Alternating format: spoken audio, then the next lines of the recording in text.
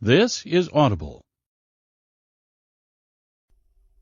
His American Detective, Victorian Gay Detective Book 1. Written by Summer Devon.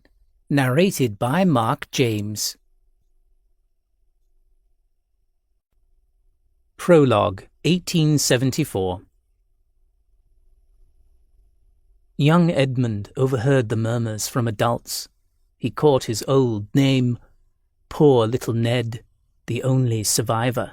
That hideous murder. But then someone would immediately shush the conversation, usually Papa Sloane. Only once during those early years did someone come right out and ask. In the school's refectory, a new student slid onto the polished bench next to Edmund and, after prayers, introduced himself as Wentzler. He picked up his spoon and, between bites of soupy porridge, asked, "You're truly Lawton? My mum told me you would be in my year. She said what happened to your family was in all the papers, even though it was ages and ages ago." Edmund's stomach squeezed tight. Years ago. "Want to hear what my mother told me?" Edmund didn't want to know. He needed to know. He couldn't help himself. He nodded. Wentzler spoke with relish. "It all happened in the dining room, she told me." Edmund waited, unable to eat another bite of lukewarm mush. He always had trouble eating at these long tables amongst the crowds of boys, in the air that smelled of burnt toast and sweat. But now his throat closed entirely. The students hadn't been dismissed from breakfast, so he couldn't run away from this conversation. "The papers said the whole room was all over blood." Wentzler, pale and skinny, had a wide mouth and restless hands that he used to build the scene in the air in front of him. "The bodies were on chairs pushed into the table, a grand table in a huge grand dining room, all set up like they were eating, but it was bits of their body they were eating. The eyes were all out." Edmund couldn't move or speak. After a moment, Wentzler went on. "I wager the article didn't say what parts they were eating. Do you know?" Edmund shook his head. "I suppose hands or feet?" Wentzler gestured to his face and his too wide mouth. "Shoved right down their throats." Edmund had a fleeting glimpse of something even worse. So much worse, and he punched the boy hard on the shoulder to keep him from saying another word. "Ow, hey!" Wentzler yelped. Up and down the table, chatter stopped and boys watched amazed, for Edmund was the best-behaved boy in the school. Despite the attack, Wentzler didn't lunge at Edmund. No teachers had seen the incident, and Wentzler didn't report Edmund. That was the end of the matter. Except, not entirely. For during the next holiday, Edmund made the mistake of going to the library and asking Papa Sloane about the bodies posed at the table. Papa Sloane carefully lowered the book he held. He stood and motioned to the door. "It's nothing for little boys to think of. You should go to your room now." That cold disapproval added fuel to Edmund's bad dreams. He woke, sweating and whimpering he'd lost another home. Never mind that he'd tried to be a perfect student, a perfect foster son. He'd failed. They would take him away, and he'd lose everything again. That same holiday, on his last full day, he listened to another conversation. He had become adept at creeping about the house and eavesdropping, between Mother Sloane and her bosom friend. "One shall miss him when he returns to school. He is a quiet, agreeable child," she told her friend. With that, Edmund became nearly happy. After he returned to school, he even sought out Wentzler to beg his pardon for hitting him. "But you don't want to tell me about the dreadful scene of the terrible murder?" Wentzler asked, obviously disappointed. A wave of nausea shook Edmund so he had trouble speaking. He forgot his agreeable nature. "If you talk about it again, I'll beat you senseless." Within weeks, his lost family sank back into the past where it belonged, though several years later he wondered if that event in his past had turned him into a deviant. But by then, Edmund knew better than to express such troublesome thoughts to anyone, even his now close friend Wensler. He remained silent as the Lawtons' tomb. Chapter 1. 10 years later, London. The source of information in London had clammed up entirely, not even returning wire messages, so Patrick persuaded his boss at the inquiry agency to let him go find answers in person. The similarities in the murders had to be worth a trip overseas, he told Mr. Green, and the agency's New York clients agreed. If he were right, he'd prove himself to Mr. Green, and maybe he'd get a chance to thumb his nose at the cops. Past time to put out the small fire of rage still burning inside him after his abridged career with the New York Police Department. He got off the train from Liverpool and made his way to the London Inquiry Office without taking the time to look around the city. The British agent, a grey-haired man with walrus moustache ends dangled past his chin, sat behind his desk and didn't budge from the position he'd stated in his letter. "I have nothing more to report. The gentleman in question refused to see us." "You won't even go to the house to request an interview from Edmund Lawton?" Patrick almost slipped and called him poor little Ned. The ends of the man's moustache quivered and his round face flushed. "He is Mr. Sloane. He hasn't used that other name since he was a small child. And no, we sent a note and were refused. We will not take steps that will seriously annoy him. Our company's standing is at risk. He or his foster father could persuade our clients we're unethical." "God save you from the wrath of an irked, wealthy man," Patrick said. "He won't invite you to his next dinner party." Patrick said goodbye and left before the man had an apoplectic fit. Since he didn't have any appointments until the next day, Patrick went to a library to discover more about the horrible murders from the past, stories from this side of the ocean, and he was direly curious why the two Mr. Sloanes wielded so much power in society. He didn't find anything new. The foster father, a lawyer, had appeared in newspaper stories and society columns, attending all sorts of highfalutin events until he'd grown ill a year ago. The younger Sloane had always been a recluse and was rarely mentioned in those endless lists of partygoers. Lawton, Sloane, apparently belonged to a number of clubs and was on all sorts of committees. Neither seemed the kind of men to break legs if things didn't go their way, but what did Patrick know of wealthy men? Maybe they dispatched their enemies as often as dock workers, but with more finesse and discretion. The next morning he took the time to be a tourist only long enough to walk several miles from his hotel to the home of Mr. Edmund Sloane, born Ned Lawton, a man only 2 years Patrick's senior, who had spent more money on just this one London address than Patrick would earn in his lifetime. And, the man had another house in the country. Sloane had lived through hell, but now lived in paradise, if a looming townhouse in London fit anyone's version of heaven. Every inch of Lawton, Sloane's, small corner of the city seemed to have been scrubbed clean by an army of servants. Even the potted topiary trees out front of the carved granite steps didn't have a polished leaf out of place. "Poor little rich boy," Patrick thought as he slapped the gleaming brass knocker against the sky-blue door. A guy in tails answered the door. Patrick's very first real English butler. He snapped the man a salute.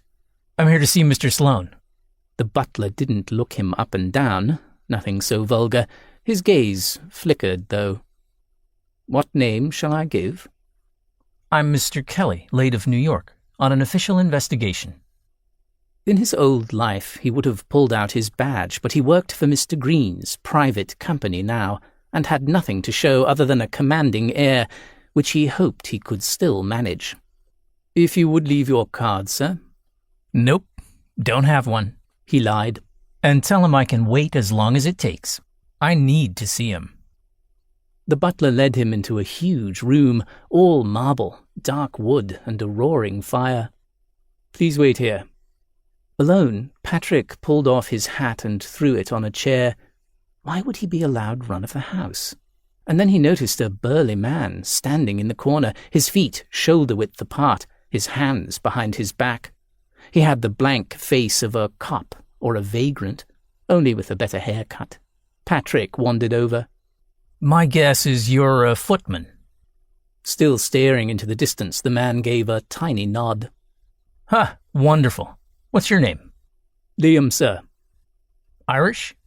Liam's mouth went thin, and for a moment his eyes shifted to Patrick. "No, sir." Apparently even the question was an insult. Patrick's mother might give the man a good talking to. As it was, Patrick felt the need to prod more, just for the sake of entertainment.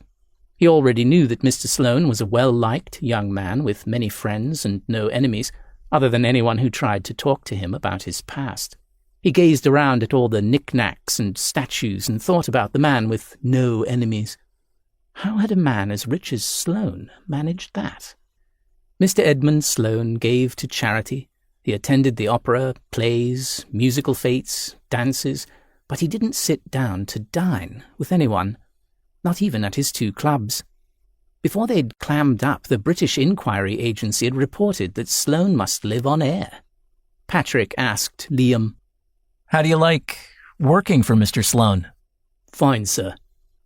Liam's gaze shifted to the door. He obviously longed for the butler to return and rescue him, which of course made Patrick all the more interested in quizzing him.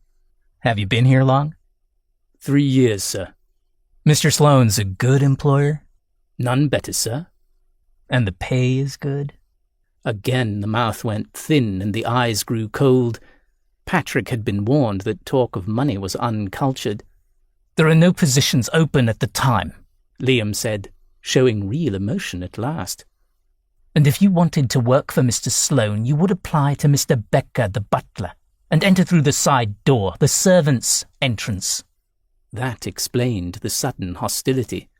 "Whoops. I'm here for Sloane, not Becker. But I'll keep your advice in mind." He wandered over to an ornate display case and examined the pottery behind the glass. It looked ugly to him, all giant blue and red and green Chinese things. On the mantel, a golden china clock ticked, and a bulging-eyed silver cow stood next to that. Sloane might be wealthy, but his taste ran to frou-frou junk. He grabbed one of the heavier sculptures of a mother and child. "This one's a tad nicer," he remarked to the footman, "even though they look feeble-minded the way they're goggling at each other." Liam actually took a step forward. "Sir, that's a very valuable piece." "Really?" Patrick turned it over to examine its base. "It looks like something that I could win on the boardwalk at Coney Island. I have a Deleu if you prefer something more modern." The cultured voice came from a man standing in the doorway. He and Patrick might be about the same age, but this man had scads more sophistication, which made him seem ancient in a way. Timeless. Wealth at a glance at 40 paces. The impression came from all the details added up. A fine grey suit, elegant hands, glossy dark hair, and a patronizing smirk. "Please put that down," Mr. Supercilious said. Patrick took another second to look at the sculpture, just to show he wasn't about to take orders. He needed this guy, though, and when he put the thing back on the mantel, he did so with care. He went to Sloane and stuck out his hand.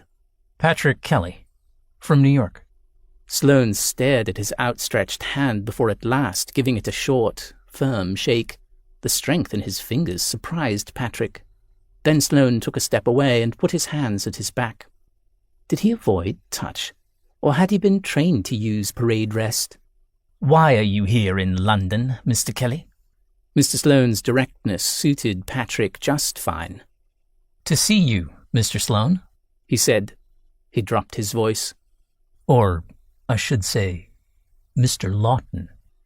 Patrick appreciated the way the man fought surprise and nearly won. A fast pucker of the eyebrows, a mouth squeezed tight. Sloane had nothing on the butler when it came to hiding emotion. Sloane must have sent some signal behind his back because the footman crossed the room and left, closing the door silently behind him. Patrick tensed when the expression on Sloane's face shifted to something more vivid. The dark eyes filled with anger. The illustrations Patrick had seen of poor Ned Lawton from years ago had caught the shape of those eyes, rimmed by lashes almost as extravagant as the boy had had. That must have been a nuisance for him with other boys. "How much do you want?" Sloane asked. "Huh? To keep your mouth closed. How many pounds? No doubt some dreadful publication has set you on my trail, but I'll pay more to kill the story. What's your price? And I'll add a bonus if you give me your publisher's name." "Didn't your butler tell you? I am an investigator from New York. We sent someone from London around to talk to you, but you refused to see him. And apparently he's too frightened of you and your foster father to be pushy. I'm not afraid." Sloane raised his chin and narrowed his eyes. He still looked handsome rather than threatening. "I am not an idiot, sir. How much will it take? Is that why you were examining the Terranoni sculpture? Will that suffice to keep you quiet? Take it and go away." "Mr. Lawton." "I am Sloane." He snarled the words. "And I am not lying. I really am an investigator. I'm looking into some murders in New York." "You are already facing difficulties," Sloane snapped. "What do you mean?" "You apparently don't realize New York is in the United States, not Great Britain." Patrick laughed at the unexpected flash of humor from this man, even if the joke was stupid. Lawton said, "I'm serious. I've never been to New York, and I have nothing to offer. The person who was responsible for the Lawton affair died years ago in prison. He admitted to committing the crimes. Why would any investigator wish to unearth the matter now?" Good. Lawton, Sloane, seemed more curious than outraged now. Patrick reached for the papers he'd put in his inside jacket pocket. "We have a theory now that Weller, the man who died in prison, did not work alone. I need to see if any details of the murder scenes I'm investigating match the scene of your family's death." Sloane took a step back, almost stumbling over a large chair near the fire. "No, the killer is dead and buried. You don't need me. If you're so fascinated by the details, read the newspaper accounts from that time." "Not every detail showed up in the papers. I just need a quick comparison. I've read the public records and the official reports, and here's the thing. The similarities between that murder and the more recent ones are pretty compelling." "Well, I must have been alone." He pinched the bridge of his nose hard. "If you want to pursue this nonsense, feel free to waste your time. Look at the police reports. You need nothing from me." It finally dawned on Patrick that fear, rather than anger, propelled this Lawton. Poor Edmund Lawton had been about 5 the night his family died. Just like that, Patrick abandoned his hostility for the man, despite Lawton's wealth and sneering. Patrick suddenly wanted to pull the pale creature into a comforting hug. Patrick knew his world could be simplistic, the way it often divided into 2 easy-to-spot camps, oppressors and victims. He was firmly on the side of the victims, of course, and handsome, wealthy Mr. Lawton, Sloane, had stepped over the line to huddle with the masses. Of course a man wouldn't want to revisit the worst nightmare of his life. "I wouldn't ask if I could find someone else." "Oh, very clever, Patrick. Remind him he's the sole survivor. That should soothe him." "But if I'm right, and one of the people who did this is still killing people, I need all the help I can find." "You must look elsewhere for your help." Lawton, Sloane, walked over to the door and opened it. "Please leave now." "Mr. Sloane, no one has asked you for any details in the past, at least not on any official records. No one. Yet you must have seen something." "Nonsense." But Sloane's voice quavered, and his already pale skin went whiter. "Nothing. They caught the man, and they didn't need me. I wasn't there. Patrick riffled the papers in his hand. I've read the inspector's report. You had blood on you, sir.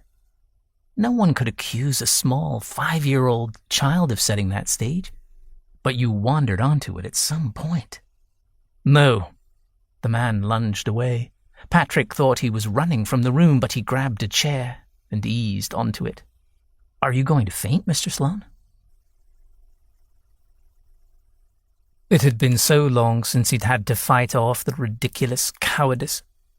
I'm not going to swoon, Edmund said peevishly. He felt sick, but even more disturbing was the rage coursing through him. He longed to rip this man to shreds, pieces of bodies. He imagined ploughing a fist into Kelly's face. The last time he'd hit someone had been more than 10 years earlier. He and Wensler had become best of friends after that, but Edmund would never be friendly with this idiot American. Mr. Sloane? Patrick Kelly stood too near him. Here, let me show you this. Oh, Lord, no. Could this Patrick Kelly have found the other culprit?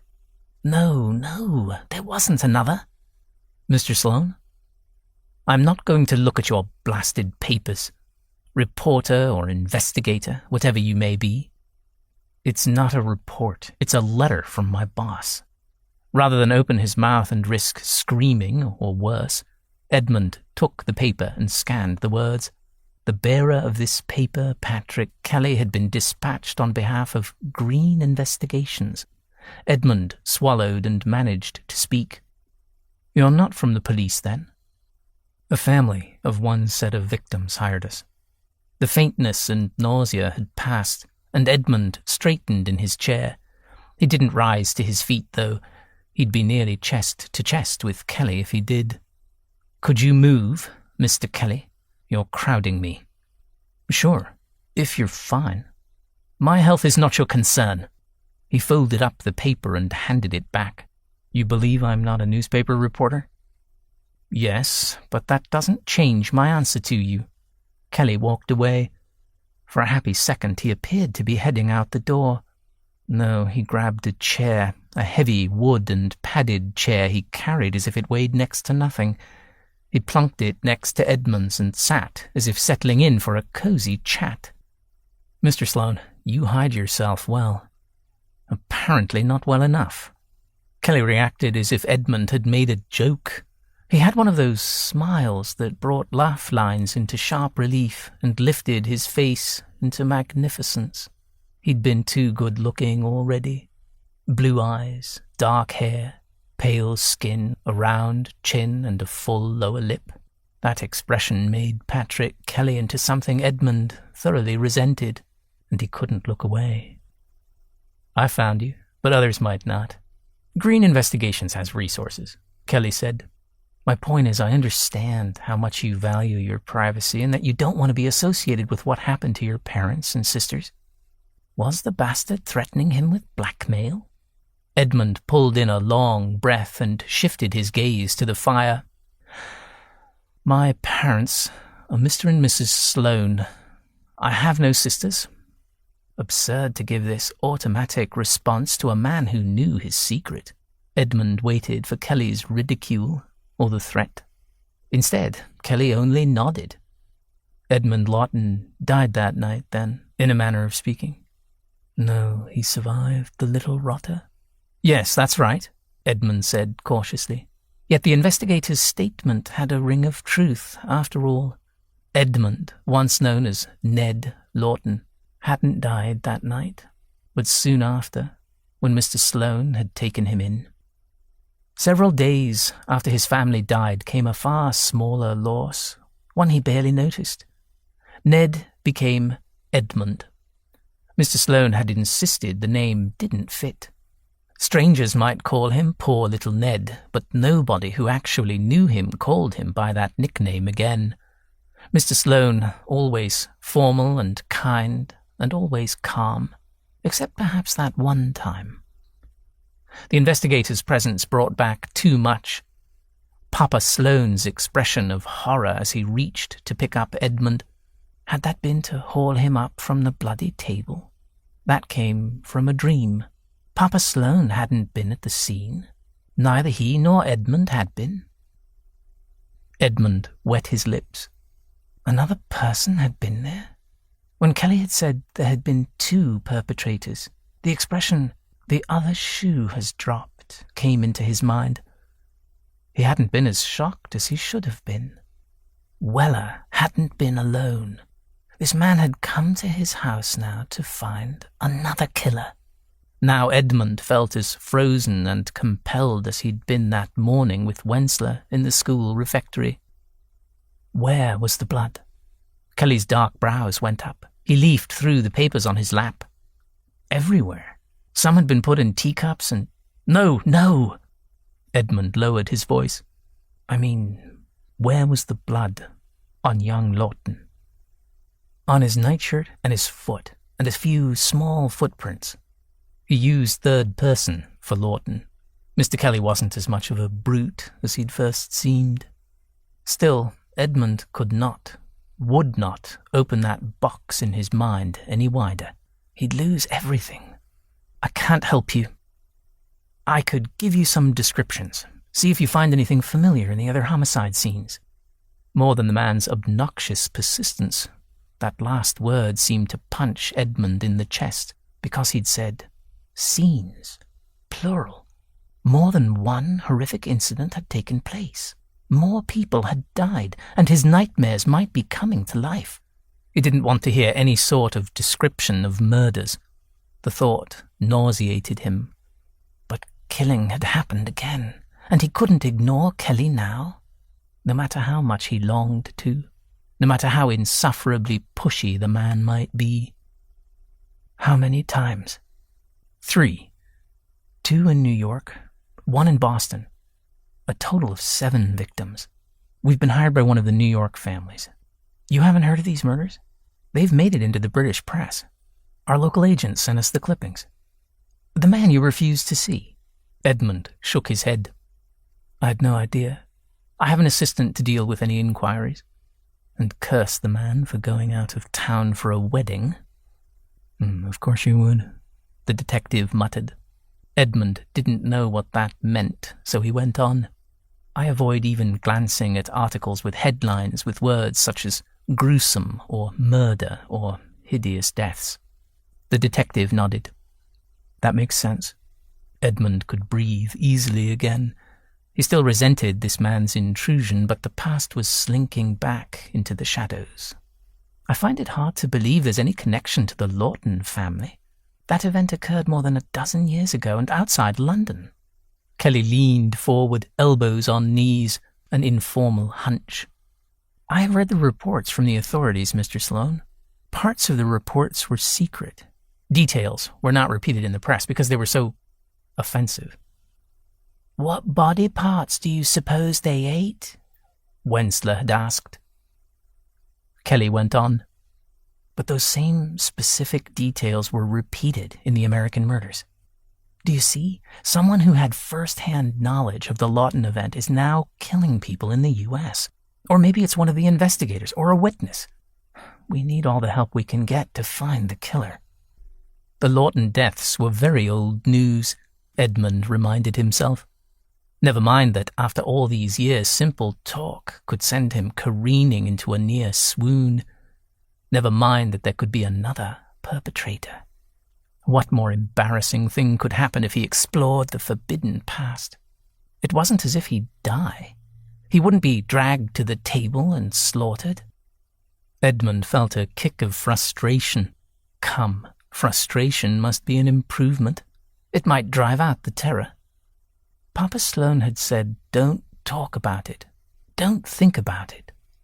All these years, Edmund had stayed true to his promise he wouldn't. But that vow had been made before someone asked for help. Kelly asked, not out of morbid curiosity, but because he required assistance. Mr. Sloane? Kelly's voice broke into his peculiar, disjointed thoughts. Is that some kind of whiskey or something in that decanter?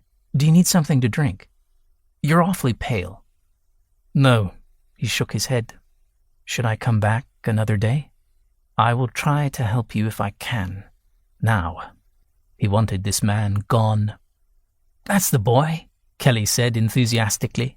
Edmund concentrated on Kelly's smile until he realized he was staring at the other man's lips. You sure you don't want something to drink? Kelly asked. For the first time since he'd entered the room, Edmund felt like laughing.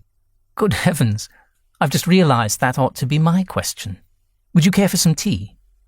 No, that was a mistake. He shouldn't treat an investigator as a guest. The man would be more at home eating with the servants in the kitchen. Sure, thanks, Kelly said.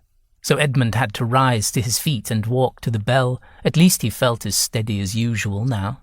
Now that he'd offered Mr. Kelly food and drink, Edmund would be stuck with him for at least another half hour. They'd talk about the day the Lawtons had died. Another wave of dizziness hit him. But Edmund would be damned if his body's strange response would control him. When Becker appeared almost at once, Edmund considered requesting hot food for Kelly. A labourer might enjoy the fare of high tea, but that would take more time. The less time the man remained, the better. Also a selection of cakes and perhaps a few sandwiches. Nothing elaborate. Yes, sir. Becker took a second to examine the visitor. No one else would have noticed the pause, but Edmund knew his butler, and he could tell by the quirk of his mouth that Becker strongly disapproved of Patrick Kelly. Too rough? Too loud? Was the disapproval simply because Edmund entertained him like a gentleman? Edmund wished he could simply ask, but he knew better than to gossip with the servants. Mr. Kelly's dark blue suit and frock coat couldn't be called elegant and had probably not been made for him. Yet he presented a reasonably sober and businesslike appearance. If it weren't for his size and breezy manner and accent, he could be mistaken for a professor over from Trinity College in Dublin. Once he walked or opened his mouth or slouched in a chair, however, that impression was lost. The trays of food were soon delivered. Edmund dismissed Liam, Becker, and Joseph as soon as they set the small table for tea. He held a cup and saucer and didn't even pretend to eat. Mr. Kelly ate enough for 2 of them. This is excellent, thank you, Mr. Kelly said after he'd consumed nearly all the sandwiches and cakes. Are you sure you don't want anything? Oh, wait, I recall you don't eat in strange company, and I guess I count as a stranger. Edmund drank his tea and didn't answer. What else did the intrusive stranger know about him? From what I understand, that and your reclusive nature are your only eccentricities. Pretty good, considering your past. And avoiding dining with others makes sense, too. And for the first time, the pieces fell into place. Edmund understood as well. How ridiculously simple the explanation. Why had he never seen it for himself? The dining room, that night, and food. A link he hadn't seen, despite the obvious truth. A link had been formed. Very well, he would break it. For a moment his throat closed again. He coughed. It is a choice, he lied to Kelly, his unwelcome guest. Nothing to do with my past. He didn't even bother with a plate, but simply plucked a small sandwich from the pile and put it in his mouth. It tasted of dust and cement, but he chewed, swallowed, and said, "See?" A sense of pure triumph chased away nausea. The next time his parents invited him to dine with strangers, he would do more than simply cut and mangle the food on his plate. They'd be astonished, and their one complaint about their foster son would be silenced. A grown man needn't woo his family, he reminded himself. An adult could be less eager to please. The private inquiry agent watched him intently, like a cat taking position outside a mouse's nest. That hungry gleam irritated Edmund. He said, "Surely you didn't sail all the way across the ocean just to talk to me? I want to check all possible details of the Lawton case, and some of the police reports and other material can only be examined here in London. I'd hoped you'd be able to come with me." "Never. Not if my life depended on it." Kelly chuckled as if he'd said something funny. All right, Mr. Sloane.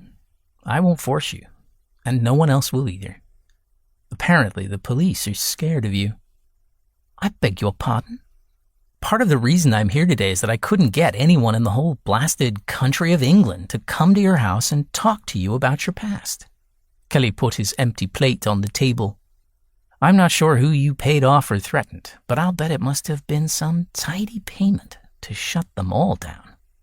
Edmund's palms had grown damp, and he rubbed them over his thighs. He hadn't spoken to any representative of the law about Ned Lawton for years, not since he was a child. Papa Sloane, but why would he go through so much effort to protect Edmund, now that he was an adult? "You exaggerate," Edmund said. "Probably a little." Kelly leaned forward and held Edmund's attention. His hunter's gaze would see far too much, yet Edmund couldn't look away. Kelly said, "But I'm not lying. I wrote to the Metropolitan Police and 2 private agencies, and they refused to contact you. They said you threatened them." Edmund shook his head. "No? You're still not going to cooperate?" He had to speak. More people had died, and he must answer this man's questions. He had to clear his throat again. "No, that's not it.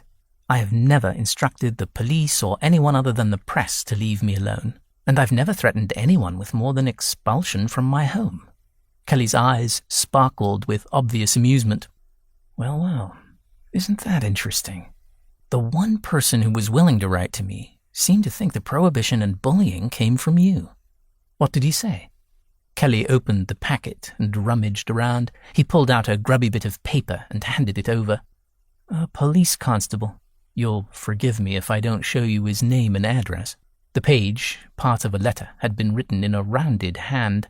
"I showed your missive to several of my superiors. The detective I talked to was told we should not bother the gentleman named Mr. Sloane, who you say is poor little Ned Lawton. We are not open to the case despite the information you shared with us. I am curious, as you can imagine. I must believe money has changed hands, though I dare not say more. If you find out anything, I hope you will send a note. Best to send it to my home address." Edmund read and quickly put down the paper so Kelly wouldn't notice the faint tremor in his hand. Likely this man imagines conspiracies behind every potted palm. He was about to say something about those who resent the wealthier members of society, but he suspected Mr. Kelly might also be one of those. Mr. Kelly ignored his remark. "If you didn't stamp your foot and demand silence, then who did on your behalf?" He wasn't ready to answer that question. Not yet. Not until he'd had a chance to speak to his father. Chapter 2. Patrick had been prepared to dislike the wealthy Mr. Edmund Sloane, but he couldn't hate him, despite his best effort. The heir's entitled manner seemed more like a dread of the past than snobbery. Patrick couldn't even loathe him for his good looks. They didn't have that exaggerated winsomeness of the old etchings of poor little Ned Lawton. This adult version of Ned, Edmund, had grown into those eyelashes and large dark eyes all those drawings had shown. The rounded cheeks had given way to hard angles in a thin face, though the Cupid's bow mouth still had a strong indentation on the upper lip. Despite his confident and well-groomed exterior, the gentleman's hands trembled with any mention of the Lawton case. Ned Sloane was frightened, and that intrigued Patrick. More than just a fear of the past, he likely had a secret, probably the identity of the person who'd forced law enforcement to stay away from Edmund Sloane. Patrick would put his money on the lawyer who'd taken in the boy after the murder. "Say, I know you took his name, but how come Lawyer Sloane didn't formally adopt you?" The way Sloane started, Patrick knew he'd hit on the truth of who Sloane might be thinking about. "That's quite a personal question," he sputtered. "Yep." Patrick waited. "It has nothing to do with your investigation. I'm a curious person." "An intrusive one?" "Of course. I'd be a rotten investigator if I wasn't." The hint of a smile flashed across Mr. Sloane's face. There was a good reason he did not formally adopt me. He told Patrick some peculiar story about the Lawton inheritance and Sloane's unwillingness to touch it. He is my father, Sloane finished. There might not be legal papers to prove it, but he has always been my father. No, not always, Patrick said. Nearly as long as I can remember. Nearly, you say. That must mean you do have some memories of life before that night. Sloane scowled. His shoulders back, chin-high gentleman's posture seemed to melt a little, as if he slid into himself. No one should hide from memories the way this Sloane did, but it wasn't Patrick's job to drag the poor man to the truth. He only needed some details of that day. But that would be kicking a puppy at this point.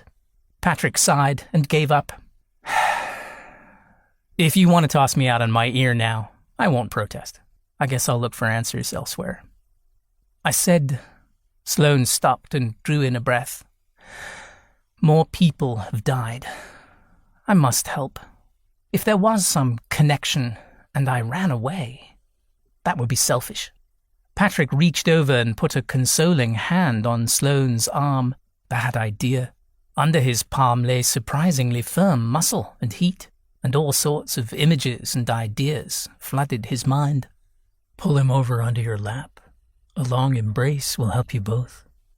He'd long ago shut away that nonsense and spent very little time regretting his misdirected instincts. Life was too short and interesting to moan about such things, but sometimes, when lust woke up and picked out a particular fellow, his mind got clouded. Patrick didn't want that now, and not with this man. Right, good. What were they talking about again? He shifted away and became the awkward one in the room, unusual for him. Thank you for helping. You don't need to see the illustrations. All third-hand drawings, at any rate. No artists or photographers visited the scene. Sloane folded his arms over his chest. Perhaps the reports are exaggerated. Sorry, no, not from what I've read and heard. Many of the same descriptions come up in the reports. He didn't look down at the paper. He didn't need to. Instead, he watched Sloane's pale face. In the attack on the Americans, all of their faces were mutilated. The eyes were gouged and laid out, Sloane whispered. He closed his own eyes for a long moment. That was from my past. I'm not sure where I heard that detail. I must have gotten it from Wensler. Who's that, an officer who'd been on the case? No. A boy I was at school with. He insisted on approaching me and talking about the Lawtons. I didn't even know him then. Was his father a police officer or inspector? Another ghost of a smile touched the corners of his full mouth. It took a sharp eye to see emotion on Edmund Sloane's face. The school I attended had no sons of police officers or even inspectors. His father was a wealthy merchant, I believe. Wensler was considered highly vulgar by my classmates. Ah, so no one you associated with. He eventually became my best friend. Interesting that the one pushing person would end up your friend. But here's something even more interesting. That detail about the eyes being laid out in a row was not mentioned in any newspaper stories. If you know it, you probably didn't learn it from your boyhood friend. Patrick waited, but the man only stared at him. In a soft voice, Patrick said, I suspect you saw it, sir. Dear God, Sloane whispered. He rose to his feet. No more subtle emotion. His face had gone pale as milk. Patrick sprang up, ready to grab him should he fall. Sloane managed to steady himself, but a tear ran down from the corner of his eye. Patrick silently cursed. He'd hurt someone who'd done nothing to deserve it.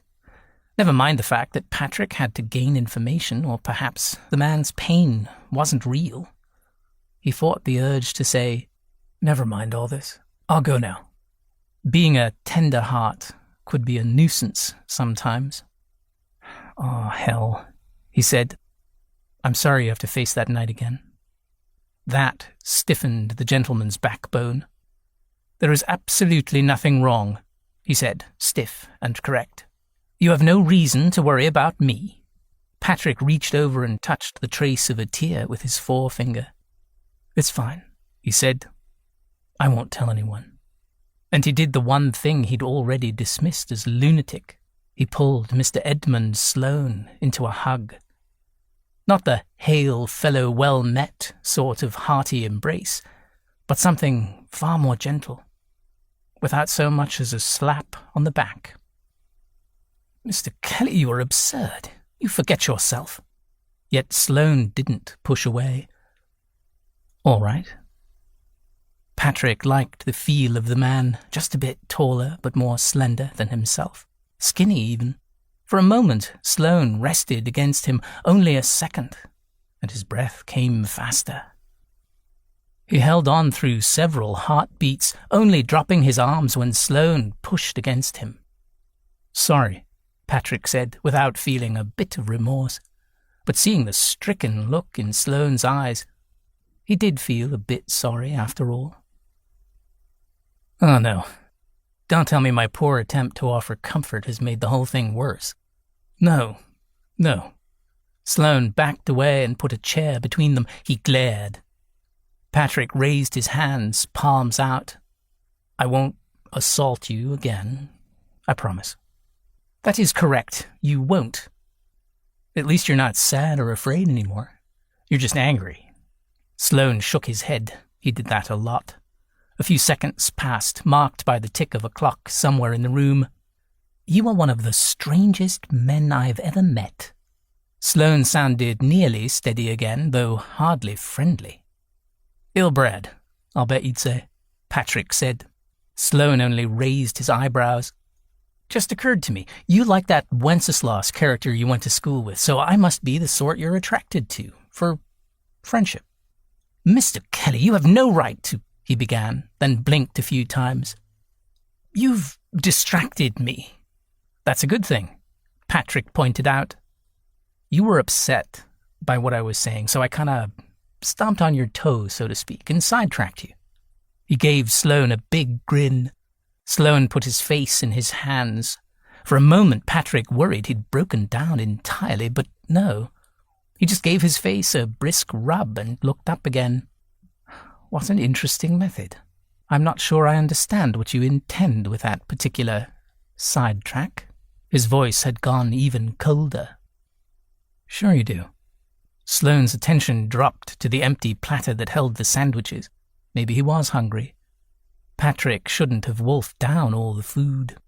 I don't know where you received your information about me. Sloane spoke to the crumbs on the plate, it seemed. But I won't admit to anything. You're wasting your time if you think I'll pay to keep silent about that. He looked up and met Patrick's eyes. If I'm wrong, and you're not trying to entrap me, I apologize for the insult. Understanding finally dawned, and Patrick began to laugh. I must be tired or something. I didn't catch on. I beg your pardon? I didn't understand. Now I do. You think I'm going to extort money from you because you, Words failed him. He wasn't sure what men who desired men would be called here in England. Sodomite was an ugly word, and Sloane was already on edge, poor bastard. Because you got more than comfort from the hug. The skin around Sloane's mouth went white. I can see you're pressing your lips together so tight you're liable to hurt yourself. Go on, and tell me what you're thinking.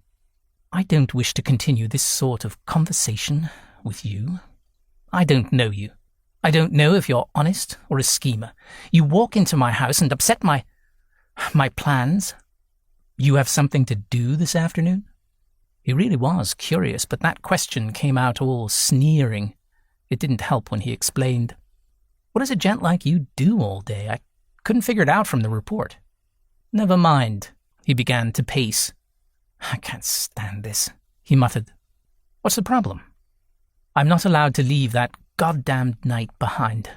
He shook his head and didn't continue. He remained too pale with spots of colour on his cheeks, and his eyes seemed haunted. Little lost Ned Lawton once more. All right, let me try again. Patrick spoke too heartily. Say, I'll bet being cooped up in this house while we talk isn't a good plan. How about we go for a walk or something? I can walk and take notes, a peculiar skill of mine. The air outside helps to settle jangled nerves. My nerves are fine, and they are not your concern.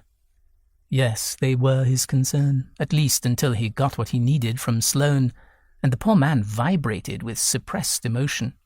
Maybe Patrick could help alleviate the tension. He allowed himself the sort of grin he only used on occasion, usually late at night in very particular company. It had been a long time, too, since he'd indulged in visits to a private club's smoky back room. But my nerves are shot. Patrick lowered his voice. This was a dumb risk, but he did enjoy watching the man's eyes widen. That hug we shared, it might not be something you enjoyed. But I did. Yes, indeed. Enjoying male companionship. I'm not sure what that kind of thing does to a man here, but back home, it would earn me 5 to 20 years. He leaned close enough so he could smell the scent of expensive cologne and warm mail, and see the rapid rise and fall of Sloane's chest under the elegant suit. Do you ever risk time in prison? He came closer still. Sloane didn't move, and Patrick actually brushed his cheek with his fingers. He felt warm flesh and a wash of air from an astonished gasp. Just a bit of a lean, and he could feel that roughened skin under his lips.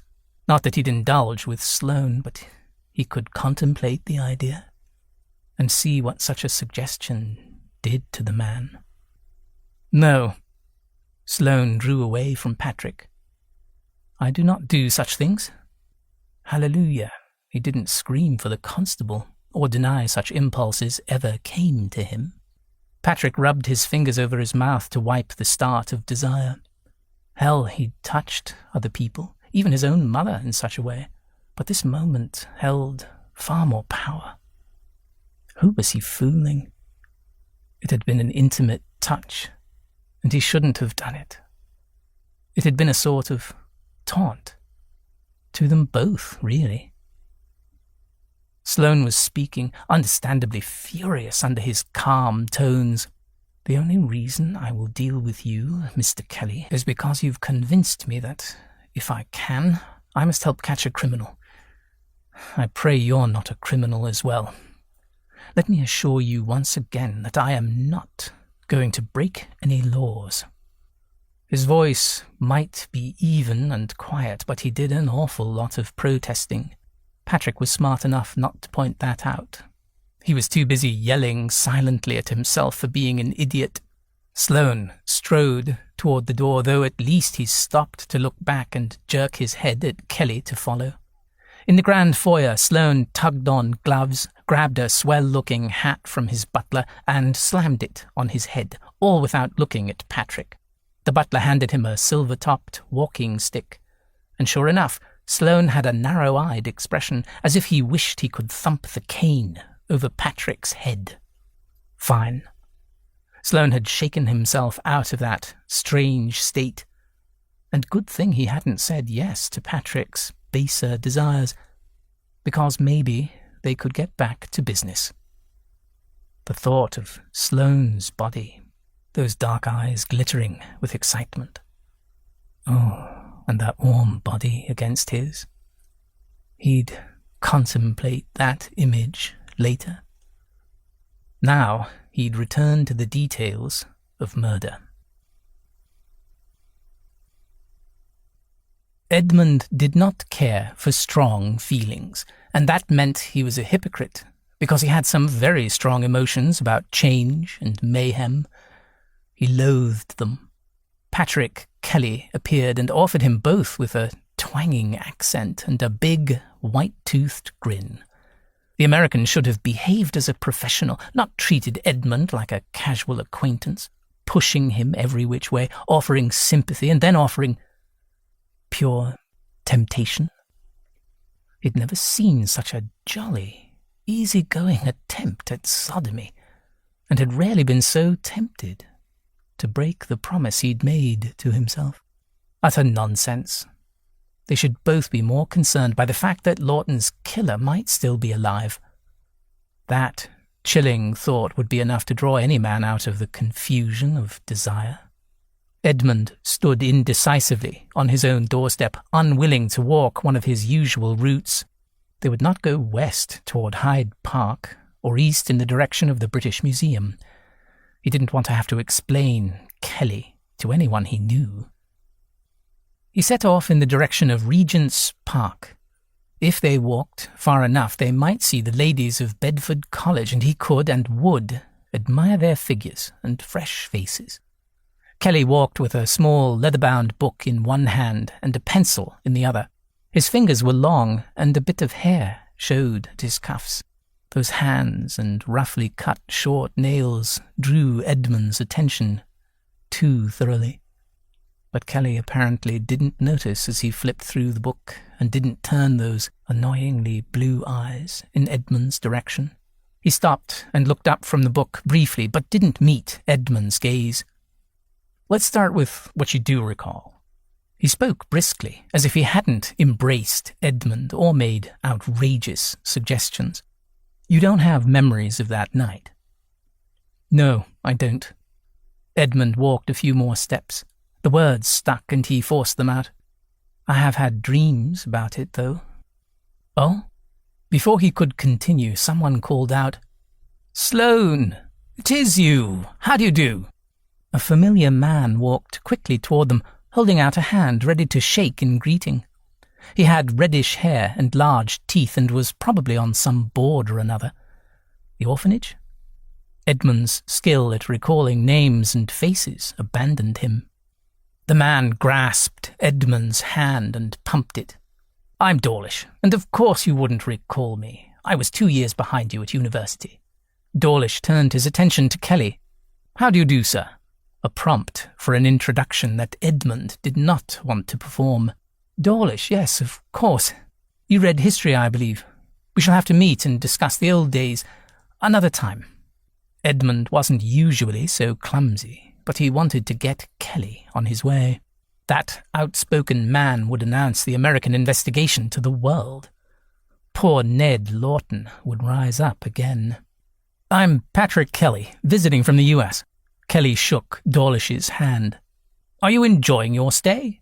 Dawlish asked.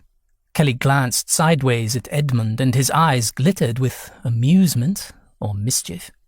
The bastard. "Yes, indeed. London's a lovely city. I'm here on business, but I hope I'll get a chance to see all the sights." Edmund began to breathe easily again. "Ah, wonderful. What sort of business brings you here?" Hadn't this prying Dawlish ever paid any attention to the rules of society? Why couldn't he discuss the unseasonably warm weather like an ordinary gentleman? "I'm investigating possibilities for my company," Kelly said. And even Dawlish, pushy though he was, wouldn't try for more information after that ambiguous response. They exchanged a few more phrases, agreeing that the weather was indeed fine, before Dawlish continued on his way in the other direction. Edmund felt as if he had successfully clambered to safety. He relaxed as much as he could in Kelly's presence. Chapter 3. "Thank you for not telling Dawlish about your purpose here," Edmund muttered. "I'm not going to drag your old life into your new one, Mr. Sloane. I think I've already made that promise. If I hadn't, I will now. Anything we say will be confidential. In exchange for my cooperation, of course." "Sure," Kelly agreed. Now that Mr. Dawlish is out of earshot, Lord Dawlish, actually. Kelly stopped walking, and a delighted smile lit his face. "You're kidding. My first British lord and I didn't even know.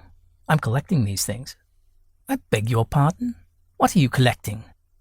"I've met up with my first butler and footman, and now a lord. This is a rich day for me." "And what, pray tell, will you win when you have collected a full set?" "Bragging rights? What do you get when you collect all that sculpture in your house?" "Many of the pieces of art came to me from my past." He hadn't told anyone.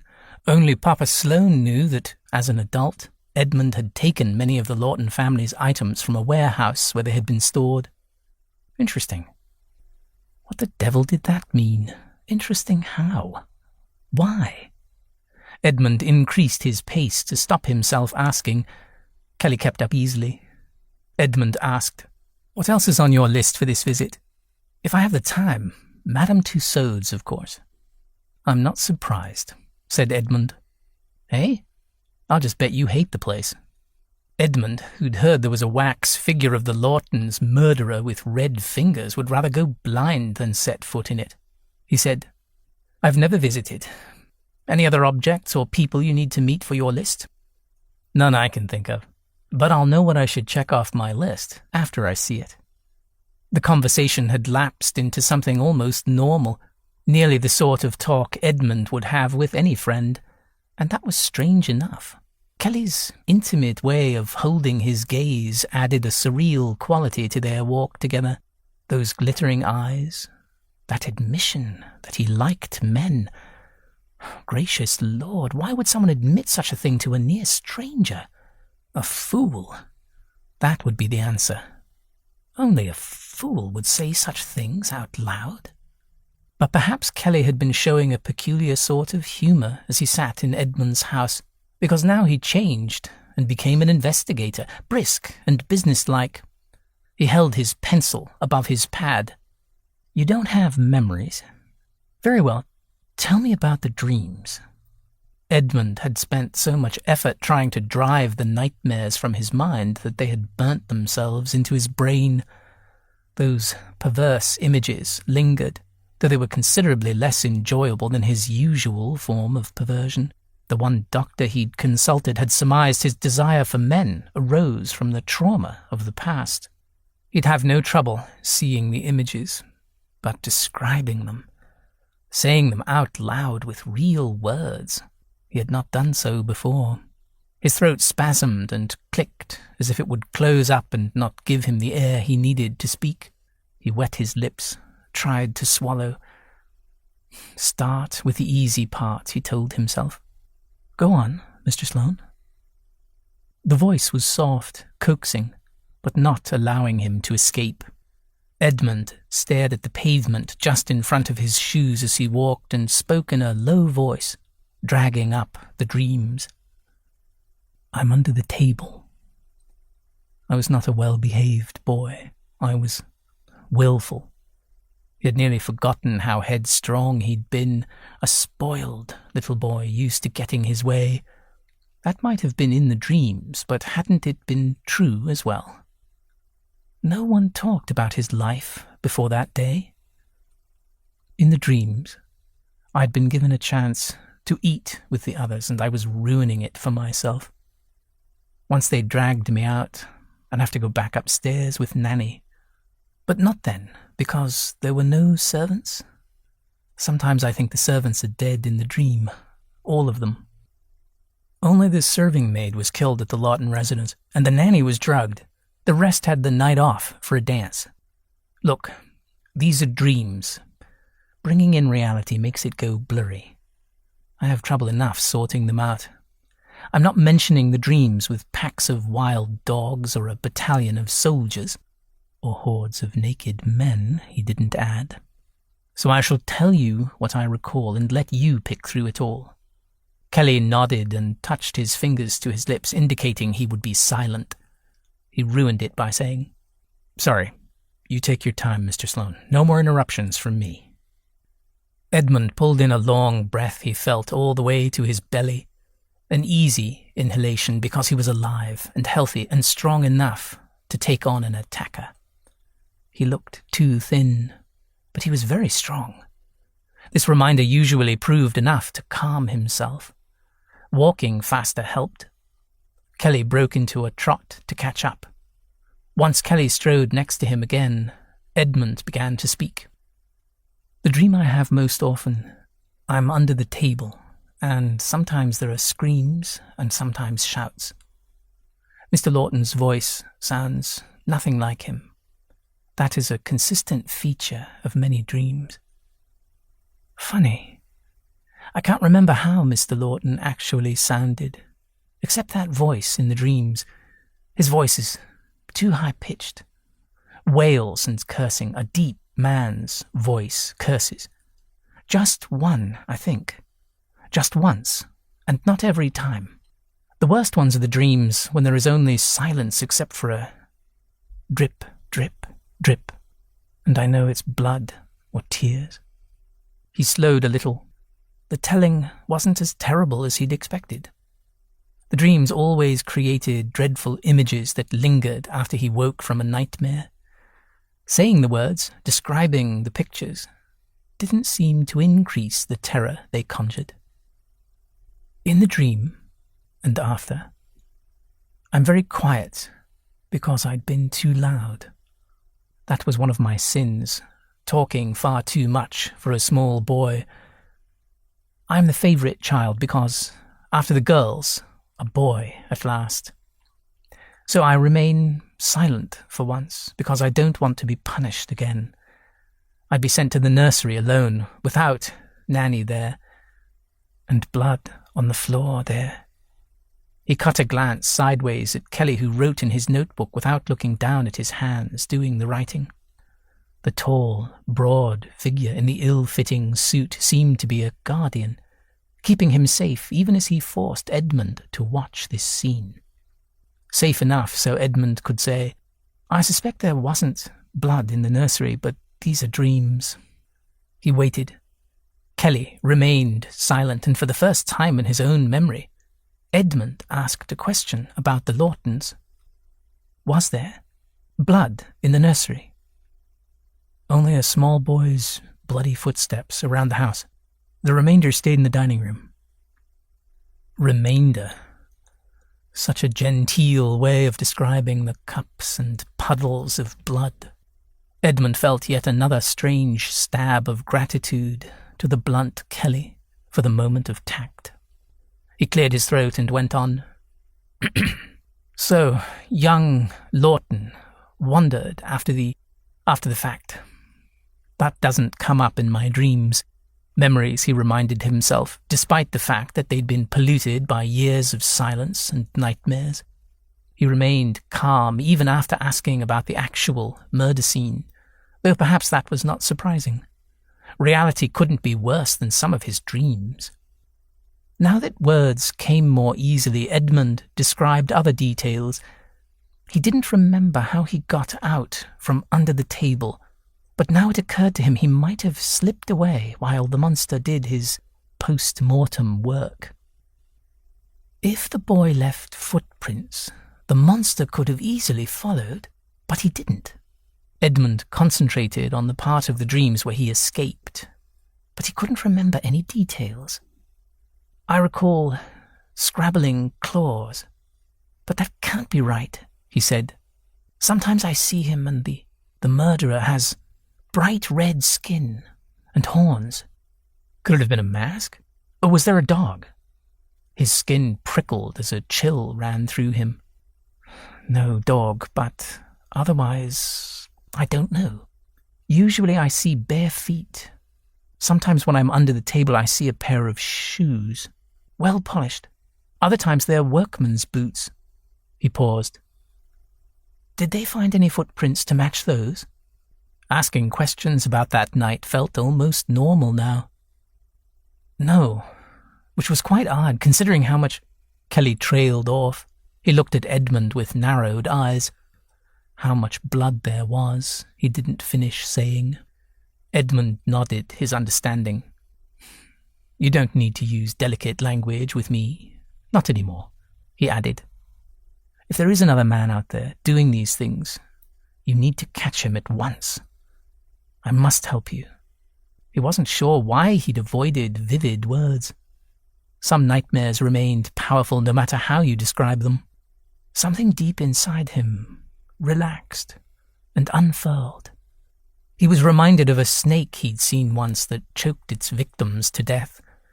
The snake of his past still lay ready to tighten again, but he wasn't on the edge of being choked any longer.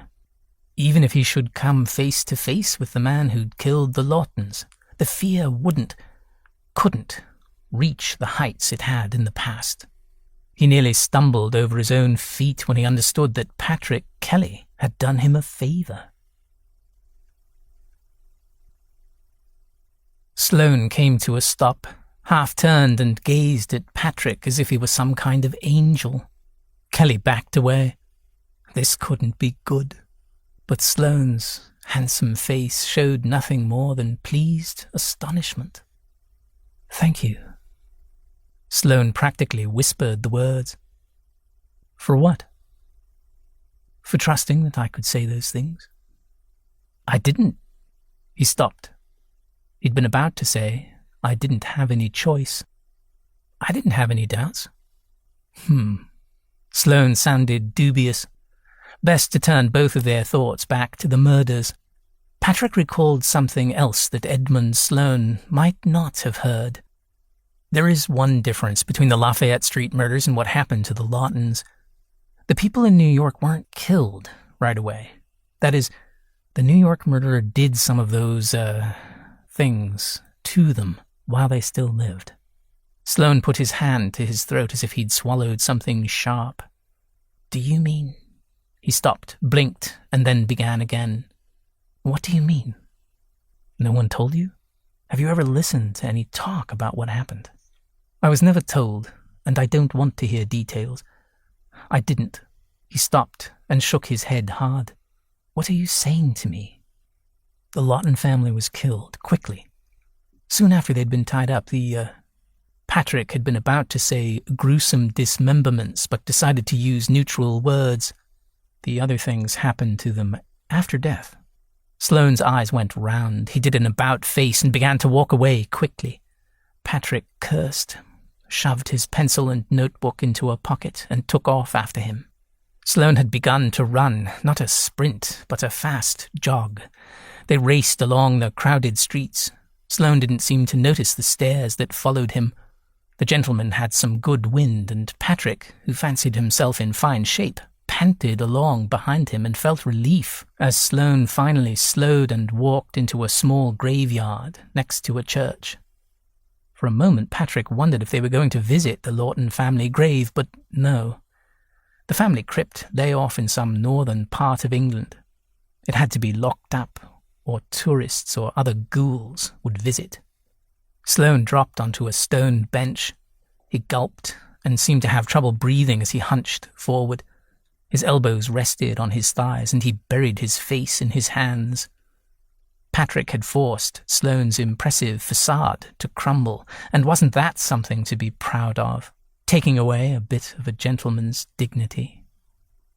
"Are you all right?" Patrick sat next to him, though not so close their bodies touched. He didn't want to put those ideas back into either of their heads. "Is there anything I can do to help you?" Sloane mumbled something. "What did you say?" Sloane lifted his head and his back straightened again. Thank goodness. He still appeared pale, but his eyes were dry and his gaze was steady. "You have, rather, helped me. Thank you for telling me about the Lawtons. I hadn't known. You thought they suffered longer." Sloane nodded and rubbed the back of his gloved hand over his mouth. "Doesn't sound like you know much of anything," Kelly said. "Even facts that might have been a comfort.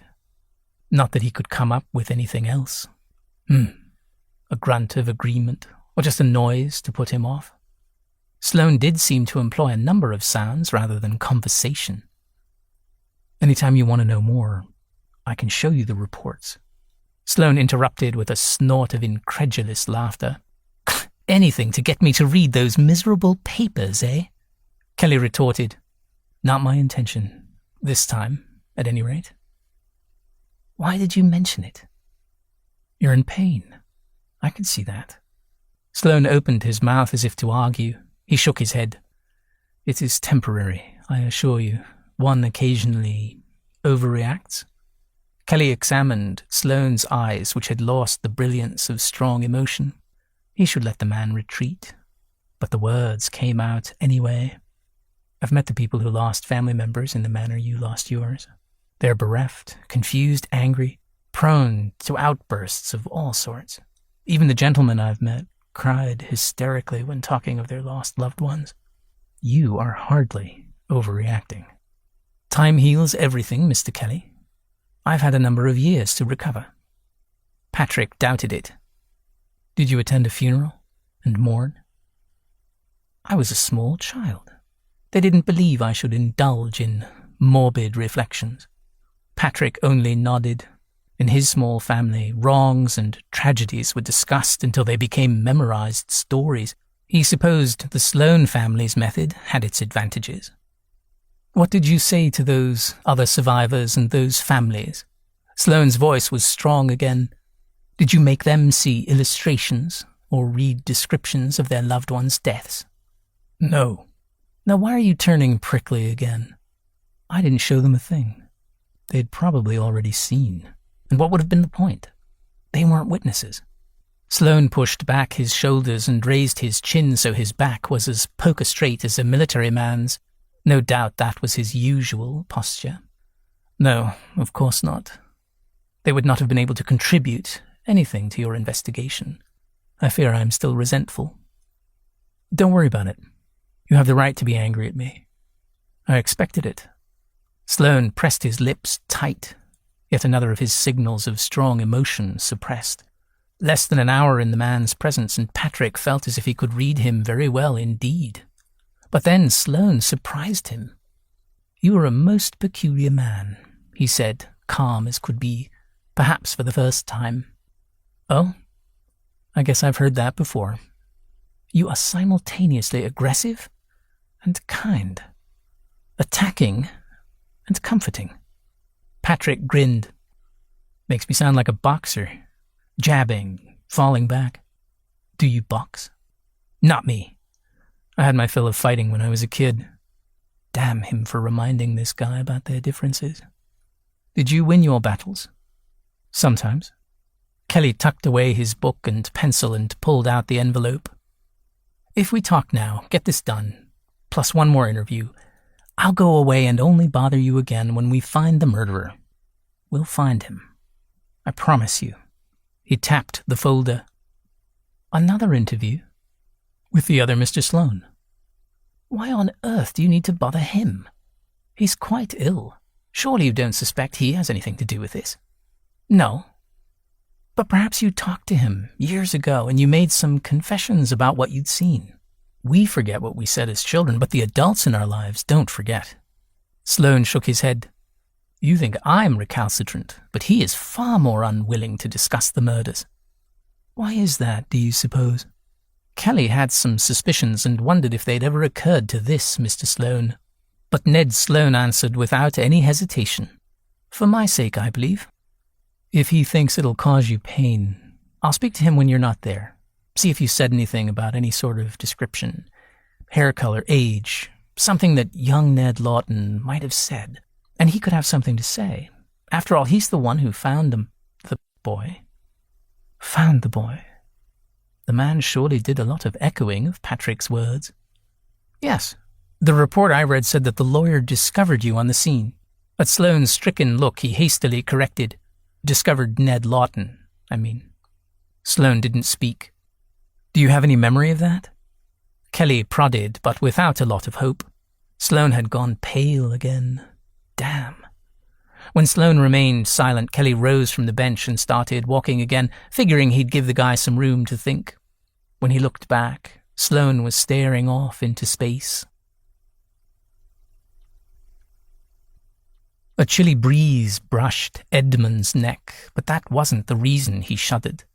He saw Papa Sloane's worried face staring down at him, the first to find him in the house of blood.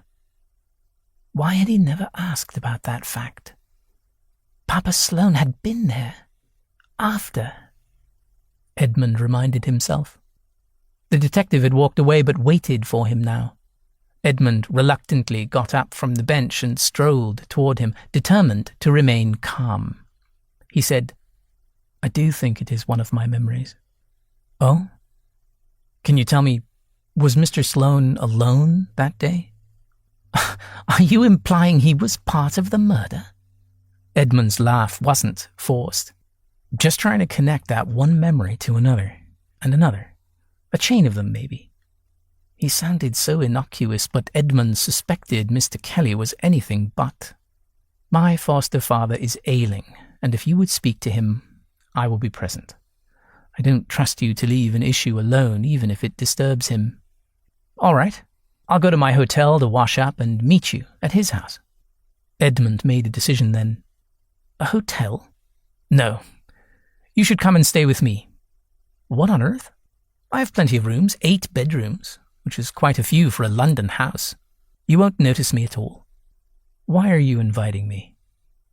A good question, and he wasn't sure he trusted his own mind. That peculiar moment when they embraced, and that confession of enjoying men, should make Edmund stay far away. But the urge to keep him close surely had to do with the case, to stop him talking to anyone without Edmund's knowledge. Why should he care what this man did? An answer might be, to protect my father? But of course his father was innocent of murder. Very well then. He wished to protect Papa Sloane from the onslaught of this persistent investigator. Mr. Kelly said, "You're hesitating. It won't bother me if you change your mind." "No, I won't. I want to know what happened to the Lawton family, and you are the best way for me to learn the truth. It makes sense that I'd wish to help you." Edmund's own emotions had become so muddled.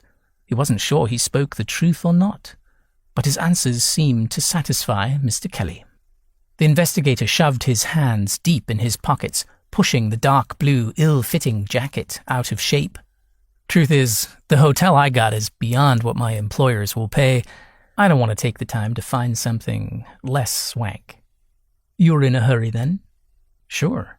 I expect our guy in the States will strike again soon." Relief filled Edmund because Mr. Kelly obviously couldn't suspect Papa Sloane of the murders. His relief was immediately followed by horror. "Good Lord, you sound as if you're certain there will be other murders." "Don't let my confidence kid you. I have no idea. But best we can figure, the first attack in the U.S. happened a couple of years ago, then one last year, and the third 6 months ago. So it seems like it could happen again." Edmund managed. "Awful. That's the word for it.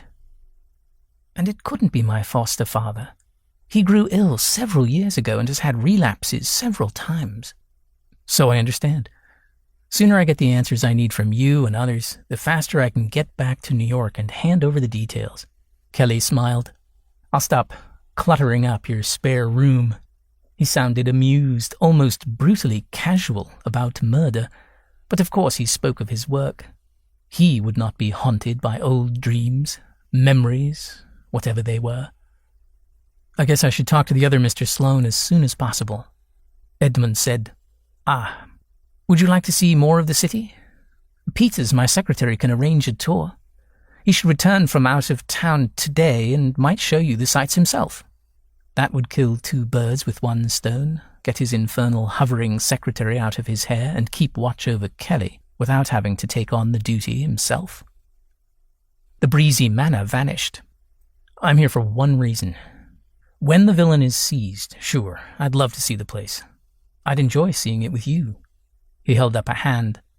"Not a flirty thing to say, Mr. Sloane. I figure you'd be a good guide to your city, and you could use some time relaxing." Flirty? And the way he said the last bit seemed so outrageously seductive. Edmund had trouble getting his breath to stop stuttering. He would take this moment to clear up the issue. "You do understand that I offer you the hospitality of my London residence to help you with your goal of finding the murderer. If you attempt anything else, He stopped and waved a hand. "Intimacy?" Kelly supplied with the earnest air of a man only wishing to help. "If you attempt anything like that, I will be obliged to turn you out." He considered adding, "And I will not help you find your killer." But that wouldn't be true. No matter what, he must try to help, if it meant stopping another murderer. "Understood," Kelly said cheerfully. He raised a shoulder in a half shrug. "I guess I should apologize for what I said, and maybe for the hug. But it would be a false apology. Do those count?" Edmund didn't bother offering a reply. He wished he could forget the potency of that damned kiss. It had lasted only a second, but seemed to still tingle. This afternoon I should visit the police investigators I corresponded with for a couple of months, and then later, your father later. Edmund donned his best aloof and chilly manner. Naturally, I shall accompany you to visit my father. Apparently, Mr. Kelly had no notion of being repressed. He squinted at Edmund as if weighing the possibility. We'll see. Thank you for your time, but I'd better get to work. Edmund realized he was being dismissed. He'd recited his account of his nightmares until he fairly shook with awful memories, and now Patrick Kelly was finished with him. He tried to think of a way to trail along after Kelly, but Edmund had no interest in visiting the police. He wanted to keep as close an eye as he could on the man. If you tell me the direction of your hotel, I'll send a man to fetch your things. Oh, no, I'll do that myself. That counts as putting you and your staff to extra trouble. And truth be told, I don't want anyone fiddling with my collars and notebooks. Kelly pulled an ornate watch from his waistcoat and clicked it open. The thing was flashy, cheap, and attractive enough to catch the eye, perhaps a reflection of its owner. Wow, look at the time. I'd better hurry. Thanks for the invitation. Before I come to your house, I'll feed myself. That's easier, eh? And if I'm later than 7, I'll find a way to let your butler know. He shook his head, a big grin on his face. What's amusing? Becker, the butler. A frosty old guy who's a real live butler. We have some butlers back home. I've met a couple, even had drinks with one who works on Fifth Avenue. But they don't seem as real, even though they had the right accent. He must have seen how nettled Edmund felt because Kelly grew serious and said, Don't mind me. I can talk all day. Thanks for everything, Mr. Sloane. You're generous with your time and your resources. A true gent. And I am sorry for disturbing your peace. Edmund opened his mouth to say something, but Mr. Kelly raised his hat, turned, and walked away. He realized his mouth still hung open and snapped it shut. Edmund Sloane, wealthy, influential, and above all, polite, was not used to being treated without a modicum of respect. He began to walk slowly toward his home, wondering at his own indignation. Informality was not a crime, and he had not been injured. That embrace, though, it had been a spontaneous act of comfort, but then something more happened. With a stranger. Such a simple and outrageous act, and Patrick Kelly acted as if he hugged men every day of his life. And why didn't he offer an apology for his unprofessional and unwelcome attentions? Outrageous. Although, to be fair, Kelly did say he would apologize. Was such a thing really polite once he'd added that it wouldn't be a genuine apology? And did that comment qualify as more annoying or amusing? As Edmund walked, someone said his name twice, the second time almost pleadingly. Edmund realized that he had almost cut a gentleman he knew because his brain was preoccupied by the strange Patrick Kelly. I beg your pardon, he told the gentleman, a member of his club who was very glad to see him and shook his hand heartily. They discussed the weather, a popular horse's chances at Goodwood races, and several other subjects. The polite conversation flowed smoothly. After he said his farewell and walked away, Edmund had to search his brain hard to recall what they'd said to each other. He dithered as he walked around his library. He wished to call on his parents to tell them about Kelly's possible visit, but he should wait in his own house for the annoying man. Perhaps the best solution would be to ignore the peculiar excitement aroused by Kelly. Yes, ignore him and go about his daily business. I have things to do, he indignantly informed the absent Mr. Kelly, and they aren't all trivial. He returned to his home and ordered a carriage. He would visit his father and mother. His father's illness had grown worse, and Edmund didn't want anyone disturbing them, especially a slippery cove like Kelly. Casil, the butler, greeted him with a solemn, "Master Edmund," and led him straight to his mother's favourite drawing-room. Their townhouse smelled of leather, because of Papa Sloane's law volumes. The floral note came from Mother Sloane's passion for flower arrangement. His foster parents' interests hadn't changed in all the years he'd known them, and their ambitions had remained modest. More than once they had refused his offers to buy them a grander home or new furnishings. He'd browbeaten them to allow him to pay their servants' wages and upkeep for the house, but they wouldn't allow him to give them more. They were steady, predictable people who wanted no reward for raising him. Papa Sloane was austere with his praise, and he disliked humorous comments, but he was as honest as any English gentleman.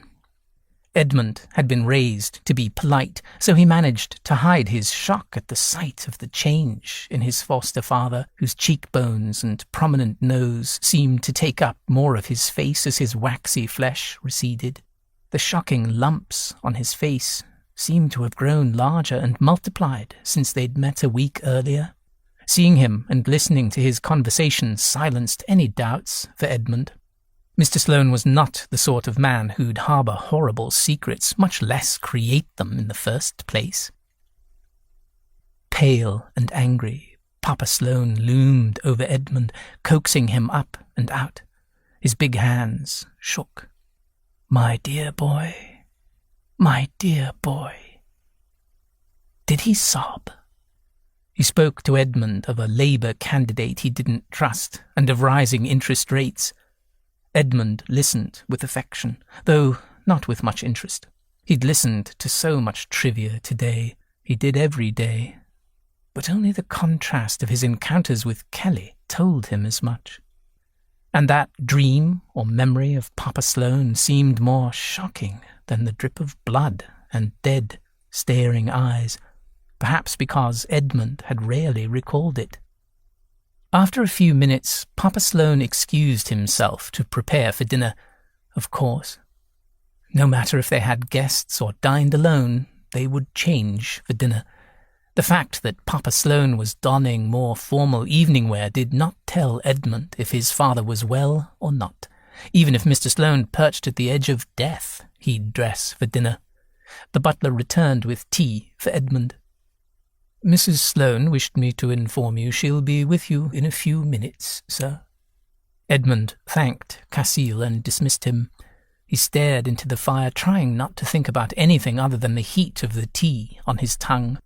Days, weeks had gone by without him thinking about that cursed past. Now he couldn't banish it. Devil plague you, Patrick Kelly. "I beg your pardon?" Mother Sloane had entered the room and he hadn't even noticed. He rose to his feet and went to kiss her hand. "I was talking to myself." "Such an odd boy," she said fondly. "Will you join us to dine?" She gave him a conspiratorial smile. "Since it's only family, we won't tell that you're not properly attired." He felt glad for another sign that she'd grown less rigid with the passing years. There'd been a time when she wouldn't have tolerated a man underdressed at her table. Edmund planned to be at his own home when the interloper returned. But what if Kelly came here? Edmund wanted to be a shield between that annoyance and his foster parents. "Yes, thank you." They spoke of nothing in particular. An exhibition, the weather in France, and a pattern for drapes she wanted to purchase. Comforting, easy conversation that soothed him. When the soft bell chimed to announce dinner, he escorted his mother to the table. Papa Sloane waited for them. In the stronger light of the chandelier, his skin's yellow tinge was more evident, the sign of liver failure. Once a handsome man, now the odd bulges on Papa Sloane's face made him appear to be a distorted death's head. Edmund shook hands again and wished he could force his own warmth into those icy fingers. And, oh God, one of those lumps had formed there too. Edmund didn't know what was wrong with his father. Mr. Sloane refused to discuss his illness, and when Edmund had made polite inquiries of his doctor, the doctor had apologized, but said he couldn't speak of the matter. He was blunt enough to tell Edmund that Papa Sloane did not have very much time left, and that he wished to keep other details private. That seemed very in character, and Edmund felt his eyes sting at the thought of the dignity his father required. and would lose as he slipped away. At least he knew Papa Sloane was receiving the best care available. They sat and ate. The lack of company meant Edmund could eat without too much trouble, but he found he had little appetite. His foster father had been sick for several years, but his waxy appearance disturbed Edmund. The fact that the comforting conversation continued, a long lecture from Papa Sloane about safe investments, one of his favourite topics, didn't allay Edmund's alarm. After dinner, Mother Sloane withdrew to leave the men to their alcohol and tobacco, as if they were a real party and not just the three of them. Edmund decided he should warn his father. A man named Patrick Kelly came to see me earlier. An Irishman? Papa Sloane looked mildly disgusted. American. He's investigating several deaths in the States, and they resemble... He's looking into murders. Papa Sloane carefully placed the snifter in his hand on the white tablecloth. Why did he want to talk to you? Edmund considered saying it wasn't all talk. There was a peculiar tension between them. But he'd never so much as hinted at his deviant interest in men. Now was hardly the time to begin. He regretted even bringing up the topic of Kelly. He wanted me to describe my memories. He sounds like the worst sort of swine. One of the men I have spent years repressing. Papa Sloane didn't sound upset, of course. He never did. Yet his hands trembled. Those large hands had once held such strength. My dear boy. He'd cried out those alarmed words in the past, not just in Edmund's nightmares. Edmund had to look away. He'd lost track of the conversation. Then he recalled how Kelly had told him, how his foster father had worked hard to keep Edmund sheltered. He ventured, He told me you'd threatened some people who'd attempted to approach me. I hadn't understood the extent to which you kept the journalists and curiosity seekers at bay. Of course, I considered that my first duty to you, Edmund. You must not be drawn into that morbid interest. It is unhealthy, and worse, that sort of interest perverts all it touches. His bony fingers rested on the snifter, but he didn't lift it. I know, Papa Sloane, Edmund said, then stopped. He'd heard it often before. And I know I repeat myself because I'm an old man, and I wish to drive home the lesson. After all, I shan't be with you much longer.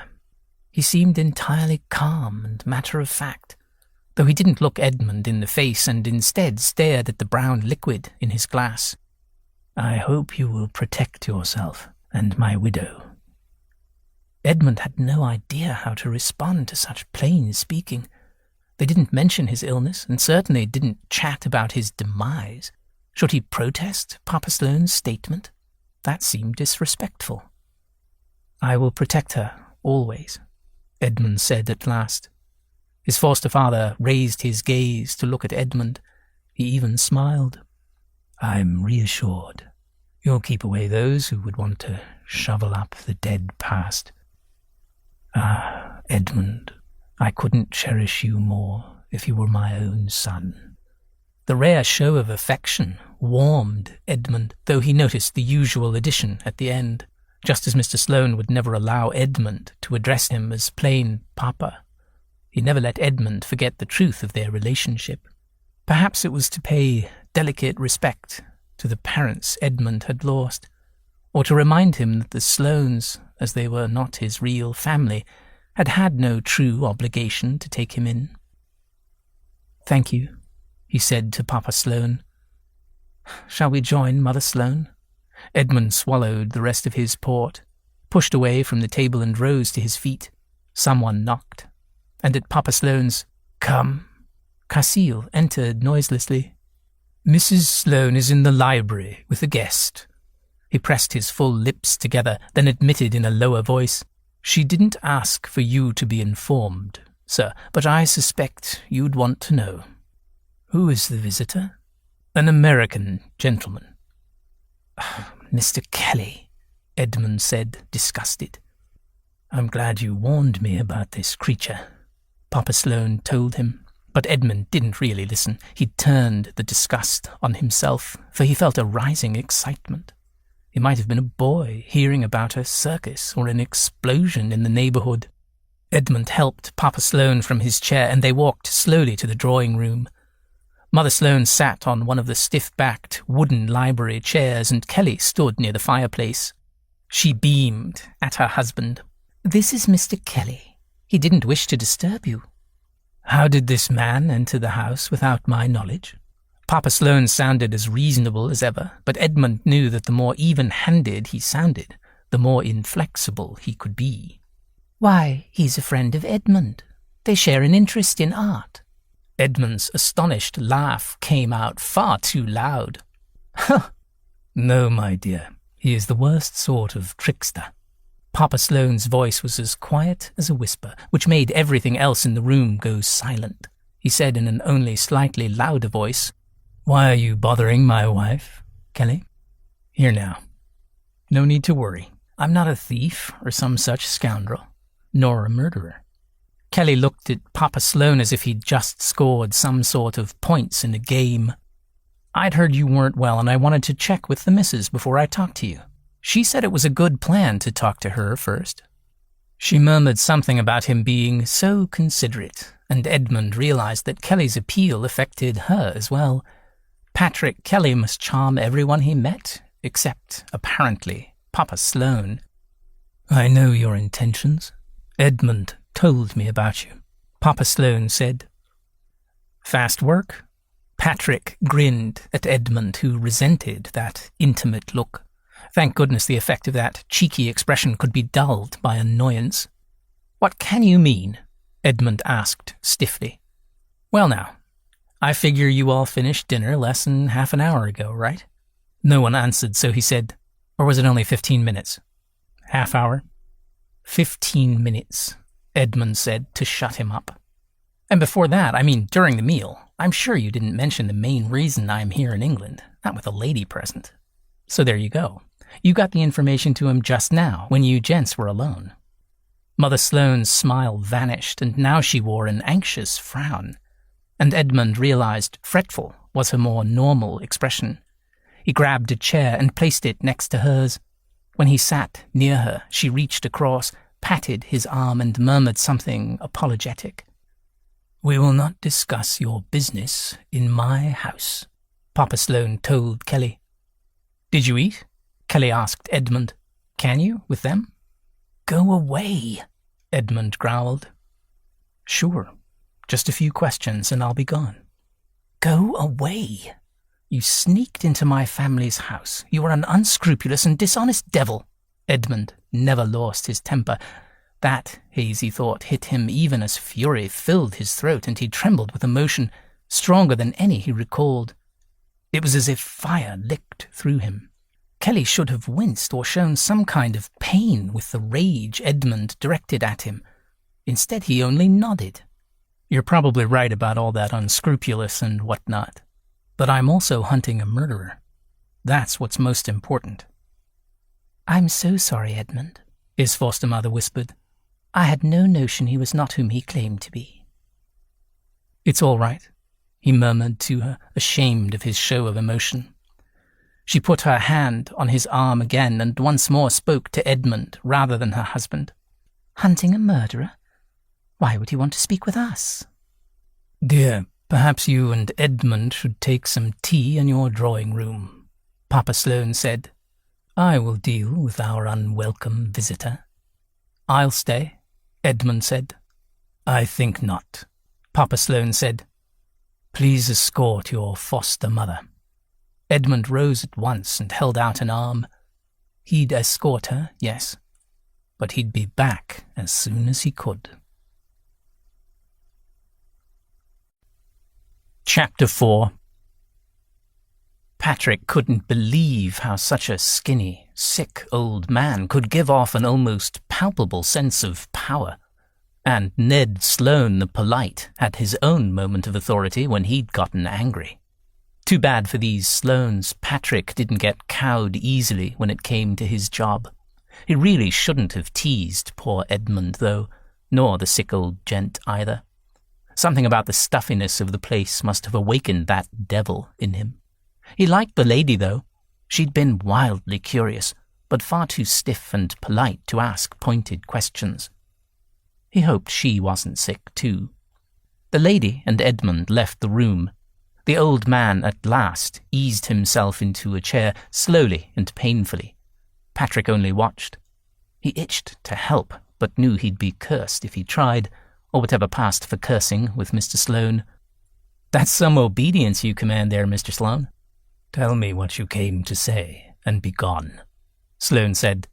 "Before you start again, I want to tell you that if you go near my son again, I'll have you arrested." "For what?" "I will leave that to the authorities." "Got them in your pocket, do you?" "What I have or don't have is none of your business."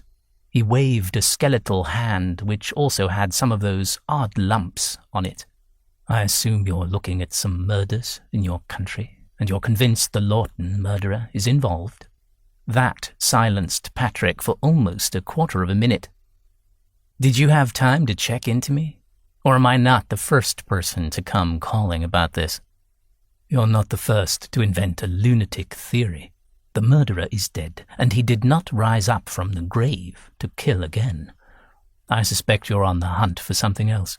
So I tell you, be gone." "What else would I want?" "The only surviving Lawton's autograph in your book of trophies. His story you'll write up for some loathsome publication. A souvenir of the scene." I guess Ned didn't get to the whole story after all. I really am an investigator. "He is Mr. Sloane, Edmund Sloane. Go away, Mr. whatever your name is. I'm tired of your sort trying to hook your name to the Lawton fame." Infamy, more like, but Patrick didn't say as much. He walked over and took a seat near the table. "I didn't invite you to remain." Mr. Sloane sounded like a querulous old man. "I shall have you thrown out." I don't give a darn about the Lawton murders except how they relate to the Smith, Berge, and Phelps murders. Those are the people who've been killed in the same manner as the Lawton family. Nonsense. Patrick launched into the explanation about how the murders had similarities. 2 spots of red appeared on the old man's cheeks. His yellowing eyes widened. But other than that, he seemed made of stone. "I have nothing to offer you," Mr. Sloane said. "Nothing." "Does Edmund know of your connection with the man who died in jail?" Mr. Sloane's astonishment looked real to Patrick, but he never underestimated anyone's ability to act, particularly people like this guy who'd spent a life hiding emotion. Patrick watched carefully as he said, "Today I paid a visit to a friend on the force. The investigators listed everywhere the man had worked. Most of his life he was a low-paid messenger. I recall that from the trial." Mr. Sloane spoke slowly as if truly considering the idea. "And at the time, I hadn't considered it.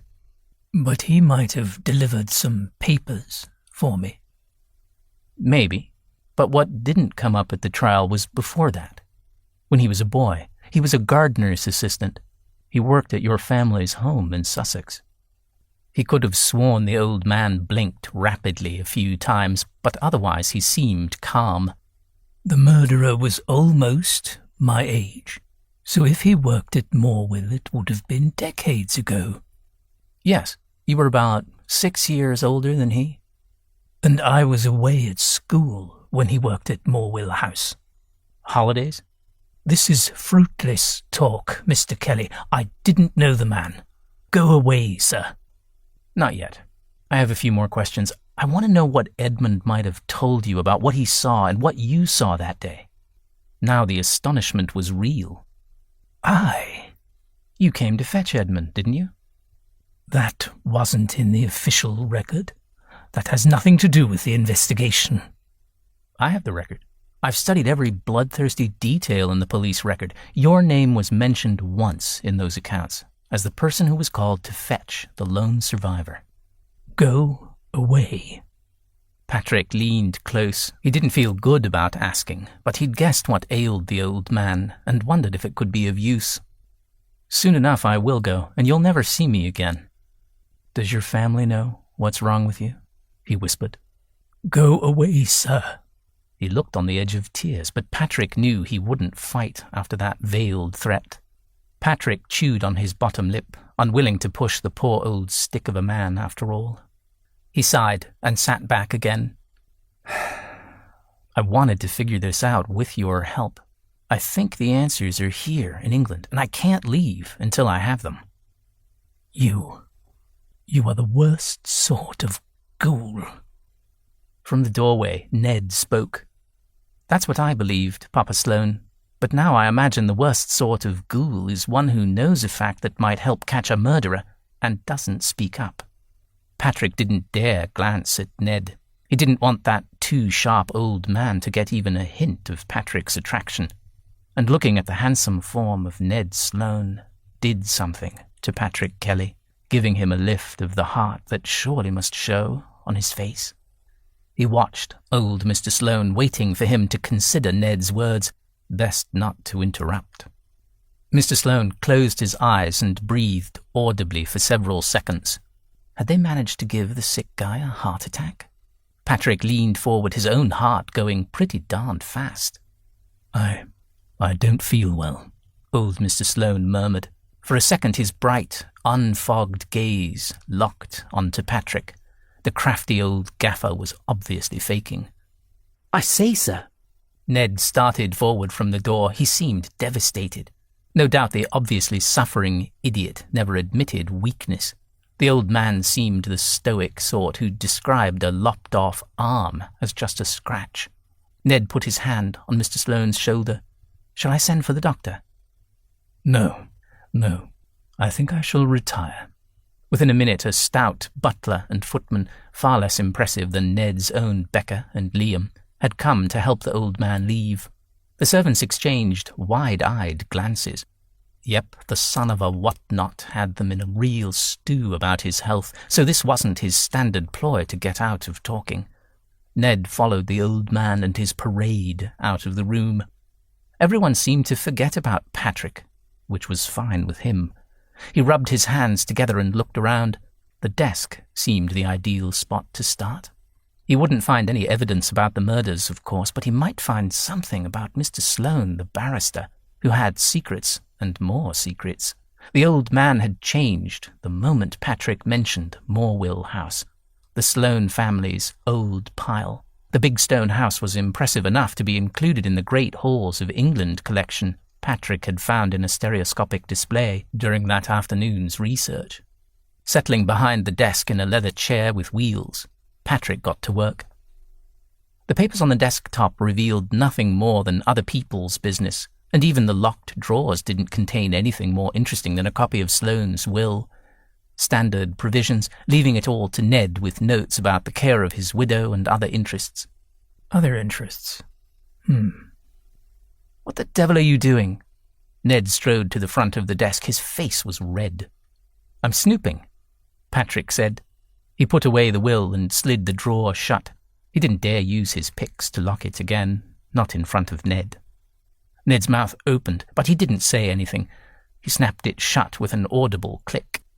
Patrick pushed away from the desk on the rolling chair and held his empty hands high.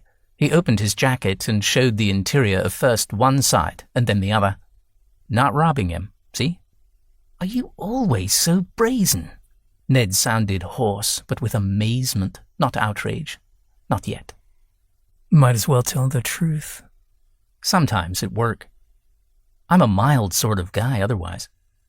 Ned made a snorting sound that could have been derisive laughter. Patrick went on.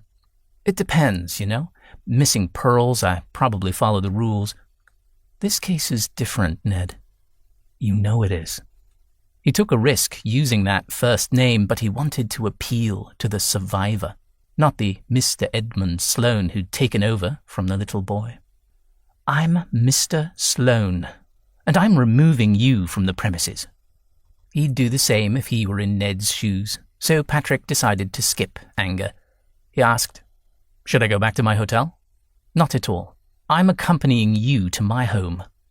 Good. But Patrick tried not to show his pleasure. Keeping an eye on me, eh? Precisely. The carriage was waiting for them, and the coachman sprang to open the door and shut it behind them. No wonder Ned stood with his hands behind his back so often. He had servants who would take care of any obstacle blocking him. He didn't need to use his hands to so much as open a door. "What did you do this afternoon?" Still the two polite gentlemen. Ned disguised his inquiry as an innocent social question, but he kept his gaze fastened on Patrick as if he wished he could pry him open. Patrick tended to keep quiet with anyone who wasn't his employer, but why not tell him the truth? "I visited the police and didn't have a lot of luck." He pulled out his notebook where he tended to keep exact conversations on record. He held it up to catch the last light of the dying day. "The officer who was sent to me, not much use there. You're interrupting my busy day to badger me with questions about a murder that took place nearly 20 years ago." He put down the notebook because, really, there was no point in trying to remember that useless conversation. "What else did he say?" Ned frowned, now apparently lost in new, unpleasant thoughts. "When I told him I just wanted a bit of information, he said I wouldn't get it from him. He pointed out that he and I were small boys when the murders were committed, and he had a horrible cigar he puffed the whole time. I tried to tell him about the murders in the States, but he told me he had enough work and headaches without me adding to them." "I can sympathize with him," Ned muttered. Patrick had to smile. "I made enough of a nuisance of myself I nearly got arrested, but he gave me the name of a retired sergeant who lived near the East End." "That man was a joy." He paused. Ned asked, "Are you being sarcastic?" "Not at all. He showed me around his small house and garden and gave me tea, chattering away about the most notorious murder of his career. Nothing new there. But he did give me the name of a delivery boy who'd witnessed your, Ned Lawton's departure from his family's premises the day of the attack." He waited but couldn't make out the expression on Sloane's face. The gentleman probably lounged in the dark corner of the carriage on purpose to hide. He spent a lifetime hiding from curious people. Patrick went on. "So I got the name of the delivery boy, Peter Mason. The story the sergeant told me was Mason hadn't known what he was seeing, but the boy had come forward to the police once news of the murders had hit the popular press. And what's more, the sergeant still knows Mason. He married the sergeant's daughter's husband's cousin. Or was it second cousin? He told me which pub the man frequented." He fell silent, unsure if he wanted to tell the rest. He'd found the witness in the corner publicans. Mason had grown into a red-haired man with paler, red mutton chops, and owned the business he'd done deliveries for all those years ago. Almost as welcoming as the sergeant, Mason had agreed to allow Patrick to buy him a pint. Patrick had listened to Mason's story and then, in a moment of what seemed like inspiration, suggested Mason come around to visit him in the grand house where Patrick was staying. At the time, it seemed a good plan. If Ned Sloane listened to the greengrocer's account, it might somehow loosen more memories of the horrible day. Too bad he'd pushed Mr. Lawton, Sloane, enough already. He'd already barged in and caused trouble at Lawyer Sloane's house just to see what might happen. He'd operated like that more than once working as a cop and for green investigations. Sometimes something came loose. Just as often, he ended up in a fistfight. He considered warning Ned about the potential visitor, but Mason had seemed on his way to being drunk and had probably forgotten the address for Ned's house. Instead, Patrick spoke into the darkness about another topic. "You must not be too concerned about your stepfather's health, or you'd be back there instead of dragging me away." Ned sighed. "I am worried, but I knew he wanted us to leave. I know him well enough to understand that if he were truly in pain and suffering, he would grow quieter about his condition, not complain. So he's fine." Good to know that Ned wasn't taken in by his stepfather's act. "No, he most certainly isn't. It is a sign of weakness that he'd use that sort of complaint. Weakness and perhaps desperation. The lawyer was starting to suffer from one of the worst symptoms of his disease. Patrick wondered if Sloane's wife and son, family knew what was wrong with him. Patrick doubted it. He knew what the old guy had. Syphilis. He'd seen bums on the street of New York with the same ailment. Had insanity set in yet? Ned interrupted his thoughts. "I suppose we are all sad to see our parents aging." It wasn't up to Patrick to point out that Sloane Sr. had worse than age eating him up. Ned shifted in his seat, looked at him, then licked his lips and looked away. He asked, "Are your mother and father still alive?" A mighty personal question from the formal Mr. Sloane. "Just my mother," Patrick said. He didn't bother adding that his father had never been on the scene. When he recalled his relentless pursuit of the truth about his father, his scalp crept. Sometimes he'd been paid back for his relentless pushing. He shifted closer to the carriage window to gaze out at gaslights and carriages and distract himself. "She's got more energy than I'll ever manage," he said. Ned made one of those snorts, a genteel exhalation of breath that Patrick suspected meant stuff and nonsense. "I beg your pardon?" Patrick tried an imitation of Ned at his most coldly formal.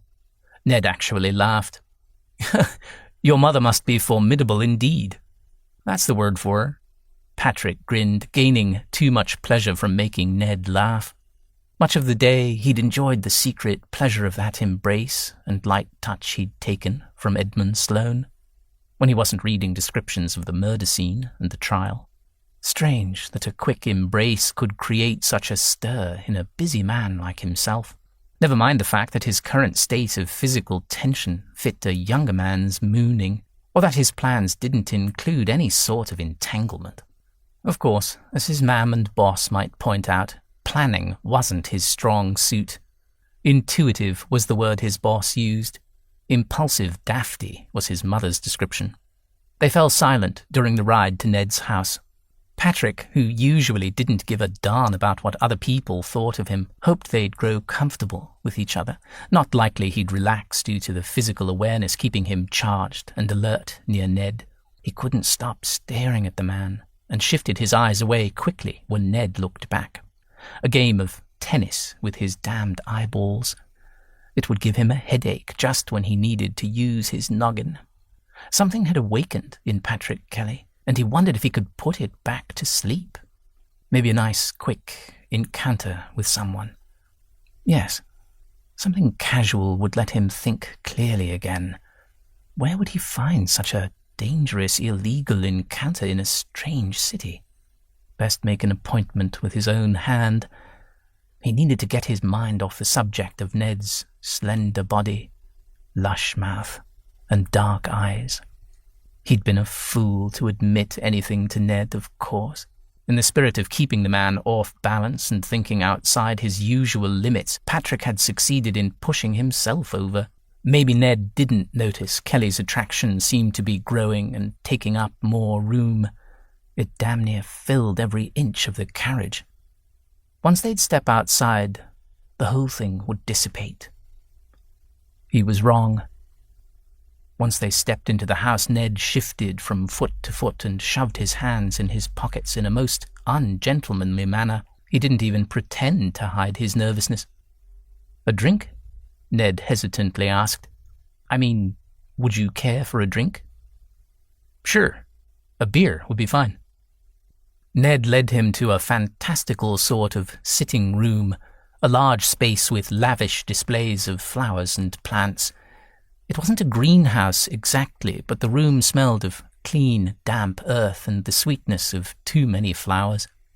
Patrick sat on a rattan chair that creaked under his weight. After he ordered their drinks from the butler, Ned took a chair near Patrick. He looked at a palm, at some flowering thing that overflowed a brass bucket, at the fireplace, everywhere but at Patrick. "What's the trouble?" Patrick took pity on the man. "I don't need that drink if you'd rather just go about your business. I'm grateful for the place to stay, but I don't want to be a bother." Ned's eyes widened with indignation, and he opened his mouth to reply. "Beyond the investigation," Patrick added hastily. Ned shook his head slowly as if with disbelief. He said, "Your presence is disturbing even if you aren't in the room." Patrick liked the sound of that. "Oh? Do I haunt you?" "Yes, you do." The butler sailed into the room. He poured a neat whiskey for Ned and, after a tiny pause, probably denoting disapproval, handed Patrick the glass of beer he'd requested. "That will be all," Ned told the butler, who departed more slowly than he'd entered. Patrick sipped and wondered why the British drank beer that was so strong it could go for a stroll around your gut. He'd already drunk an ale with Mason, the greengrocer, and he wanted to stay alert. So he put the lukewarm glass on a lace-covered rattan table with artfully bowed legs. Ugly damned thing alone, but in this strange room, perfect. "Tell me why I haunt you," he demanded. The gaslight wasn't strong in this room, just a few sconces on the wall between tall plants, but he could see Ned grow pink and gulp down the whiskey in one swallow. "You know why. The way I bring up the past. The way I turned up at your father's house." He leaned forward, elbows on knees, hands loose. "Or do you mean the way we touch?" "Everything on that list." Ned rose to his feet and put the glass down hard on the small round table. It clinked against Patrick's as if in some sort of toast. "I'm fed to the teeth with feeling, he trailed off. Patrick stood. "Would it be better or worse if I stayed now?" he asked, impatient as well. "I'm done for the day." "Good night, then." Ned sounded angry. "No, I mean I'm done working, and done with, well, tired of not understanding you, what you want." He knew, of course, but he'd be damned if he'd be the aggressor again. Ned gave another of those breathy snorts. He took 2 slow steps toward Patrick, so they were nearly toe to toe. His chest rose and fell quickly. Patrick longed to grab on and pull him close. He took a page from Ned's book and put his hands behind his back. It proved difficult to stand still as Ned's eyes, wide and bright, examined Patrick up and down. Ned, the hidden man at last, seemed unwilling or unable to hide naked desire. "Go on," Patrick said, quiet and encouraging. He hoped. He expected tentative touches. A gentle brush of the hand, a soft kiss on the cheek, and didn't want to frighten Ned away. What he got was closer to an explosion. With a hissed curse, Ned came close and kissed Patrick. He put his arms around Patrick, who sighed with pleasure. Ned let go of him and began to back away. Ned was about to apologize, or worse, run away. Patrick must stop that nonsense immediately. He put his hands on Ned's shoulders and squeezed. He leaned back and held Ned away from him. The yearning and misery on that face made Patrick's annoyance melt. "Here now. Don't stop. We'll take our time." "No, we can't go slow. We won't. I can't think about this." Ned dropped his hold on Patrick's waist. He raised a hand, and Patrick readied himself for a fight, but Ned only drew his trembling fingers through his hair. So if he left it to Ned, Patrick would get passion and nothing else. "Ned," he began. "Edmund Sloane. I don't require love with my partners." That was greeted with the customary snort. "But a bit of respect and thoughtfulness isn't too much to ask for." Ned shook his head, and his eyes shone. He gave a small groan of frustration or desire. Patrick hoped it was the second. "Yes? You think it is too much?" Patrick probed. "I don't want to think at all.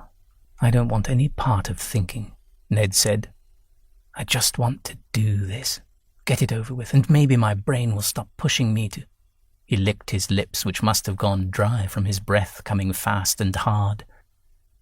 Patrick usually had some sympathy for a man who didn't want to crave other men, and who longed to banish that lust as quickly as possible. He'd had moments like that in his own life.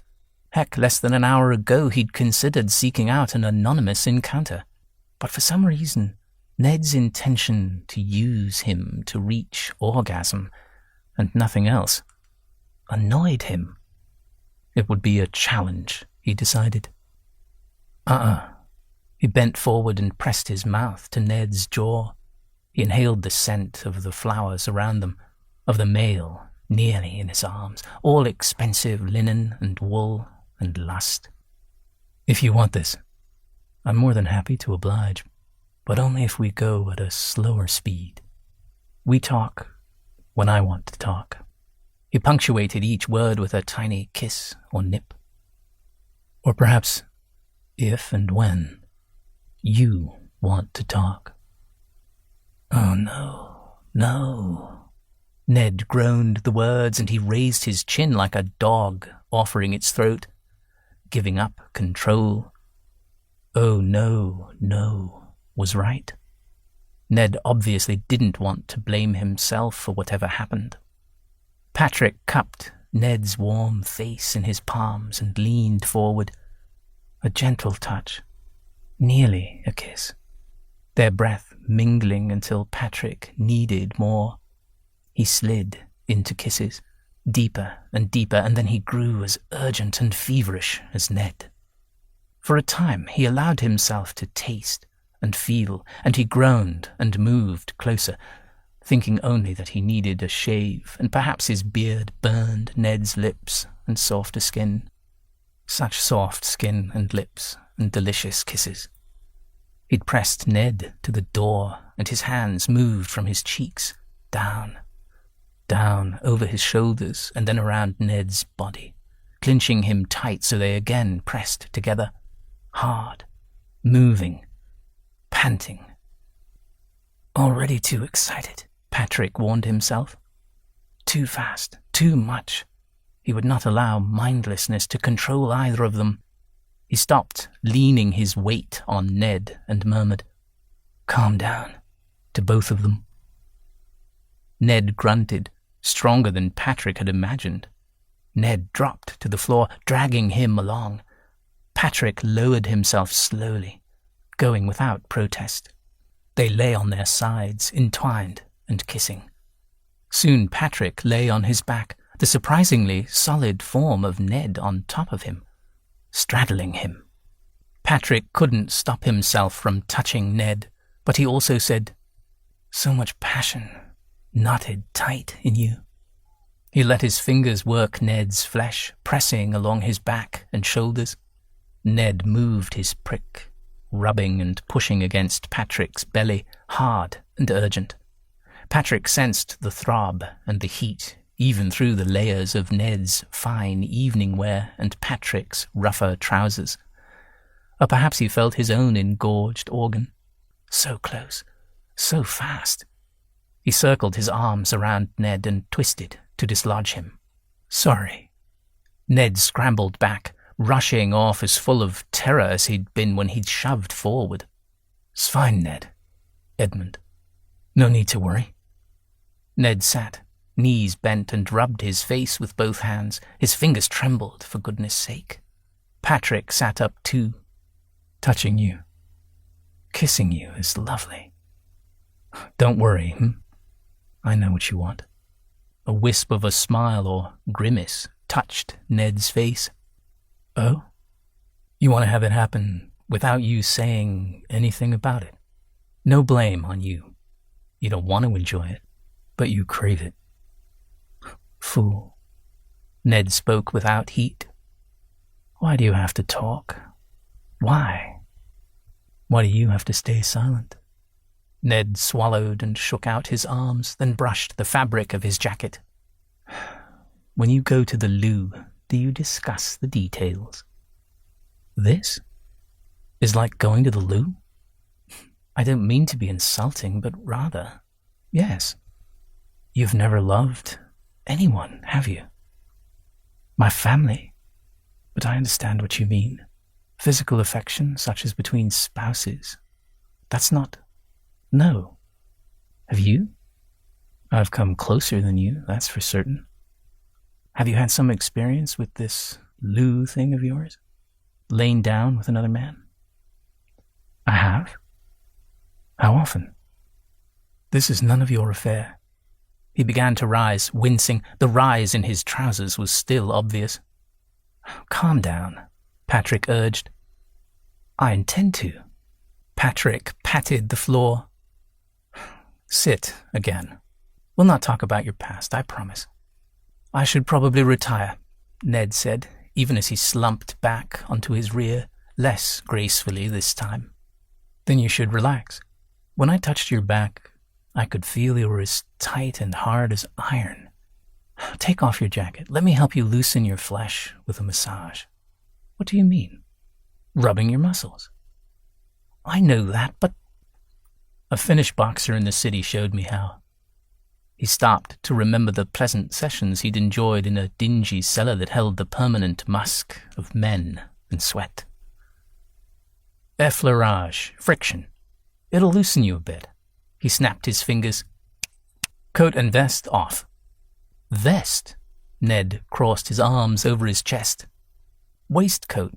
I forgot you call your underwear a vest. Ned frowned but pulled off his jacket carefully, folded it, and put it on a chair. A man like Ned probably wouldn't even lounge around his own house in shirt sleeves. I'm not going to lie down again, he said, and sat instead on a rattan chair near his jacket, as if he could grab it up for protection. All right, but you'll have to turn around. Patrick made a circle with a finger, so you're facing the back of a chair. And come to think of it, that thing is too elaborate, too tall. Funny you having rattan chairs indoors. Doesn't seem very English. Ned still seemed ill at ease, but at that remark he brightened. I know. My parents were horrified when they saw I brought garden furniture indoors. When he finally got Ned seated, leaning forward, arms resting on the back of the only wooden chair in the room, Patrick managed to calm himself. Good. The strange tension had meant he had less control over his own responses. But once he'd gotten his hands on Ned's shoulders, desire hit him hard. He spoke to ward off the need to kiss the skin under his fingers. You're strong for a gentleman. The already relaxing muscles tensed. I make certain to stay strong. Oh, yeah, of course. You'd want to be able to fight back. He probably shouldn't have said anything because now the muscles under his hands stiffened to iron again, or perhaps only wood. He lightly thumped Ned's shoulder blade with a fist. At least try to relax, he coaxed. I promise not to say anything awkward again. I doubt that's a promise you can keep, Ned said, and his shoulders remained hunched to his ears. I don't know why I'm allowing you to do this insane thing. Because you're curious, Patrick said. He considered adding, and you want me almost as much as I want you, but decided that came under the heading of awkward talk. He pressed his knuckles in and felt warm flesh under the fine fabric of Ned's shirt. Even such a businesslike move, not even on bare skin, gave him a powerful shiver of arousal. He had gone too long without touch or taste. Innocent touches above clothing shouldn't carry such a wallop. Ned moaned softly as Patrick worked on his neck. The sound went up Patrick's fingers, his arms, into his body, and his erection would become uncomfortable soon. He moved Patrick's supple body and worked on his spine without speaking for a few minutes, listening to his own hitching breaths and Ned's groans. Patrick knelt by the chair to work on Ned's slender waist and glide his fingers along his hips. Turn and get comfortable on the chair, he said, so I can get to your front. No. Ned's back stiffened again. Because you're aroused? Patrick guessed. No answer came. Damn. Was he wrong to say such a thing out loud? Many gents find massage arousing. He had no idea if he lied or told the truth, but he knew Ned yearned to be a regular gentleman. Patrick sat back on his heels and waited. Ned gazed at him over his shoulder, then at last moved, sliding around so he sat on the chair, sprawled, more like. He closed his eyes, the sacrificial lamb again. Patrick examined the figure in the chair, head rolled up, throat exposed, arms resting at his sides. Ned resembled Saint Sebastian, minus the arrows. Fine. Patrick wouldn't try to make him more active. He'd enjoy coaxing the man back into passion. He rubbed Ned's hard thighs through his trousers, then moved to unfasten the buttons of his fly. Ned's fingers twitched, but his hands didn't move. Patrick could take and give, and perhaps he could make the experience so wonderful that Ned wouldn't need to hide from him or pleasure again. Although that thought stopped his busy hands. Again? He hadn't even finished this encounter, and he was already planning his next. Greedy, greedy Patrick. Take only what you can eat, he thought, and his mouth watered.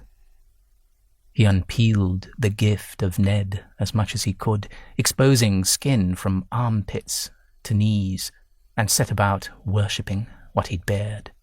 He rubbed skin and hair and tense muscles, and then licked and sucked at everything but the ruddy prick and balls in the middle of the pretty tableau he'd created. A drop of fluid formed at the tip of Ned's thick cock. Ned moaned, and at last flexed his rear and pushed up. His eyes opened. Want something? Patrick trailed 2 fingers along the line of Ned's hip bone. Please. Patrick wiped the back of his hand across his mouth and liked the way Ned watched with glazed eyes and panted. They'd both had enough of teasing. Patrick rose to his feet for only a second so he could kiss a startled Ned on the mouth, then sank back to his knees and kissed Ned's erection. Ned bucked up, nearly sliding off the chair. His belly slammed against Patrick's cheek. Did I hurt you?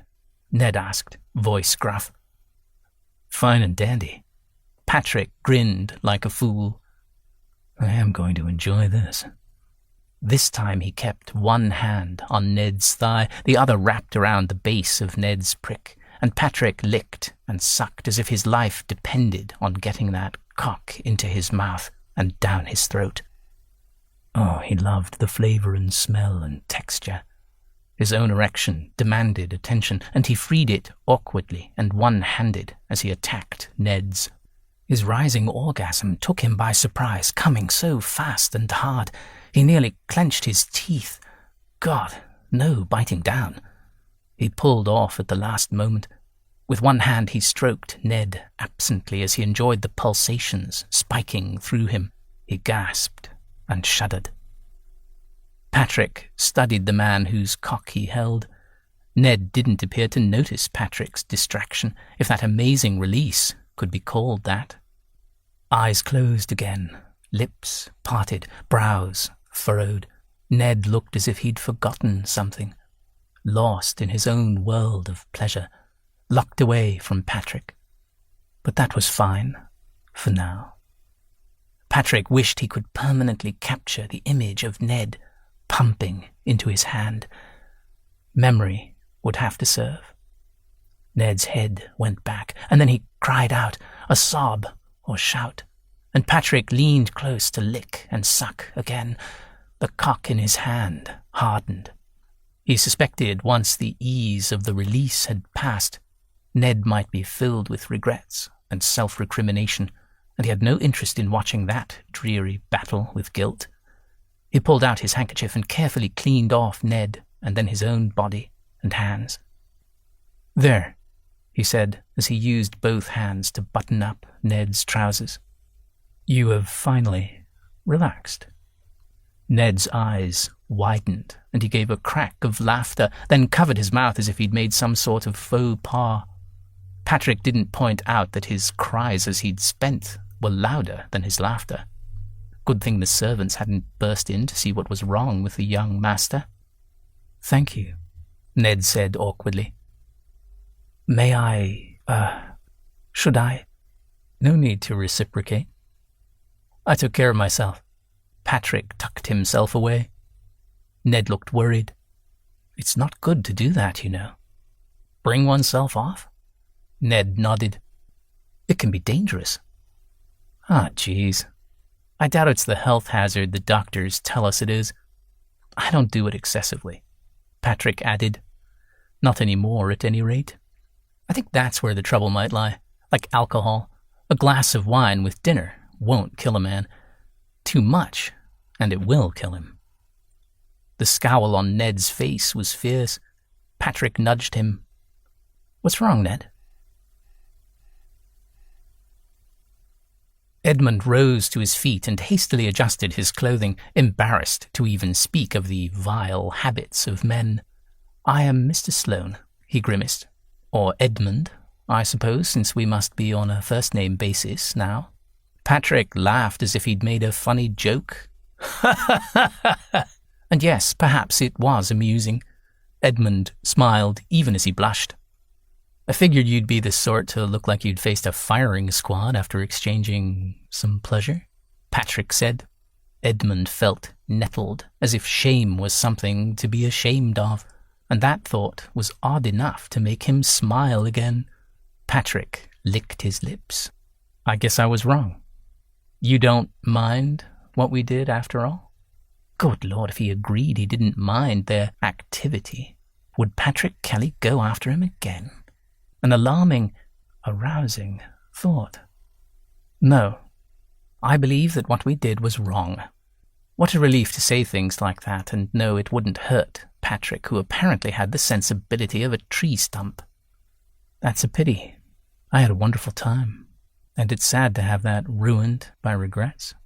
Patrick looked so solemn. Edmund must have misjudged the near stranger's resilience. I beg your pardon, he said. I do not blame you. Nope. I don't feel regrets, not a one. But it's too bad you do, because... Patrick shrugged. It's sad. Should I leave? Edmund realized he didn't need to be alone.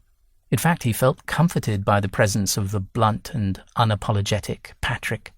He had trouble looking at Patrick, though. What they'd done remained too vivid, rather like Kelly himself, whose attention seemed to be a tangible object. No, Edmund said at last. We might talk, I suppose. You might tell me about your life in America. What is it like being a private inquiry man? Dull work. I comb through old records for evidence or follow people who lead boring lives. And I could tell you about my time as a cop, but it was mostly dealing with drunks and wife-beaters. Two might play at this game of direct speech. Edmund said, You wish to avoid the topic. Patrick's eyes widened. Damnation. Am I that easy to read? And you of all people calling me out on it. Of all people. Edmund settled in the wicker chair again, suddenly glad to be here. Glad to be talking to Patrick Kelly. What does that mean? You're so polite you'd apologize to an empty chair if you bumped into it. Edmund had begged the pardon of furniture more than once, but he was done with such sharp attention on himself. Why do you want to avoid talking about your work? Patrick adjusted his cuffs and rubbed at a mark on his trousers. This is going to sound bizarre. No one has asked me, and I haven't said it out loud. Go on. Edmund leaned forward, now curious. I have what I guess I might call a real hunger for the work. He had a hunger for other things as well, but Edmund only said, Yes, one can't help noticing. You are focused. And if I talk about it too much, think about it intensely, maybe I'll lose that focus. You are a strange fellow, Edmund said. I'd think what just happened between us would be more distracting. Patrick began to laugh. What is so amusing? The way you said it, what just happened between us. You'd be right, certainly. That does take the sharp edge off a man, but you made it hard to resist that particular challenge. What with those eyes of yours? Edmund flinched. He'd heard more than enough about his blasted eyeballs all his life. And then there's the rest of you. Patrick's voice had dropped to a softer note, and he still hunched over his knees, staring at Edmund, a hunting creature, sizing up its prey. nearly ready to spring. "And the way you wanted me to.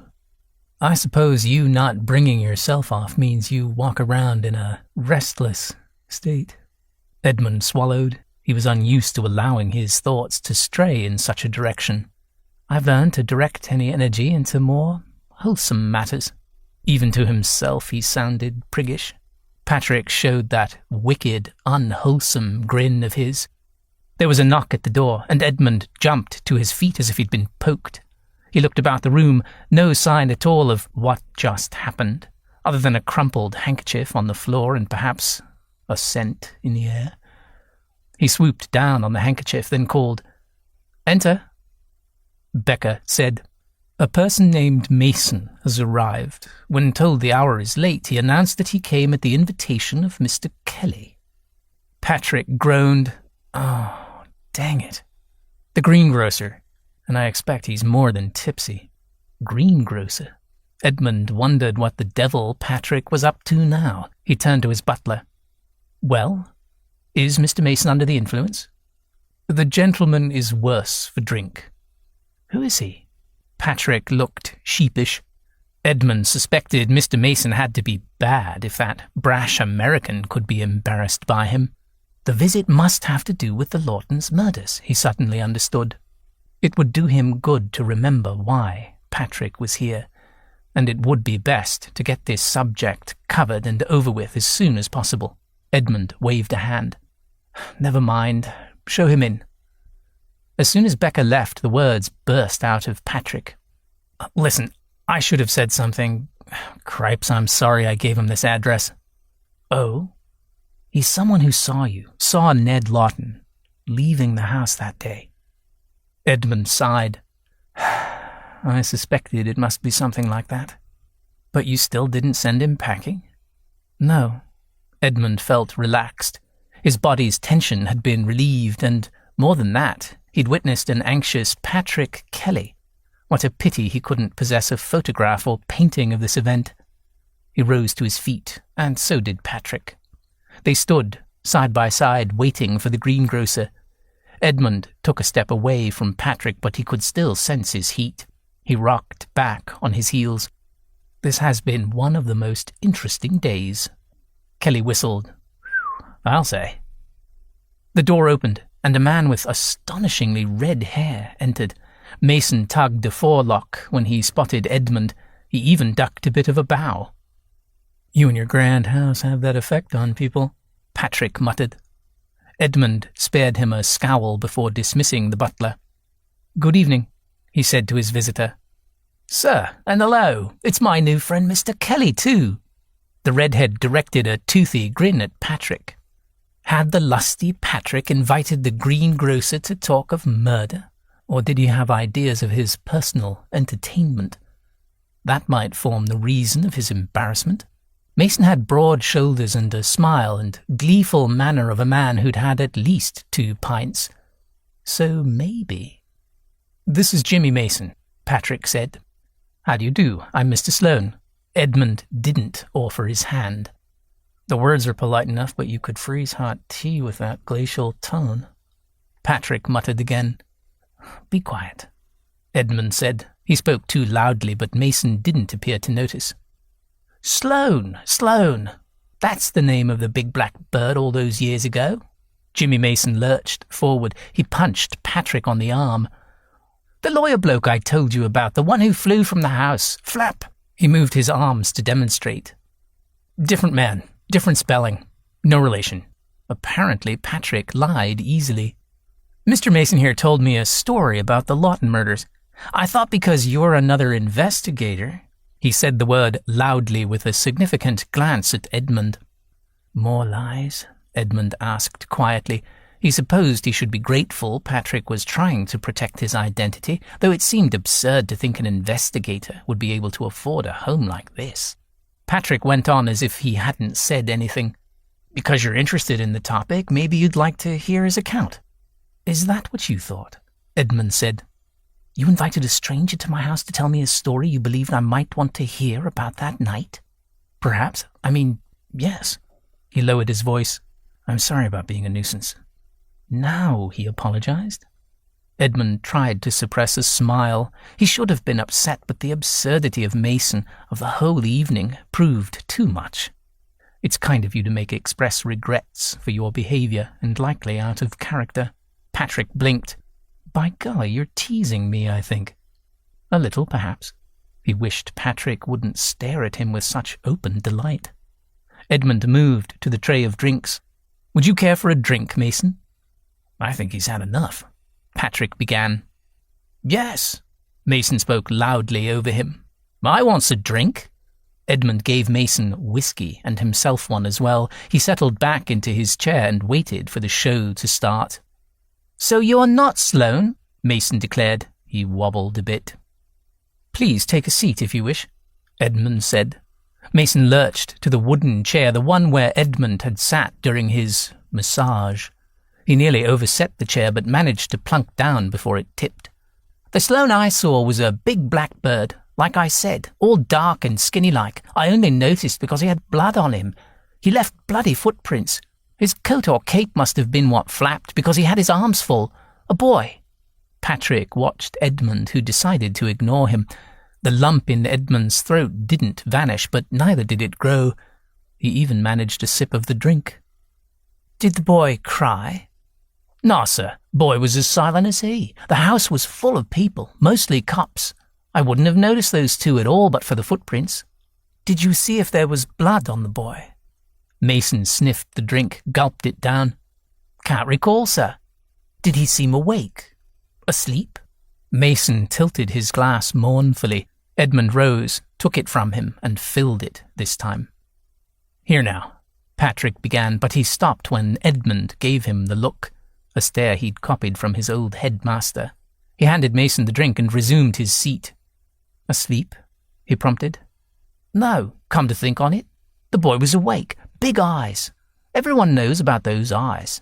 Mason drank, then squinted at Edmund. Kind of like yours, sir, Mr. Was Mr. Sloane speaking to him? It was years ago, sir. I was just a boy. He drank the rest of the whiskey. I think Mr. Sloane's face was all crumpled-like for a moment, like he was sneezing or crying. I stopped paying him any mind when they dragged out the girl, older lady to be sure. The surviving nanny? Patrick asked. A turtle-faced kind of a woman, blinking like they woke her up. Mason leaned back in the chair. I'm tired, he announced. We shall have to see about getting a hack to take you home, Patrick said. Less than a minute later, a loud snore came from Mason. Why did you want me to meet him? Edmund asked, wondering at the ease he felt. He should have been jittery and nauseated after the conversation with Mason. I wanted to see if I could bring back any memories for you, I guess. Or maybe his story would make it clear your foster father was something of a witness, and you'd agree to help me talk to Mr. Sloane, or ask questions of your own. But don't worry. I can see inviting Mason was a bad idea. Yes, it didn't do you any good. I don't have any clear memories, and you're a fool if you think my father will speak to either of us. That's not why I think it was the wrong thing to do. He got up, went to Mason, and removed the glass he still clutched. He gave Mason a poke, but the sleeping man didn't so much as grunt. Patrick sat near Edmund in that peculiar, thoroughly informal hunched pose of elbows on thighs. Edmund said, I can see you're anxious to explain why you regret the invitation. Go ahead and tell me. First, let me say how awed I am by the way you managed to ask him good questions, and so calmly, too. Edmund tried not to feel a swell of pride that he'd impressed Patrick, who went on. But see, you are helping as much as you're able. Inviting drunken greengrocers to your home isn't going to make you like my presence any better. Consideration from Mr. Kelly? I am shocked. Patrick grinned at him. That's not what you thought a half hour ago. A vivid picture of Patrick Kelly, kneeling, greedy but gentle as he reached, reminded him how considerate the man could be. Edmund looked away, his glance falling on the greengrocer whose mouth gaped open and eyes stayed closed. He went to the bell. Less than a minute later, Becca appeared. He'd probably been listening at the door. I think we need to call a cab for Mr. Mason to carry him home. Patrick had lowered his face into his hands and now said something. Beg pardon, Mr. Kelly? I'm not sure where he lives. Not above his shop like a decent shop owner should, Patrick grumbled. Edmund grimaced. We'll have to put him to bed here for the night. Sir, Becca would never argue with him, but his disgust was apparent. Let him sleep with one of the footmen. No, this snoring is too loud. We'll put him in a guest bedroom. Sir, I know it wounds your sensibilities, but I can't think of another solution. A hotel, Patrick said. I'll pay. Please, let me pay for the hack and the hotel, and I'll drag him out. Edmund examined him. A bit of embarrassment made Patrick more human. Very well, he said.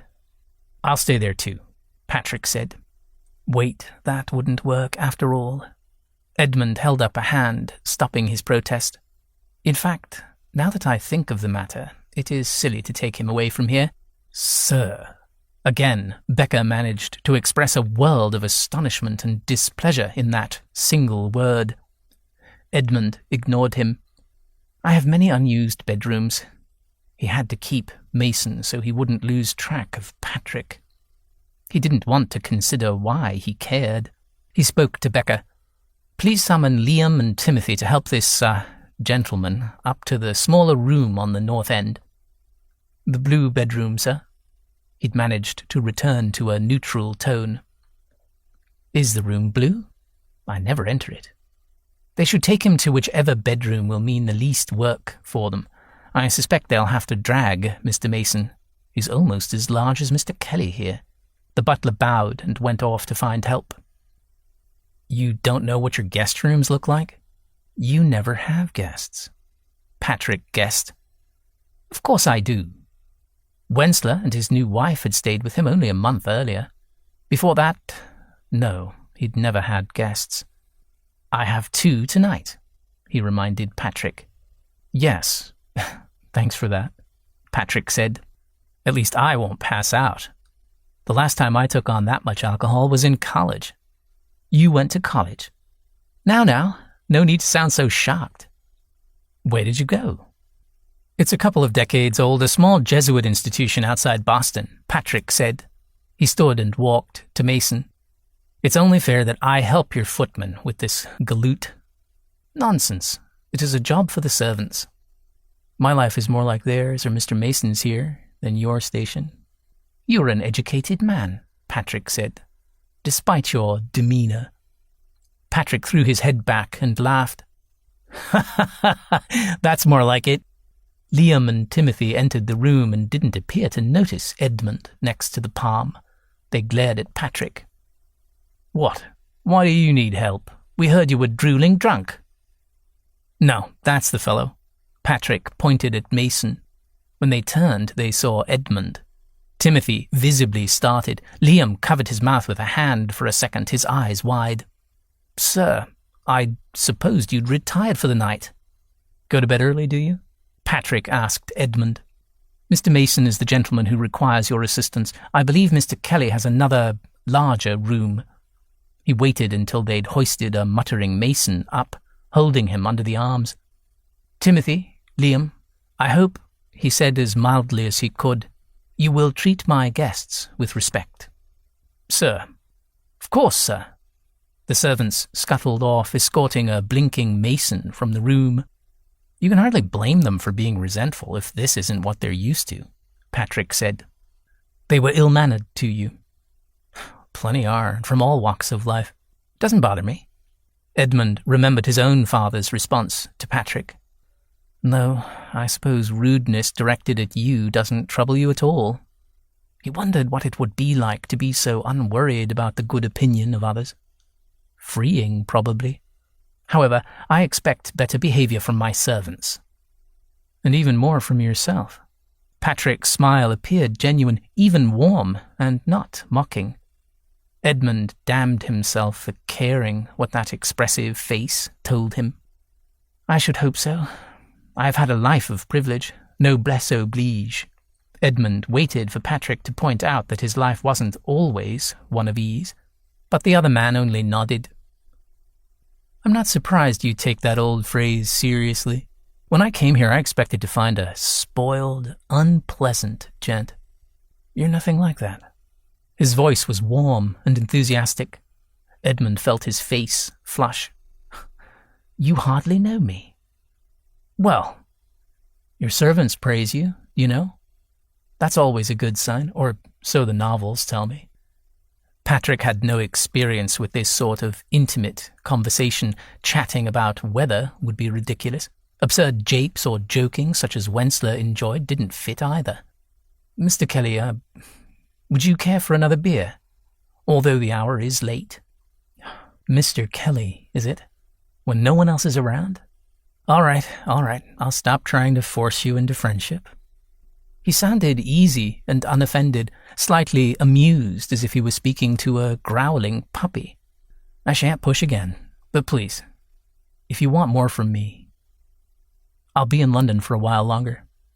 Oh, but if you send round a note telling me to depart these premises, believe me, I'll understand. He laughed. I think if there's a prize for worst house guest of the year, I've won it. I'm truly sorry about foisting Mason on you.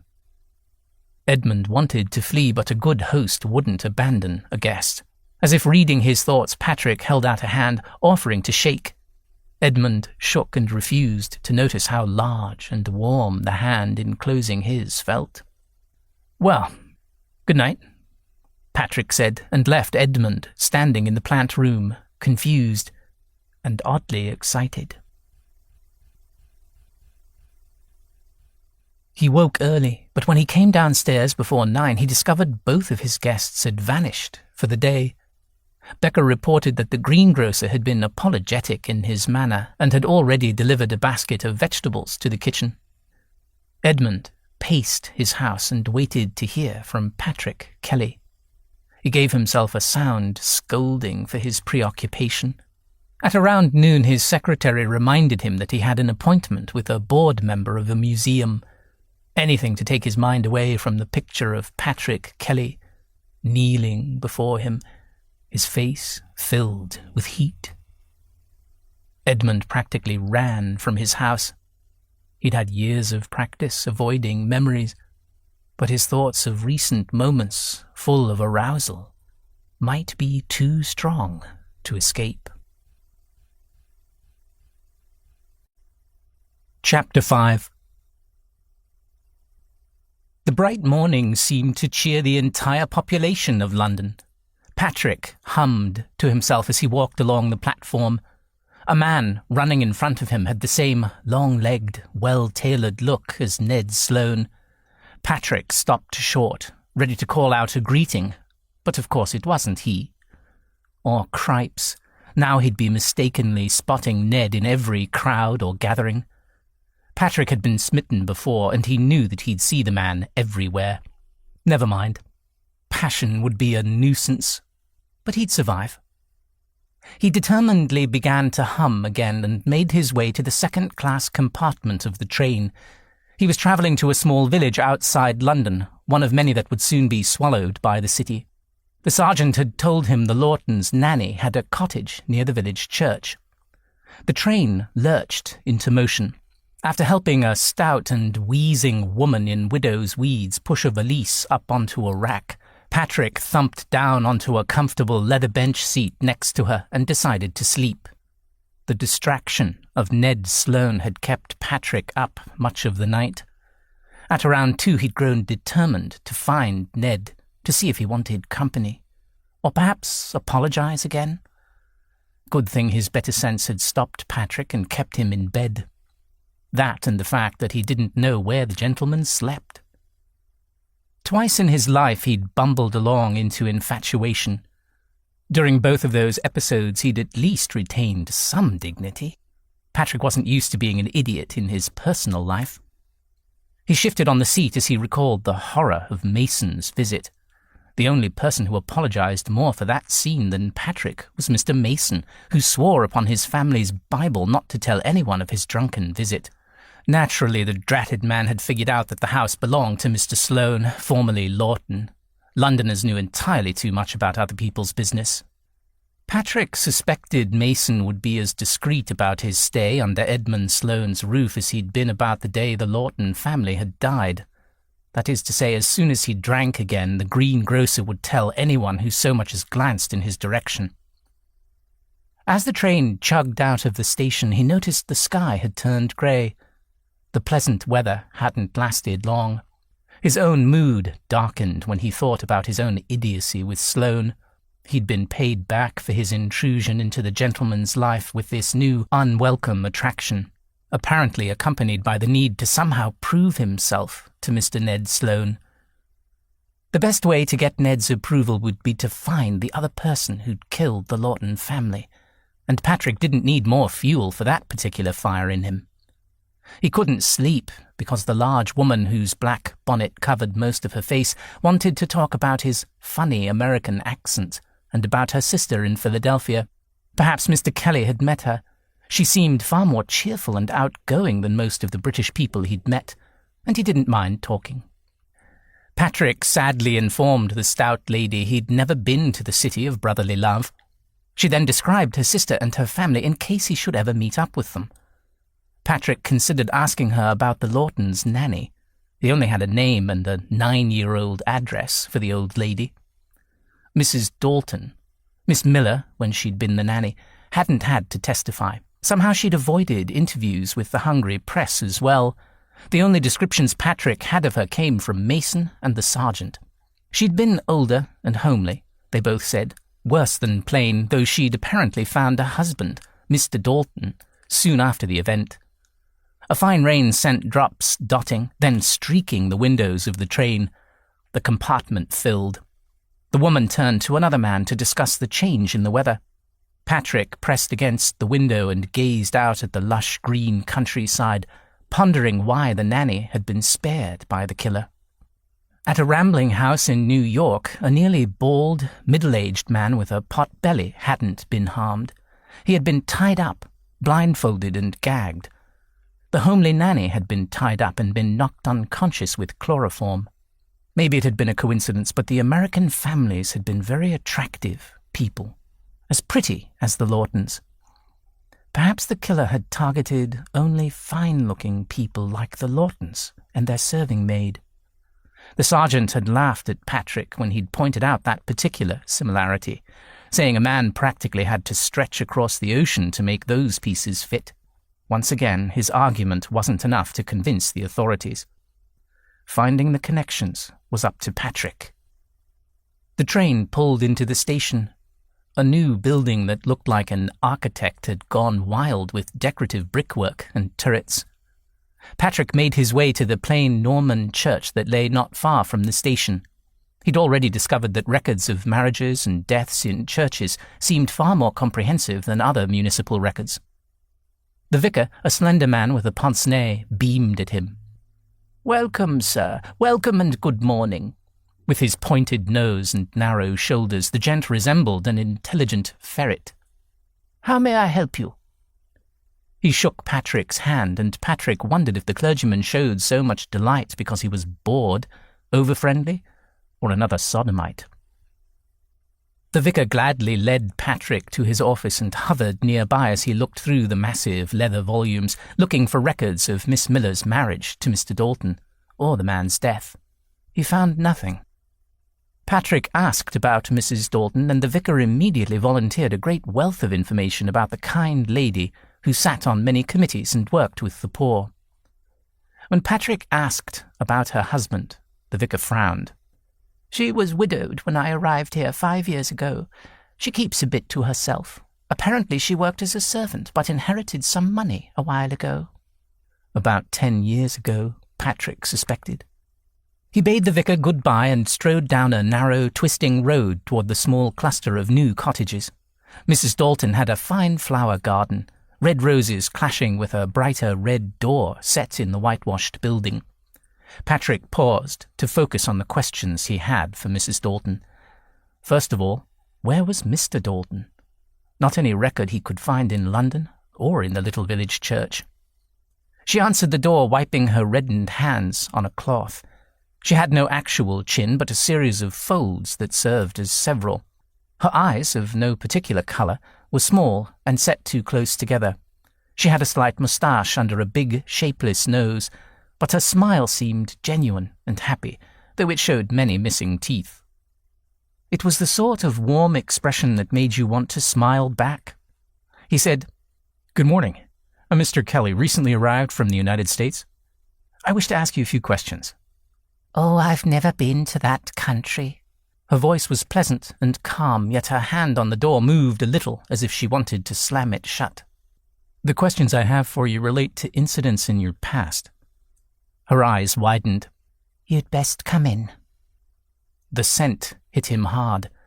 Roses, bread, and some sort of animal musk, something strong. Polecat, perhaps. You have cats?" he asked. "Foxes." She led him down a dim hall, past several vases of roses sitting on tables and a few closed doors.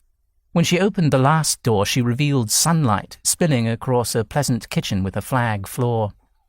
The animal smell was stronger in here. 3 cages sat next to each other, and 3 pairs of bright eyes gazed out with some alarm. Their red fur seemed almost as bright as the vases of roses in the hall. "I keep 'em locked up when there's a hunt scheduled. There's one in 2 days. She nudged something under the table and another one emerged. It had only 3 legs, but seemed to get around fine. "Take a seat," she said, looking at the fox. Patrick decided she was speaking to him. He sat on a solid wooden chair at the small kitchen table and watched her shove a kettle onto the stove. She brushed her hands down the front of a white pinafore over a shapeless grey gown. Still looking at the fox, she said, "I expect you mean to ask about Mr. Dalton." Best to sound as if he knew what she meant, so he made a non-committal grunt. "They told me it wasn't a crime." "Oh?" "I mean, I changed my name legal and all, although what that has to do with America, I don't know." He ventured a guess. "Your husband was fictitious." She sat down heavily on the matching chair across from him. "I had my reasons for leaving my past in the past." "Because you worked for the Lawtons," he said softly. She heaved a sigh that made her large front rise and fall slowly. And what do you know of that, eh?" He folded his hands on the well-scrubbed, round table and told her about his mission and about the families he worked for. She listened without speaking. Only her bright, small eyes showed her attention. When he finished, she rose to her feet. "Now then, Mr. Kelly, you think I had something to do with all that slaughter?" She sounded surprisingly belligerent. He took on soothing tones to calm her down. "No, I don't. Remember what I said about the murders in the U.S.? They're what I'm interested in. I might believe that someone, maybe a British someone, is responsible, but I don't think you had anything to do with their deaths or the Lawton killings." She seemed to deflate some. "Many did think me guilty. That's why I went along with the idea of changing my name. And even if you did suspect me of that crime, I could barely do anything so active. My heart is all skittery still today because of what chloroform can do to a person." "The day you were drugged, can you tell me what you remember?" She sighed again. "You tell me this, Mr. American Kelly. You're truly not a reporter?" "No." He pulled out his card stating his employer's name, and it seemed to satisfy her. She held the card between 2 fingers for a long time before putting it on the table closer to her side than his. She shuffled to the stove and measured out tea into a floured pot. "I don't like reporters, not even a bit, and I'm not supposed to speak to them." He wanted to know who'd issued that order, but remained silent because he could see by her stiffening posture that she was working herself up to speak. She put down the spoon. "All right. Here's what I know. I was in the nursery, dozing in a chair. Next thing I know, someone had dropped something over my face and held that nasty cloth for minutes and minutes." She returned to her seat and sat across from him. "No matter what you've heard, it doesn't happen fast. Chloroform takes more than a few minutes. That man was strong, but so was I back then." "Was he taller than you? Shorter than you?" "They asked me that same question. I said about an inch taller, but they said he was more like 3 inches taller. And they could have been right. We struggled, and most of the time I was in the chair. I couldn't see, and I was screaming like a piglet. She looked at a small vase with 2 roses sitting in the center of the table, glaring as if the flowers had disagreed with her. I woke up when the police hit me across the face. They thought it was me who let the killer in. They thought he was my lover. She made a rude sound. I showed them my hands. They were bloody from the ropes, and from him, too. Once they caught up with him, they found he had scratches all over his face and neck. He came up behind you, over the top of the chair, while you were sitting. Did you scratch him while you stood? Can't recall that anymore now. A lot of details are blurry. Oh, that awful drug. I know this is a difficult topic for you, he said. She gave a brisk little sniff. It shouldn't be. All happened years ago, and I didn't see the bodies. Or if I did, I don't remember. Had you worked for the Lawtons long? About 6 months. I liked the family. The girls were sweet creatures. What about the boy? A hellion, a devil. She looked him in the eye for the first time before dropping her gaze to the flowers again. Ah, sir, I'm too harsh. He was not a bad boy, not at all, but he took risks, climbing bookcases and trees, and he knew how to get his own way, even with me. He called me his Nina, and it does me good to remember that, the sweetness of him, and to think that he mightn't have had to see what happened to his family if he'd stayed in the nursery, though I hear he hid. So maybe he wouldn't have been safe if he'd been with me the way he was supposed to be. She pursed her lips, released them, then pursed them again as if fighting back a smile or a whimper. He gave an encouraging, The meal that night was planned to allow the girls to dine with their parents. They were older than Ned and needed to practice their manners with company. Usually the children would eat in the nursery, you see. Neddy was supposed to stay in with me. Of course he carried on. Instead of ignoring his tantrum the way she should have, Mrs. Lawton scooped him up and took him downstairs as well. I don't believe in striking a child, at least not often. That boy was too lively and could have used a spank or 2. She stared at the roses hard now, as if she would set them on fire. He most certainly did not deserve to lose his family. Poor lad. Edmund Sloane, high-spirited and naughty.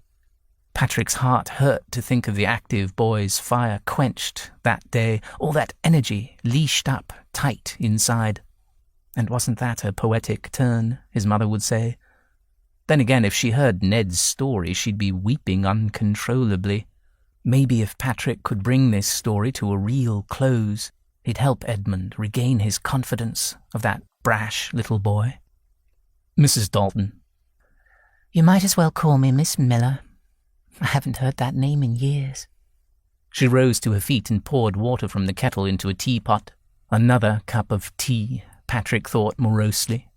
But chances were she'd kick him out after the next set of questions. You're pretty comfortable out here in this village. If you didn't marry to get the money to retire at a young age, can you tell me how you managed? You don't hold back, do you? She stirred the water in the flowered teapot. You didn't answer my question. No, and I shan't. She ambled over with 2 cups and 2 saucers, then brought the teapot, a plate of sugar lumps and a pitcher of milk over too. Several of the foxes wagged their tails and made a small yipping sound. Patrick leaned forward. Can you tell me why you don't want to talk about how you got your money? It doesn't relate to your case, my boy. I think you're prying for no good reason. She poured out the tea and stared into her cup. The tea is too strong. He liked this woman's straightforward manner and her refusal to be offended. I'll tell you, Miss Miller, I think it might relate to my case. My guess is that the Lawton estate paid for your cottage, and maybe an annuity. She picked up her tea and drank. Perhaps. But I think the whole thing might have been arranged by Mr. Sloane, the lawyer. She started at the name and then added a shrug, perhaps to cover her surprise. Could be. She drank more tea. I suppose it doesn't hurt to say yes. After all, the lawyer arranged everything once the Lawtons were gone. I liked that gentleman. He'd already helped my brother Kenneth by getting him a job, but I admit I wasn't sure I agreed with everything he did. I mean, I told him I'd be glad to go with the boy into his house. I did have a care for little Ned. He was sweet under the wildness, and I thought it would be good for him to have a familiar face." Mr. Sloane refused? "Yes. He said the boy needed to start fresh, no reminders of that awful time. I could see why that would be best. I was in a dreadful state myself. I wanted to run away and never talk to anyone again once the police started in with me. And then with Kenneth going away for his new job, I had no one. Not that he and I were ever close. He was a difficult, angry sort of person. But then I felt all alone, and those horrible police were going after me." Patrick thought about his own time with the police. To get to the truth, cops regularly used their fists, rubber truncheons and straps, and they'd never let a suspect sleep. Women got less roughed up, unless they were attractive. "Their suspicions lasted only a day, but—" Miss Miller shook her head. "That whole family, such grand people, gone in such an awful way. When Mr. Sloane told me about little Ned starting fresh, I supposed he wasn't wrong." "Has anyone come to bother you about the story?" She poured herself more tea. "I hid myself well enough. The press talked to the other servants, you know, the ones who wanted to make some pennies by telling their stories. Some of them saw the scene. I didn't, and I wanted nothing to do with the day or talk of it." "The man who attacked you said nothing during the attack?" "Not a word, and the rest of the house was silent too, so I supposed he'd finished what he did to the family." She covered her mouth with a ruddy hand. "Or if what you said is true, there was another man? Oh, my gracious. You think those poor Lawtons could still have been alive downstairs? Those lovely girls?" She picked up her cup and put it down again without drinking. "But if there were two men, the other must have been the one with the family, because I scratched the villain who attacked me, that Weller person they hanged. Oh, Mr. Kelly, I almost wish you hadn't said anything, because now it's coming back to me." She reached down and hauled the three-legged fox onto her lap.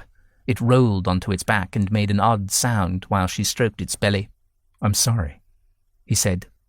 A tear rolled down her doughy face and she wiped at it angrily. "You're doing your job, but I think, yes, I don't have anything else to say to you." With a grunt, she put down the fox and stood. He was being dismissed, and he decided not to object. He rose to his feet. "You have my card, and I've penciled in my address in New York on back." He pulled some coins from his pocket and put them next to his untouched cup of tea. "I don't need your money," she said, sounding offended for the first time. "This is to pay for postage. If you should think of anything else, such as more memories of that day, or if you can recall gossip about possible enemies of the family, or something odd about them and their acquaintances." He paused, wondering if he should add, "especially any information relating to Mr. Sloane, the lawyer," but decided not to. He said, "Please, Miss Miller, if you think of even the smallest detail, I would appreciate a letter. Even if it's just rumors you've heard, send it to me at that address." She glared down at the money, her cheeks red. A long moment passed, and she blinked several times before speaking in a far milder tone. "A letter, all the way to America. I well know that's expensive." "You know someone there?" She folded her arms and didn't answer. "All right. What if I don't think of anything?" "Buy meat for the foxes, then." He pulled out more coins. "Do both." Patrick spent the rest of the day in a fruitless search of possible connections between Mr. Sloane, the lawyer, and Weller, the man who'd been hanged for the murders, and then he looked for something that would link Weller and any notorious criminals in the U.S. Maybe Patrick was working so hard because he needed to justify this journey to England. More than that, he'd love to punish whoever had stripped Ned of his family and turned him from a happy, noisy boy into a stiff and formal gentleman. As he put down the scrawled list of known miscreants the sergeant had handed over, he decided that even if he was correct about the British origin of the murderer, The answers probably lay back in New York or Rhode Island, not in the killer's past. He trudged back toward the house in Mayfair, wondering if he should offer to pay Mr. Green for most of his own expenses. Patrick hated failure. Of course, he occasionally hated attaining his investigative goals even more. There was the time he found out that a sweet-faced little girl had killed her own infant brother. Uncovering the story of his own father was his most miserable success. Patrick's mother, who claimed to be a widow, had always told inconsistent stories about his father, a man she'd met on the ship coming over from Ireland. One night, Patrick had decided to interrogate her about the facts that were so flimsy they shifted like leaves in a stiff, changeable breeze. He'd sat her down in their kitchen and used the soft, cajoling manner he'd learned as a cop. At least he didn't have to be totally ashamed of the memory. He hadn't yelled or pulled out a truncheon. He'd questioned his mom like a fragile witness, not a suspect. "Tell me about my father. I accept your explanation that he died, Mother. But nothing else holds together. God, what an ass he'd been. I accept your explanation, indeed," as if she'd been filing reports that he'd have to check over. Patrick had continued. "Was he a member of the crew or a passenger? Was he dark-haired or fair? You know I won't judge you if you admitted you weren't married." She'd stared at nothing as he spoke. Then silence had filled their small apartment, broken at last by the scrape of her chair over the wood as she pushed it back to rise. "I'll tell you once and then not again. I do not know because I never saw your father's face. I was feeling poorly, went out to the deck. He grabbed me from behind and put his hand over me mouth so I couldn't scream or turn round. Then he dragged me into a small room, no windows and dark as pitch. It was done in less than 5 minutes. "Mother, Mom," he'd begun, but she'd raised her hands. "I'll finish this now, Patrick. After he left me there, I went to the crew and they didn't believe me. They didn't care. Or maybe they were covering the crime for the sake of one of their own. I don't know. All I know is no one believed it wasn't my choice, not even your late uncle, who met me at the docks." Patrick understood that had been why she'd fled her relatives after landing in New York, alone and violated, carrying the child of her rapist. She'd run away. The night she'd told him the truth, she hadn't wept. He did, though, and as he sobbed, he'd tried to tell her he was sorry that he'd badgered her, and then he begged her forgiveness for his very existence. "Don't be daft," she'd said. "It's time I told you. And come now, I said I want no more talk of this." She'd walked around to his chair and given him a playful punch on the shoulder. "Although I don't think you can promise never to ask questions, you always were a pest with your curiosity. I doubt that'll change now. As for the last, don't make me box your ears." He cried for his poor mum, a name for her he hadn't used in years, and of course she comforted him. "This is a ridiculous reversal of roles." He'd half laughed, half sniffled as she'd hugged him. "I didn't suffer. You did." "I've had years knowing a story that's brand new for you." "I'm sorry," he'd said again for the 100th time. "I'm sorry such an awful thing happened to you." "Enough. No, I mean it, Patrick. You've always been a strong boy. Stop indulging yourself," she'd snapped, and then she'd smiled. "Weeping is my job, not yours."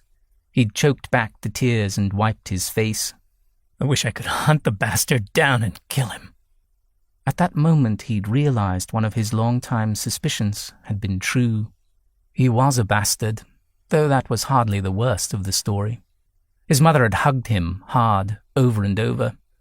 "He was the worst sort of villain, but he also gave me the best thing in my life." After that night, she took to calling him the Best, which became Bestie. The nickname always reminded him of his guilt for his existence, but he wouldn't admit such a thing to her. As he walked toward Mr. Sloane's house, Patrick considered the reason he'd been so astonished by his mother's confession of his conception, and why he had never guessed the circumstances. She'd always treated him as if he'd been a blessing. He'd seen enough violence in his job. Patrick couldn't imagine loving a baby conceived during rape. He'd known his mother was over-emotional. He'd witnessed her breaking down at the sight of a plucked chicken or at the sound of a hymn. But after that he knew she was strong as iron as well. The truth she revealed that night confirmed that a sentimental nature didn't mean weakness. He doubted Mr. Ned Sloane believed that. Strength meant stoicism to the Sloane family and others in their class. It hardly seemed fair to begrudge Ned anything that would lend him strength. Yep, except for the fact that Patrick didn't like anything that let Ned keep him at arm's length. He wanted to be closer. At the very least, a friend who could help Edmund Sloane become Ned again. But Patrick reckoned Ned had already made progress. Coarse and aggressive manners had to shock gentlemen as well, and yet Ned allowed himself to succumb to Patrick. And hadn't that been a wonderful interlude last night? The memory made Patrick walk faster. As he drew near the large pale house, he realized he hadn't thought of his case for several long minutes. Something had loosened inside him. More than just his focus had shifted from hunting a killer to hunting Ned Sloane.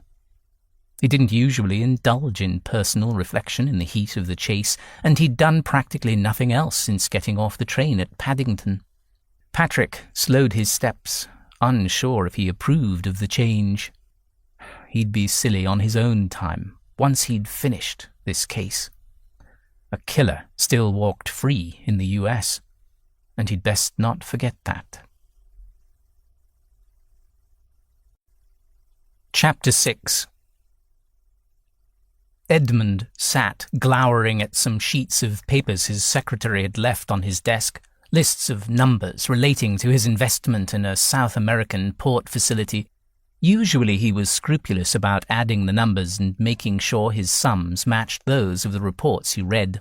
Now he found he couldn't give a damn about the numbers, the port he'd never visit, or the money trickling back to his account. "Sir?" Becker stood before the desk. Behind him a footman held a tray of food. Edmund glanced at the clock standing in the corner of the library. It was nearly 7 p.m. and he hadn't eaten since breakfast. "I didn't order a meal," Edmund pointed out. "Yes, sir, I know." "I don't require a nursemaid, Becker." "No, sir. We shall just leave this tray here, then." Edmund's stomach growled and he gave up. "Thank you." He waited for Becker and Liam to leave before standing to examine the tray's contents. A plate of sandwiches, stewed fruit and roly-poly pudding. Standard fare for a schoolboy, and more than good enough for him in this uncharacteristically sour mood. Damn Patrick Kelly. Damn him to hell and back. And just where in hell was he? Had Patrick gone blithely off to seduce his next man or woman in order to get the information he needed? Edmund sat down with the plate of sandwiches and gloomily ate them while imagining the letter he might compose to Mr. Green. "Your employee burst into my home and my life. He intruded on my well-ordered, peaceful existence and insisted I help him in the most personally painful manner by delving into best-forgotten memories which did not appear to be of any use to either of us. And then, far worse, he left again without so much as a formal farewell." He reached for the pudding and ignored the stewed plums. Edmund had never before indulged in so much shockingly immature sulking. Luckily no one else appeared to notice his childishness, except perhaps Becker. Hence the roly-poly pudding, which tasted better than Edmund had recalled. Once he finished eating, he felt more himself and reached for the papers again, although why he needed more money added to the fortune he already had. He sighed and began to total columns of numbers. When Becker and Liam came in again to collect the tray, Edmund took a moment to look up. "You were right, of course," he said. "I was hungry. Thank you." The faint sound of the front doorbell jangled at 8 p.m. He heard the sound of voices. Edmund put down the papers and waited, but didn't rise to his feet. Becca came into the library. "Mr. Kelly's arrived, sir. He says he will retire if you are uninterested in entertaining him. Tell him he can do what he likes." That sounded far surlier than he felt. Edmund tried again. "That is, if he cares to join me here, I'll be glad for his company." Less than a minute later, the cheerful and loud "Good evening" made his heart beat harder and faster. It was as if someone had opened a window on a bright day and a breeze blew into the dusty corners. Did Patrick's presence always change a room? And did his smile show a kind of raucous brilliance? A silly question to ask, because 2 days ago, in fact, just yesterday morning, he hadn't known Patrick Kelly existed. He knew so little of him. A few minutes ago, Edmund had felt certain Patrick was off charming another person to advance his investigation. The encounter of their bodies had to be what changed Edmund, from a man who valued thoughtful evaluation into some kind of eager animal. That helped Edmund feel sober, and he greeted the exuberant Patrick with a more level, "Please take a seat. I hope you had a productive day." Patrick sat and perched his hat, a dusty bowler, on his knee. The thought of those long, powerful legs jolted Edmund's desire awake. Edmund waved a hand. "Why didn't you give that hat to Becca?" "I was in a hurry and wanted to see you." The simple answer threatened to shove Edmund toward rapaciousness. He pushed back his desk chair, ready to pounce or flee. He hadn't decided which. Patrick's sharp gaze moved around the room. "This looks like the Astor Library." "Beg pardon?" "The Astor Library in New York. Floor-to-ceiling books and lots of them." "You like to read?" "Sure. Are you surprised? Or did you think I'd only like penny dreadfuls?" He grinned. "No, don't look so worried. I'm not offended. I was teasing you a little." "I forgot you went to college." "Yes. Where I come from, people don't usually stay in school past 5th grade." "Were you so very exceptional? I'm rather surprised."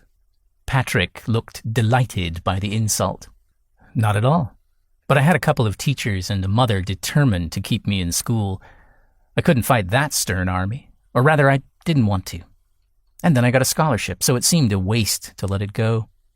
"You had more education than most policemen?" "Yes, and it didn't do me any good in that profession. The regulars on the beat thought I was too snobbish for them, and the higher-ups didn't like my background. I thought many of them were Irish." Sure. Patrick waved a hand as if to dismiss the topic of his background. Edmund suspected he hid something. With anyone else, he'd be far too circumspect to tread on an obviously sensitive subject. But the fact that Patrick, who delved and dug like a badger, might be hiding something of his own proved irresistible to Edmund. "What didn't they like about you, Mr. Kelly?" He added a the same sound Patrick made to add emphasis to a question. "I'm a bastard." Patrick sounded entirely unconcerned. "Illegitimate, I mean."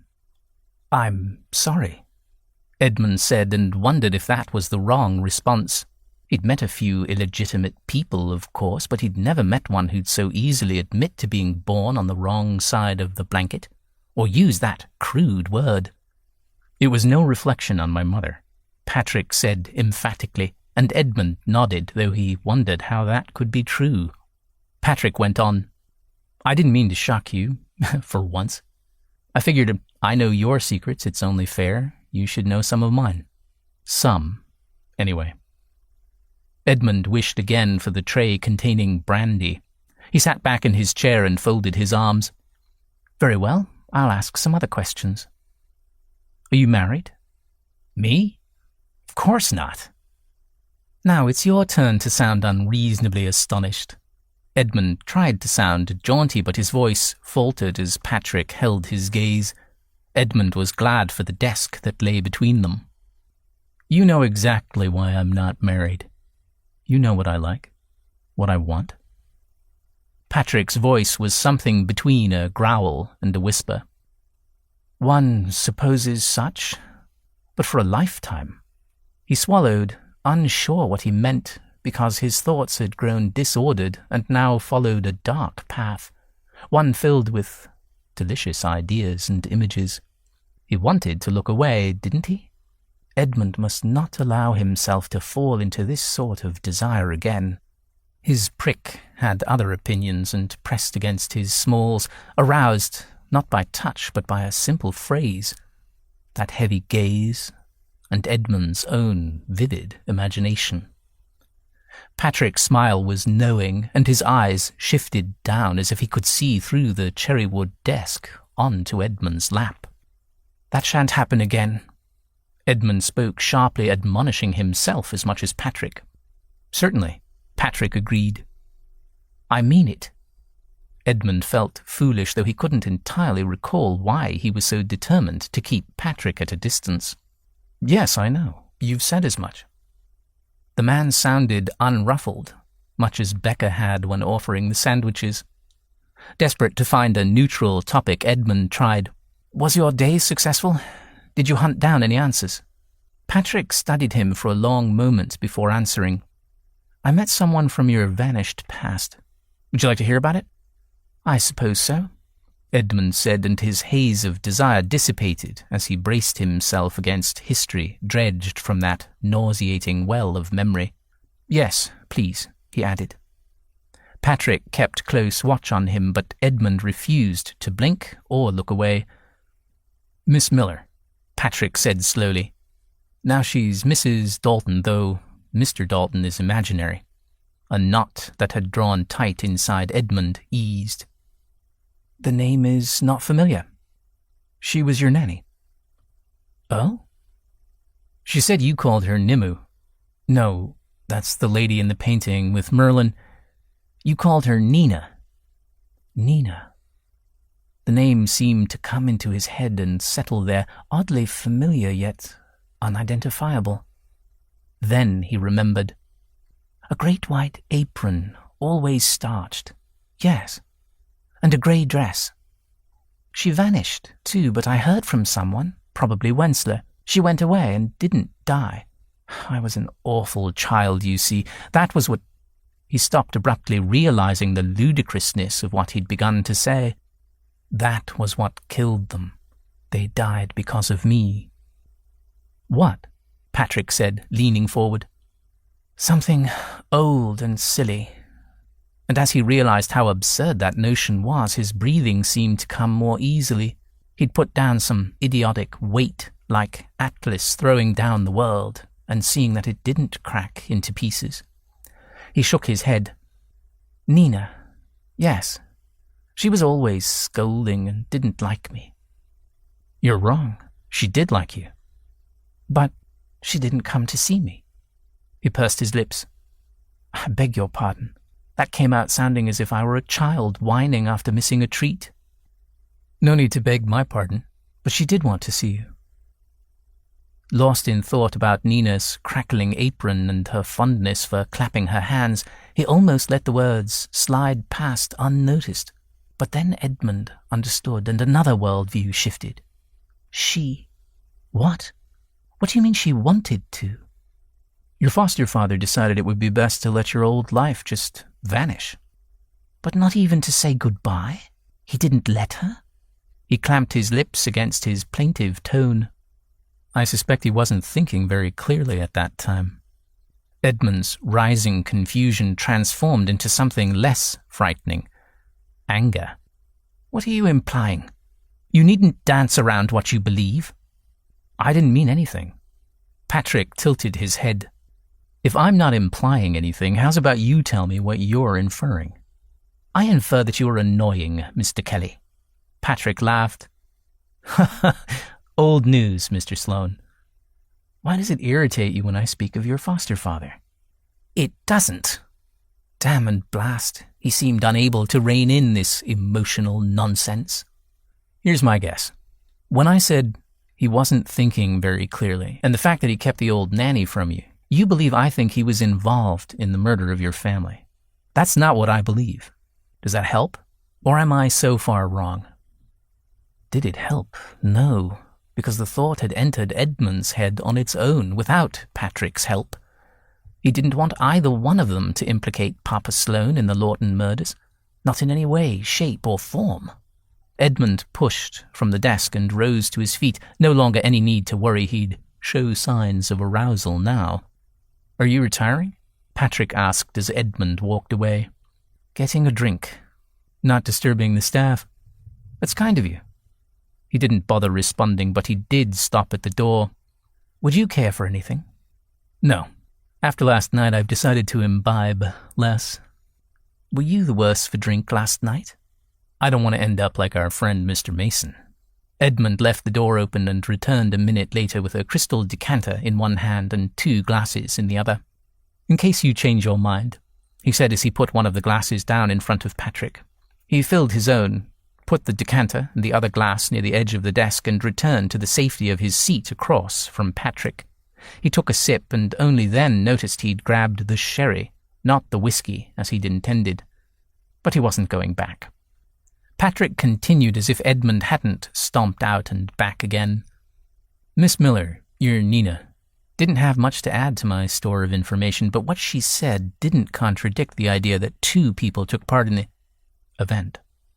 She's the one who left scratch marks on the one man, the one who was hanged. Key evidence, of course." "I didn't know." "You don't know very much about that trial or crime, do you?" He didn't sound in the least judgmental. "That must be by choice. So I won't tell you details unless I think it'll help me, all right?" Edmund was going to agree, but then he said, "No, please, don't protect me. It's unnecessary. I am a man full grown, usually." Patrick's smile was huge. "Well, that's a relief, and not just because it'll make my life easier in that regard. I want to make things easy between us." "I've already said no about that sort of... about that." Patrick raised his dark brows in mock surprise. "And once again you've inferred something, although this time, yes, I meant to imply it." Edmund couldn't help it. He laughed.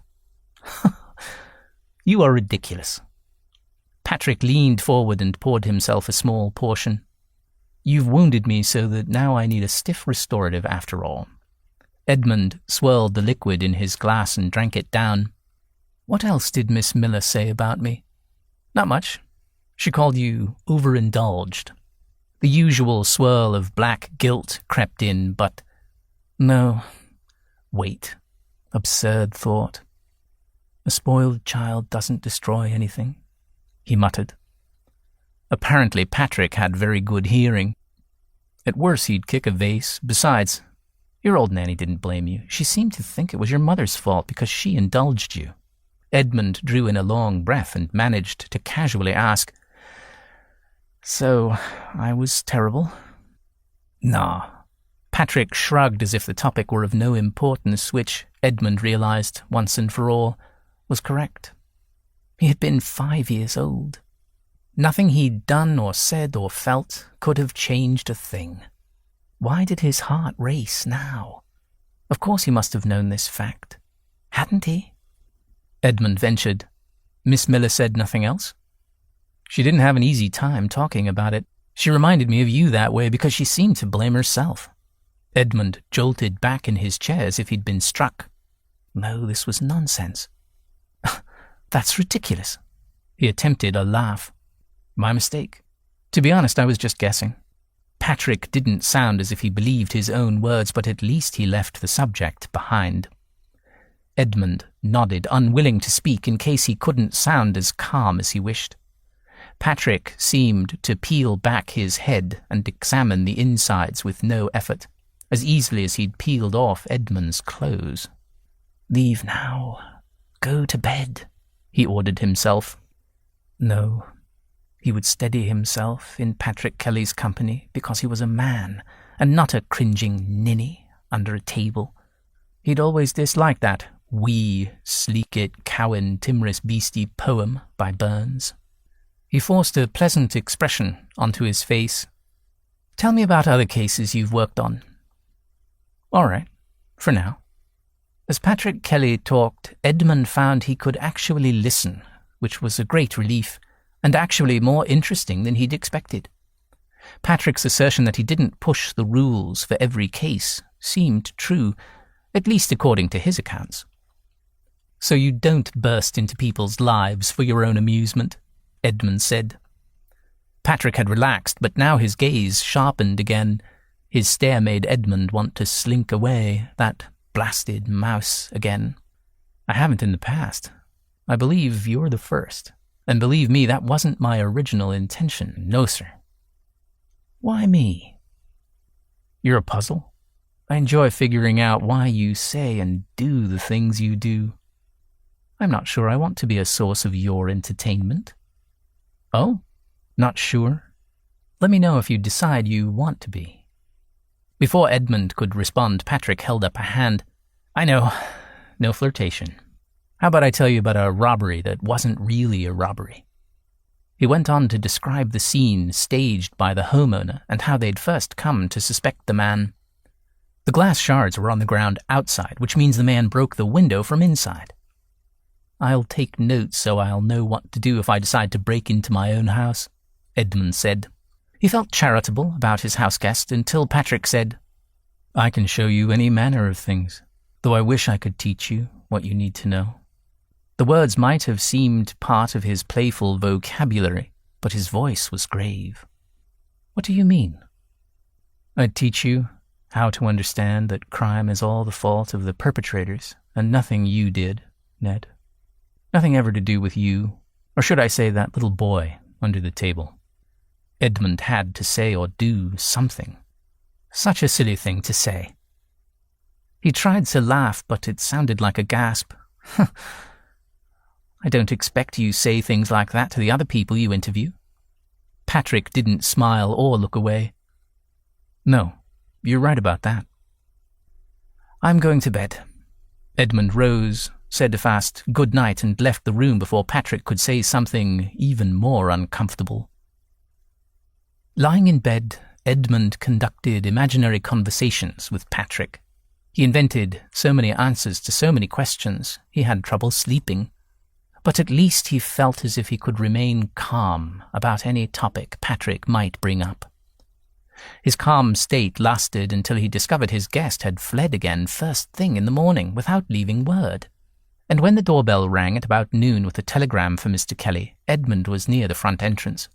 He waved off Becker and accepted the envelope from the boy who was still panting from his bike ride. He longed to rip open the telegram, but he'd wait. After a while, he wondered if he'd need to hire a detective of his own to track Patrick down. Chapter 7. Patrick had slipped out of the house before 9. He found the distraction of his host kept him from concentrating on his work, although perhaps that was an excuse.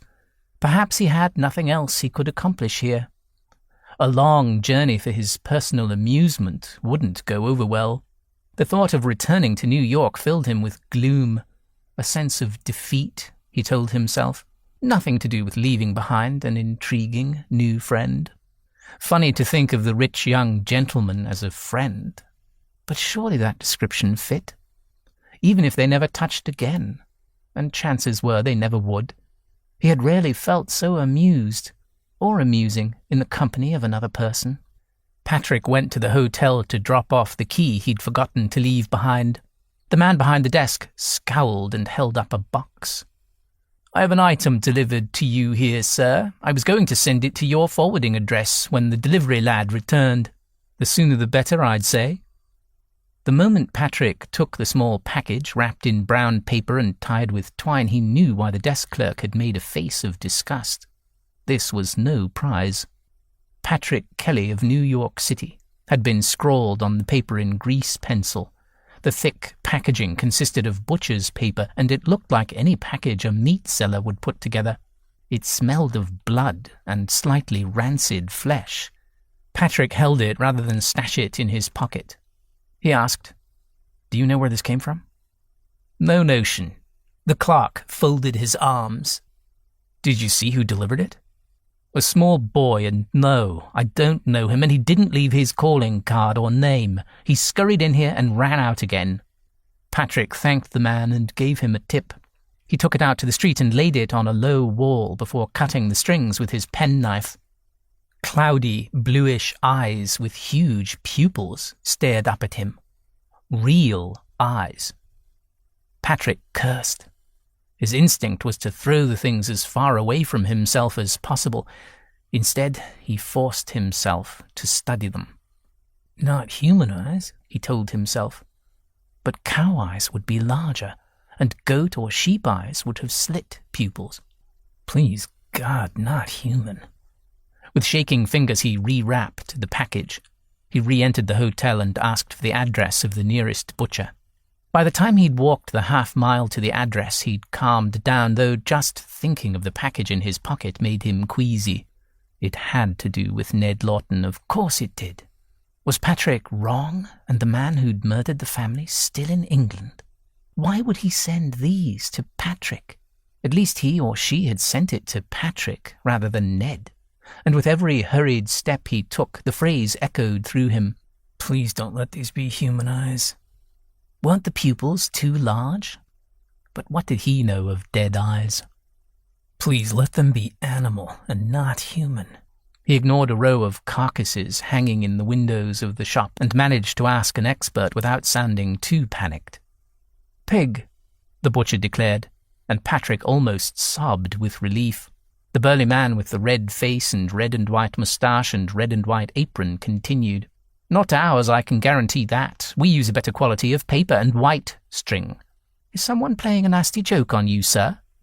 A joke, Patrick agreed. Better that than a threat. He wondered if he could throw away the package, best to save the wrappings and dump the contents. He did not wish to carry rotting eyes around the city. The butcher agreed to take the eyes and add them to his offal or cast meat pile. Patrick thanked him and handed over a few pence. He pocketed the twine and the now empty wrapper with his name. The scent of dead animal filled the shop, so he didn't know if it also filled his pocket. It took a half-crown and couple of sixpence to get the butcher to scrawl a list of his competitors in the area. The man ripped a piece of paper from the roll next to some hanging chickens and took up a pencil from the brim of his bowler cap. You'd best start with that meat market.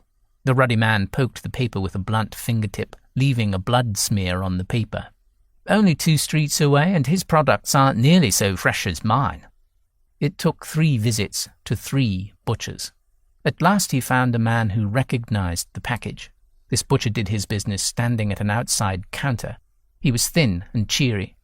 Yes, I delivered fresh eyeballs, not so strange as you'd think. They make a fine addition to a stew. I have a recipe if you wish for it. Can you describe the person who'd bought the eyes? Office boy, no more than 14, 15 years old, nothing unusual, I'd say. Probably a dark-haired chap. Yes, I think that. Flat plaid cap. Patrick handed over some money, but even as he gratefully pocketed the coins, Mr. Belson declared he couldn't elaborate on the description. The boy had paid for the eyes, hadn't put it on an account. He'd told Belson where to deliver the package, turned, and was gone. My son handles our deliveries. The office lad scampered off right away. Patrick walked off, wondering who would want to send him a message, and what exactly the message could be. Come find me seemed right. The killer had never sent any sort of message before, not after the Lawton murder, nor the ones in the United States. And why send something to Patrick, of all people? Perhaps whoever had sent those awful eyes wanted Patrick to think the murderer was here. Perhaps it was some other kind of threat.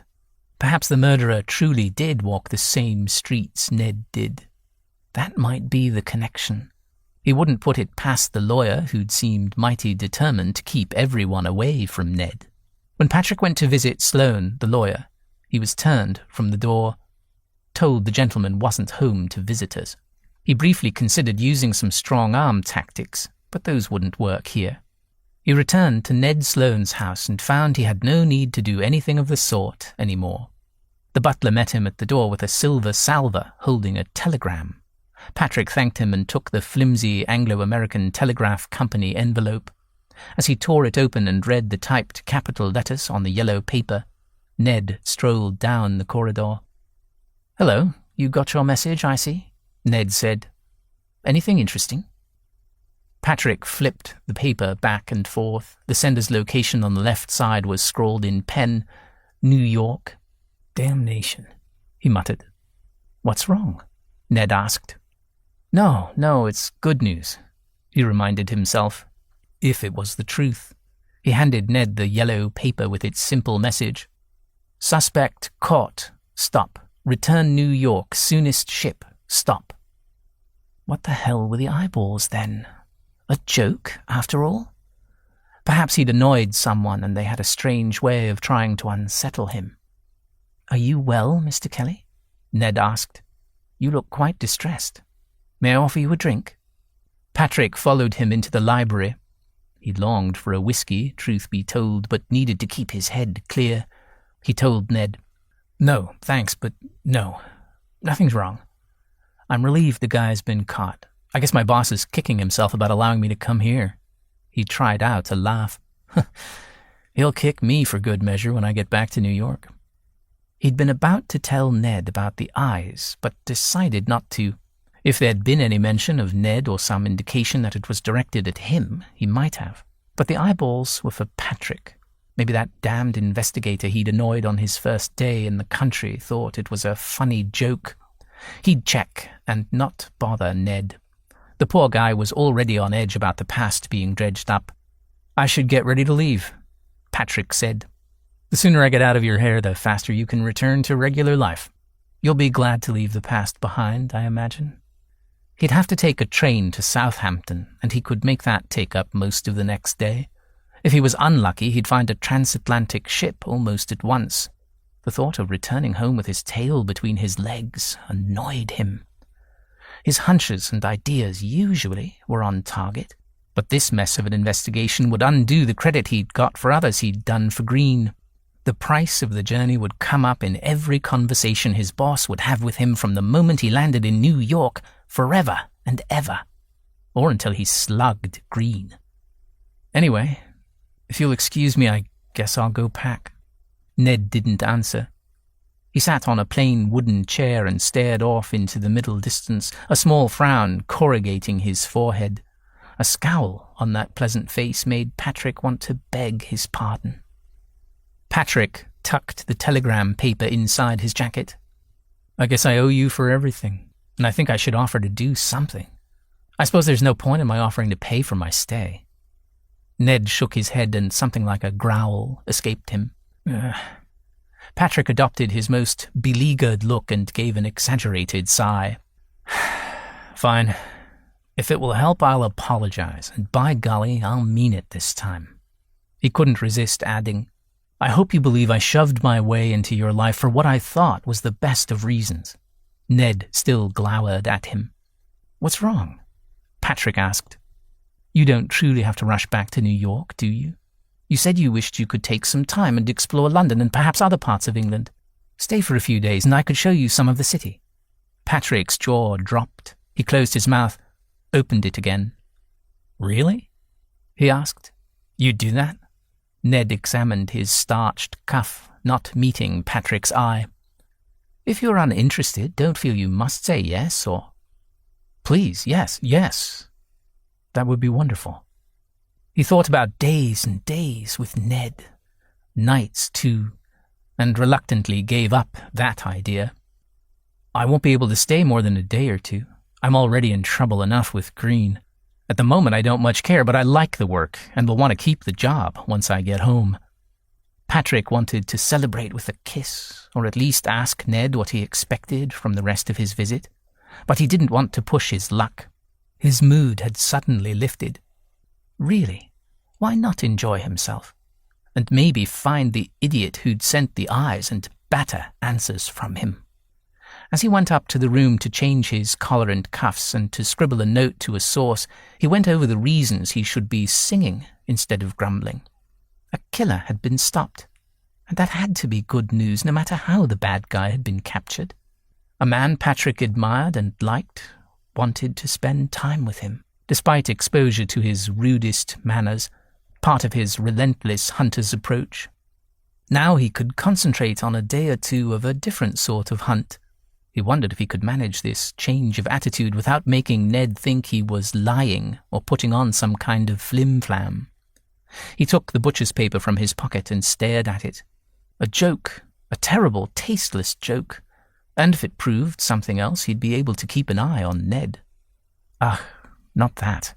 Keep watch on Ned, Patrick amended. He decided to leave the fact of the eyeballs out of the note to his friend the reporter, who wouldn't be able to resist a dramatic touch like that. But as long as he remained in London, he'd do some looking, no, searching, about the truth of those eyes. He trotted down the stairs and Liam, waiting at the bottom, directed him to the library. "Can you deliver this?"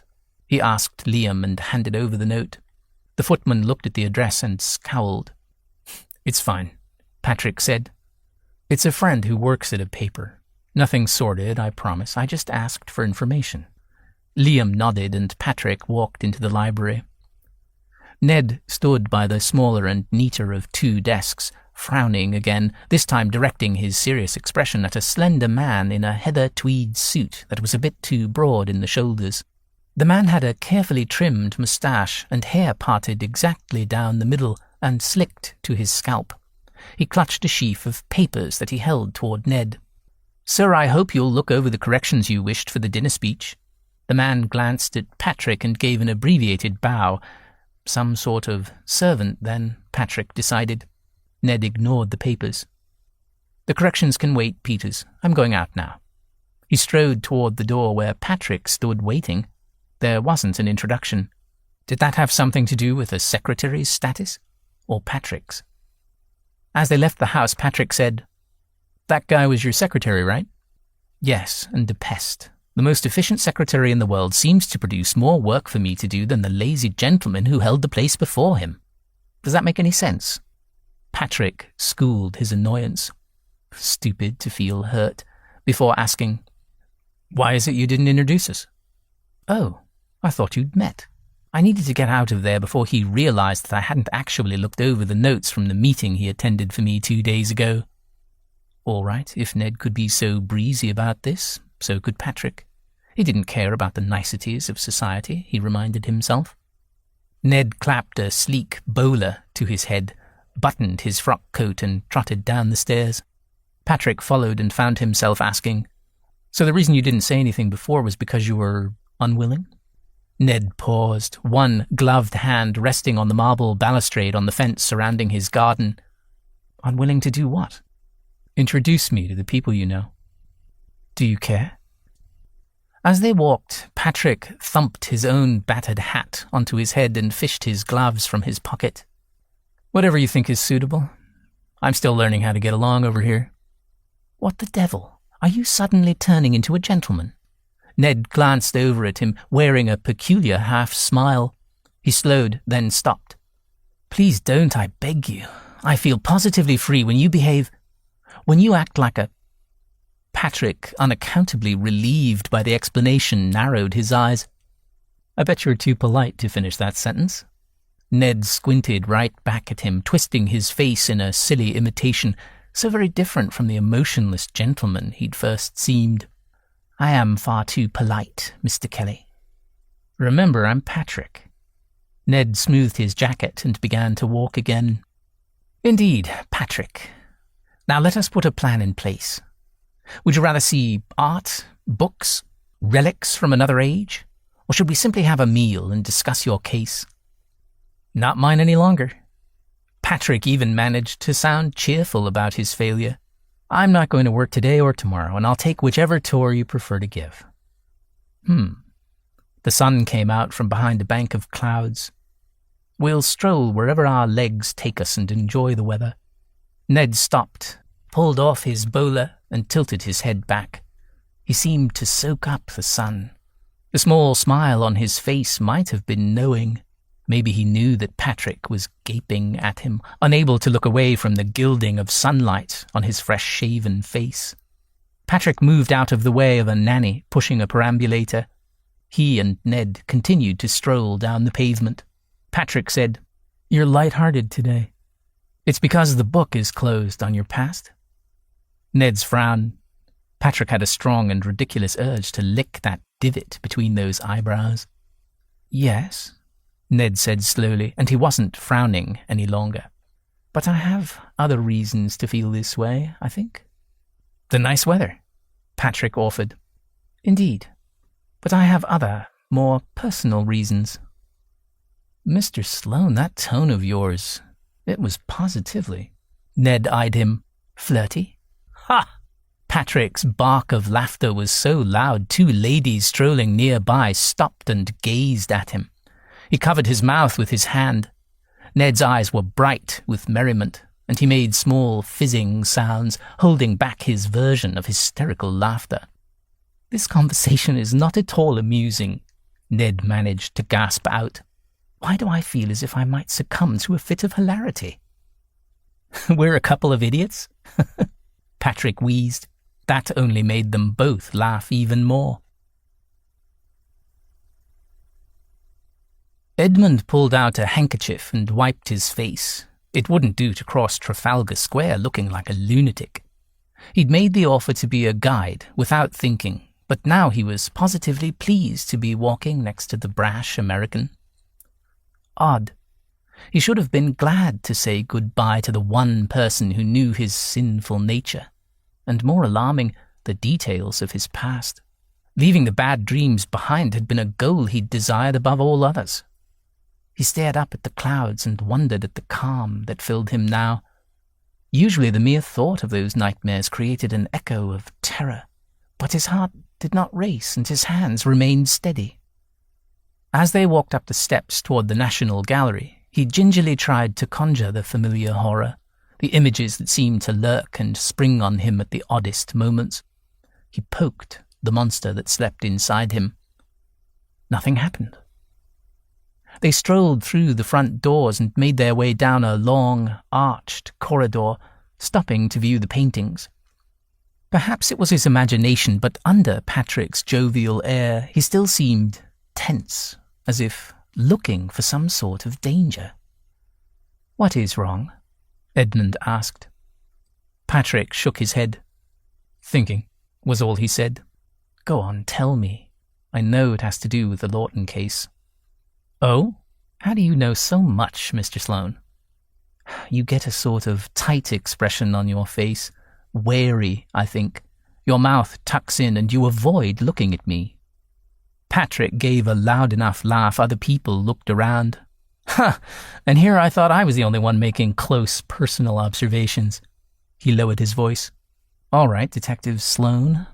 I wonder who the hell they've caught in New York. I can't help wondering what the connection is to you. There must be one because I didn't make it up, did I?" "What can you do? Is there someone you can talk to?" "I'm waiting a bit first." "Waiting for what?" Rather than answer, Patrick walked ahead of them to point at a Jambono. "Say, this painting is from the 1400s, but looks more modern, huh?" Ned half listened. He returned to the other exercise, trying again to summon the worst of the images he'd seen night after night. In the past, he'd always shied away from that exercise. The pictures of blood and mutilation his mind conjured had seemed too dreadful to contemplate, but now they might have been among the paintings on the wall in front of him, with no power to horrify. "Judging from the expression you got on, you really loathe that Madonna and that piglet she's holding." Patrick touched his shoulder. "Do you want to leave? I like this place, but wherever we go is fine with me." They stood in front of a medieval portrait of Mary, with an infant Jesus who did indeed look slightly porcine. "No, the painting is lovely. I'm distracted. I shall pay better attention now." "No need," Patrick said. "As long as you're not looking so bleak because you want to attack me, I'm fine." "My appearance is that forbidding, is it?" "Grim as a grave," Patrick confirmed. "What are you thinking about?" Edmund described the portraits of murder in his mind, wondering at their curious new lack of power. His words came out in a rush. He needed to speak before he had second thoughts about sharing such things. Patrick listened without interrupting. Edmund finished with, "I feel as if I've exorcised demons, or at least dulled their claws." "You probably have," Patrick said. Edmund moved to the next painting, another Madonna. He said, "If I have, then it's because I've talked to you. Thank you." "You're welcome." Patrick shoved his hands into his trouser pockets and edged closer to Edmund. "It feels wrong to get a pat on the back when I wasn't even trying to help you. It feels worse to know that." They walked through the galleries and looked at the paintings and sculptures. Edmund was pleasantly surprised to learn Patrick recognized many of the artists whose work they saw. Patrick paused in front of a Dutch master's still life. "You have one of his works in your collection in that front parlor." "So I do. I'd forgotten that painting." Patrick snickered. "Some collector you are." "I'm not really. Mr. and Mrs. Lawton loved and collected art, and they hadn't lived long enough to pass along their appreciation to their son. Perhaps he'd make a better study of what they'd treasured." After a couple of hours of art, they returned to Edmund's house for a meal. He wasn't ready to eat in public yet, but he found he could manage with Patrick. His new friend seemed distracted, somehow, lost in less than pleasant thoughts, but denied any such thing when Edmund ventured to ask. The afternoon was devoted to going to bookstores and then visiting Bond Street. Patrick refused to allow Edmund to purchase him any sort of clothing. They visited Edmund's club. "Another thing I can cross off my list," Patrick whispered to him. "A real gentleman's club in England. I've been to societies and clubs in the States, but this is even better." Edmund enjoyed his company and felt freer with him than even with Wensler. Had he anything to hide from Patrick? Nothing. He wondered if Patrick had something hidden from him.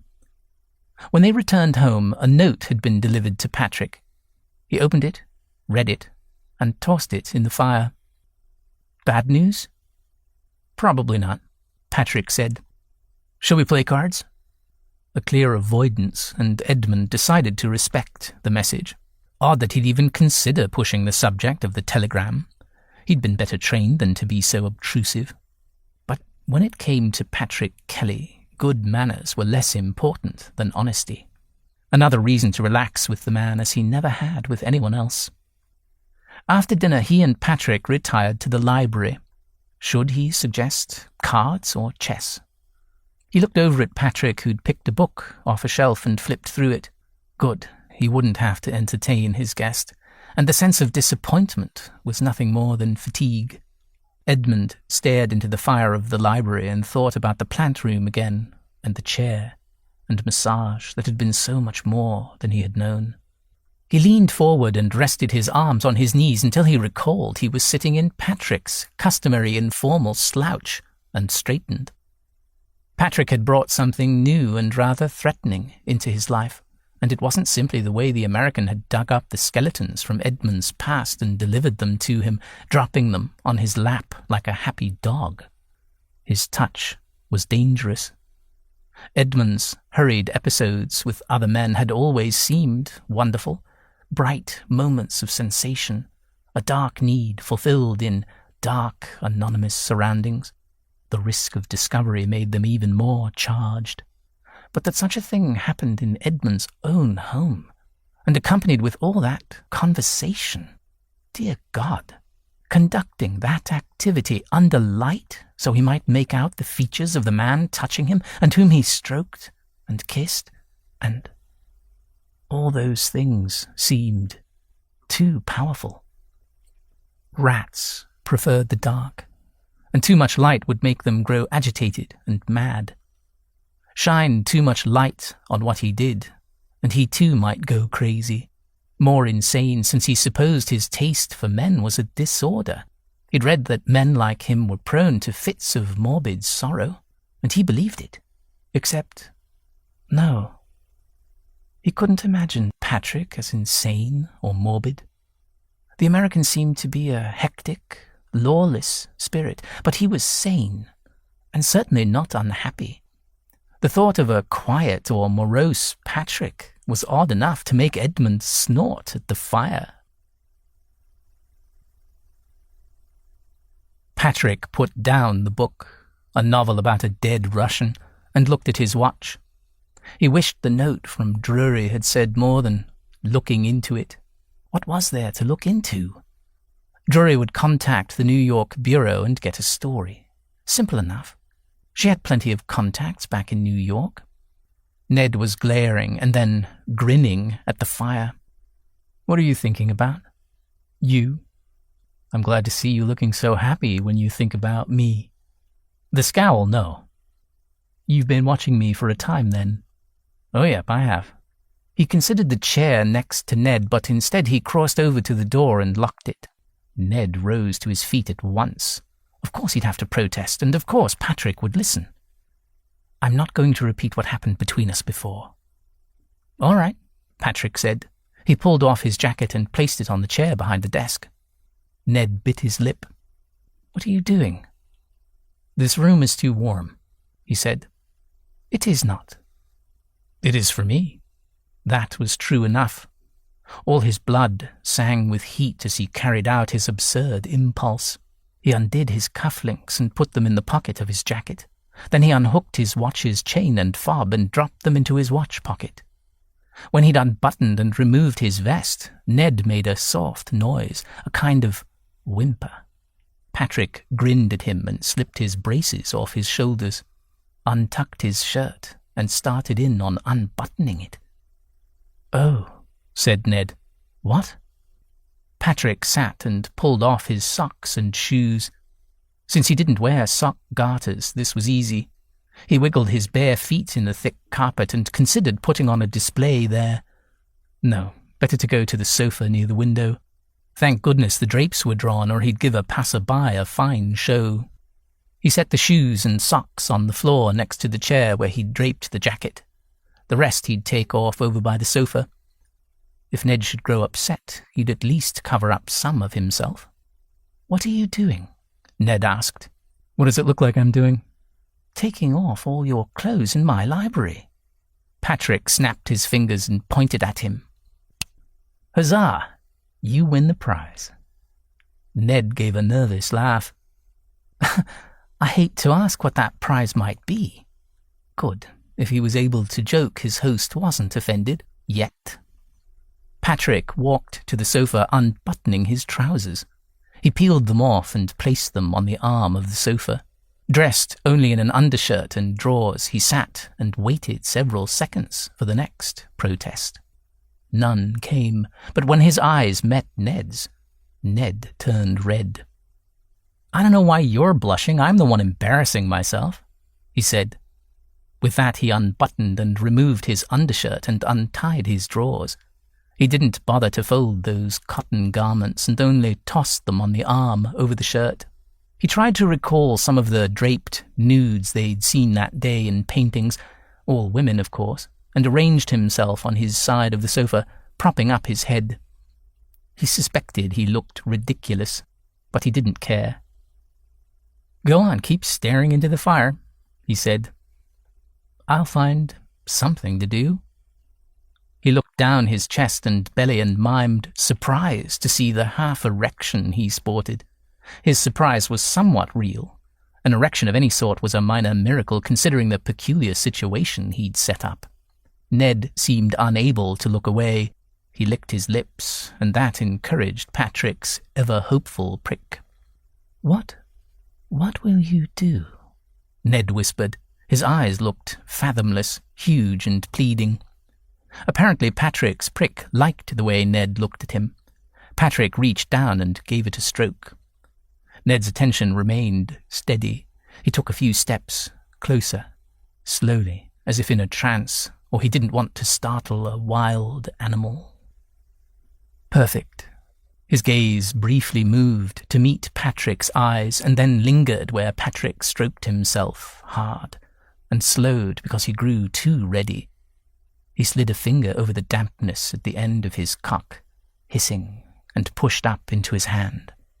Another stroke under that hungry gaze, and Patrick grew close to exploding. He didn't want to let go until he had Ned's skin under his palm, or any part of his hand, mouth, prick, rear. He didn't care which bit Ned touched, which piece of him. Patrick craved contact, and more skin would be better than none. Hallelujah. His absurd actions were having even better results than he'd hoped. Ned knelt by the sofa and grazed his fingers over Patrick's busy hands and arms. He grasped Patrick's wrists and tugged. "Let me, please." His voice cracked. Patrick let him draw his hands away. Ned leaned close and his breath brushed over Patrick's naked skin. When he laid a tentative kiss on the underside of his engorged and interested cock, Patrick shivered, repressing the urge to shove up and clamour for more. Kisses and soft licks were almost too much and not enough. He groaned and stroked Ned's hair. "Is this all right?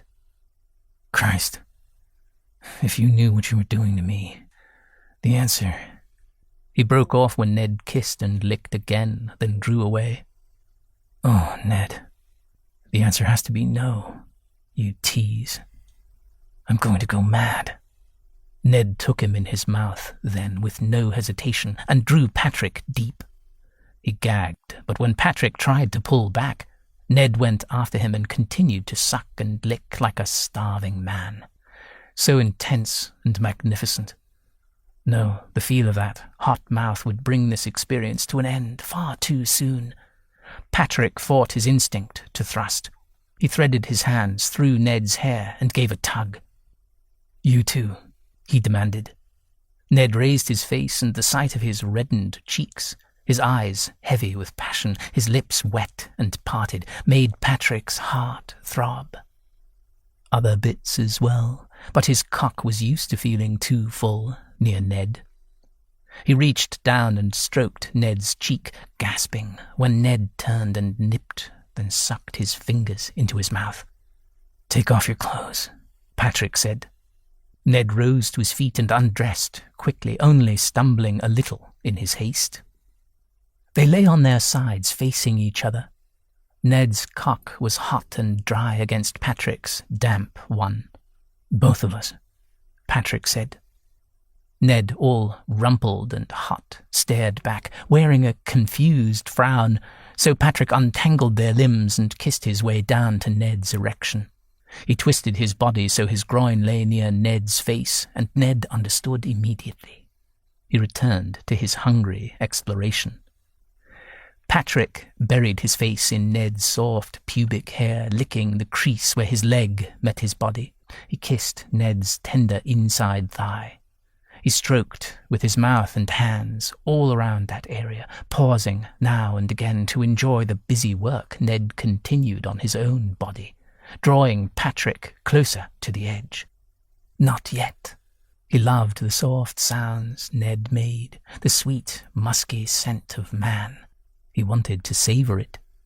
He moved his hand to the base of Ned's cock and pumped, determined to bring him off. But then Ned did something with his tongue, and Patrick knew he would spend any second. The release swept through him, and he squeezed his eyes shut and threw his head back. Even through the moment, his fist moved jerkily. In his grip, Ned's cock grew harder and larger. Warm liquid hit Patrick's chin and cheek. When he could breathe again, he groaned, a ridiculous sound to express his amazement and pleasure. "Oh, my Ned," he whispered. The other man lay still for several long heartbeats. "Well, that was..." He shook his head. Patrick attempted to hold back his desperation and sound only amused. "Good? Bad?" Ned pursed his lips. "Good." They cleaned, then dressed almost at once and in silence, but Ned smiled at him and moved easily. The ramrod's straight back and stiff motions were gone. Before he could suggest a rematch, however, Ned bid him good night and slipped from the room.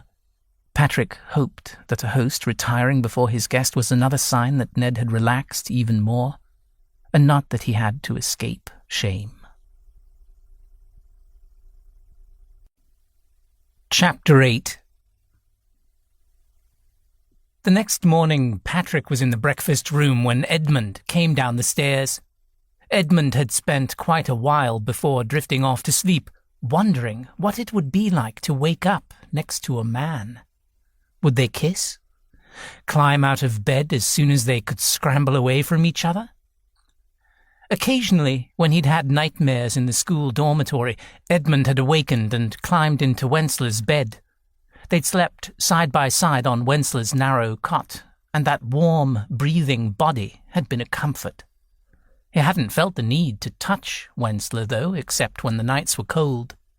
That form of well-being had ended when Edmund realized that his fantasies about other boys weren't going to go away. Even if Wensla wasn't the object of his dreams, he felt as if he could somehow harm his friend in his sleep. A strong man like Patrick would be able to keep Edmund from any unwelcome touches.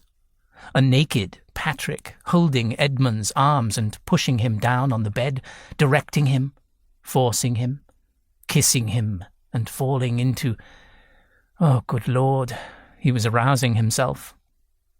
Edmund knew his face was burning as he sat at the breakfast table, but his visitor was leafing through a newspaper and didn't look up for several minutes. Patrick was a quiet man in the morning. Edmund wouldn't have guessed that. Edmund dismissed Liam. He never liked eating with servants in the room. Patrick folded the paper and laid it aside. "What shall we do today?" "We shall go explore more of London." Patrick grinned at him. "You sound sad about the idea. I wonder if we ought to stay here and explore each other instead. Not so quiet after all." "No." "Later on, then? This evening?" Patrick lifted his cup of tea and kept his attention on Edmund as he drank. Edmund gave a single nod, and even that felt outrageous, an acknowledgement and acceptance of what they could do together. His mouth watered, his skin prickled. He couldn't wait. "Good." Patrick rose and rubbed his hands together. "We'll go soak up art, beauty, learning, and all of those fine, civilized parts of your city. The place is chock-a-block full of culture. You eat and I'll be back momentarily." They walked through Hyde Park and visited an art gallery where Edmund had sold a couple of Lawton family pieces he disliked. The proprietor greeted them with enthusiasm and offered them refreshments. Edmund was just as glad when Patrick said he wasn't hungry. Yet the thought of food hadn't created nausea in Edmund. Perhaps Patrick's presence kept him from his usual responses. He might conduct an experiment or two. Perhaps he should face his ghosts in physical form. He thanked the gallery owner and, as they walked out the door, asked Patrick, "Shall we visit the wax museum now?" "From high culture to low," Patrick said. "Hey, didn't you make a sneering comment about that place?" "I merely said I hadn't seen it. I'm not a snob," Edmund said indignantly. The new location on Marylebone Road was more than 2 miles away. Edmund hailed a hansom. They took a roundabout route, and during the ride Edmund began to regret his suggestion. Despite what he'd said to Patrick, perhaps he was a snob. Nearly everyone he knew derided the museum as coarse, appealing to the worst of common tastes. He drummed his fingers on his leg and cursed himself. Of course, that wasn't the reason for his discomfort. The Chamber of Horrors awaited, with a depiction of his own personal nightmare. "I'm having a great time," Patrick said. They sat side by side in the small space of the speeding carriage. "What about you?" Edmund made what he hoped was a sound of agreement, but Patrick leaned forward and studied his face. "You're still grim. Heck, you look like you'd have more fun attending your best friend's execution. Shall we go visit a dentist and have a few teeth extracted instead?" Edmund tipped his hat forward over his face. "Oddly enough, I am usually quite good at hiding what I'm feeling from other people." A sharp elbow dug into his side. "Go on. You can tell Mr. Kelly about it. What's the problem?" Edmund spoke with the hat still hiding his eyes because he didn't want to see either pity or disgust. In the last few days he'd grown extremely tired of his delicacy and guessed that anyone else would see him as a quivering mess. There is a special rogues gallery there. He paused, trying to think of how to put the rest, but Patrick understood. "Oh," Patrick said softly, "and Weller is in there." Edmund pushed the hat back. "I am a full-grown man, and am not afraid of a wax dummy." He defiantly met Patrick's steady gaze and read only warmth and humour. "We'll skip that part if you want, or, hey, I'll walk with you so we can go through it together. Put your hat over your face again, or I can tie my handkerchief over your eyes, if you think that'll help you ignore that part of the exhibition." The brisk, amused tone he took suited Edmund more than ignoring the topic or growing gravely sympathetic, the only two responses he'd imagined possible. How could Patrick have known exactly what to say? If anyone else is visiting the exhibition, a patron touring the exhibit blindfolded would provide an amusing sideshow, Edmund said, and, incredibly, felt like laughing. Patrick pulled out his handkerchief and shook it in his face threateningly. Edmund snickered. "If a blindfold doesn't work, you ought to shove it into my mouth if I start screaming like a ninny." "If I shove anything into your mouth," Patrick whispered, "it won't be some piece of cloth." A frisson of desire ran through Edmund. "Good Lord," he muttered back. "And wouldn't that be a show for the paying customers?" They were still laughing as the hansom drew to a halt in front of Madame Tussaud's. After years of decorous behaviour, Edmund had come loose from some sort of mooring. He was behaving like an idiot schoolboy, and his prick seemed to have reverted to those days when it grew hard when another boy grinned at him. Patrick had a very attractive smile indeed. Edmund paid their admissions, and they entered the wide hall and climbed the stairs. Once they pushed through the brass turnstile and admired the huge mirror, he couldn't avoid the exhibits. A fascinated little boy asked his father if the Pope laid out on a bed was truly dead. "And that's his body," the man said solemnly, "covered in wax to keep the flies off." The mother started to argue with him about terrifying the boy, and Edmund and Patrick slipped past. "These things give me the shivery horrors," Patrick said as they shuffled past some wax figures of British royalty. Not quite human, then again, not quite not human. Take a gander at Henry and his wives gazing at nothing. Soulless, empty things. Edmund shrugged. He didn't enjoy the crowds of real people, but the wax beings didn't bother him. He wondered how much effort it took to create one, and if the people who sculpted them enjoyed their work. The sound of a small orchestra drifted down the hall, and they made their way past effigies of popular authors, skirting the crowd at Dickens. A lady in a bright purple dress spoke to the statue. "She's reciting passages from Little Dorrit," Patrick informed him. "The one about debtor's prison." "I haven't read much Dickens," Edmund confessed. "I bet your foster father said he appealed to the masses," Patrick said. "Perhaps, although I wish you would cease portraying me as an over-refined aristocrat," Edmund said. "I imagine you've read everything Dickens wrote. Every last word, and some of them twice." At last they arrived at the Chamber of Horrors. Edmund's head ached a bit, but not from fear. It was likely due to the crowds. A small boy's shrill temper tantrum, a stout lady's floral perfume, as well as the off-key blaring and scraping of the orchestra. Yet he wished he could grab Patrick's hand. He'd drag Patrick back to his house, where they'd strip off all their clothes and indulge in more massaging.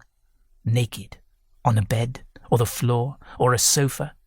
He didn't care where, as long as they were alone. Within minutes, he stood in front of the exhibit of past notorious murderers. He'd imagined this moment, but never before had he pictured himself with a cock half erect. The thought made him want to crow because he was alive. The man who'd done it all was long gone, and he, Edmund Lawton Sloane, had survived. He didn't recognize any of the faces on the wall. The only exhibit of full figures was near the guillotine. "Weller is up there?" he whispered to Patrick. Patrick pointed. Edmund inched closer. "I don't know that face," he said at last. "I don't remember it at all." He scanned the rest of the masks and knew none of the rest of them either. An etching and a photograph were near the portrait of Weller. He'd seen the etching before. It was a recreation of the scene in the Lawton house from a newspaper. Wensler had shown him a copy years earlier. The photograph, though, looking at it, he felt something punch him hard in the chest. Before. A woman sat in a chair with a sleeping baby on her lap. A man stood behind her, and on either side of her were two small girls. His vanished family and him. He realized that he had not seen a single picture of the Lawtons, his family, since he was a small boy. Had he asked Papa Sloane to see them? He didn't recall asking or being refused. But he knew he hadn't seen those people alive or even in a photograph for many, many years. He studied their faces as if he could memorize them. They looked as glassy-eyed and blank as the wax statues, the way people do when they posed for photographs, though the man wore a faint smile. My father, he thought, and moved even closer. A hand rested on his shoulder, warm, strong, and offering comfort.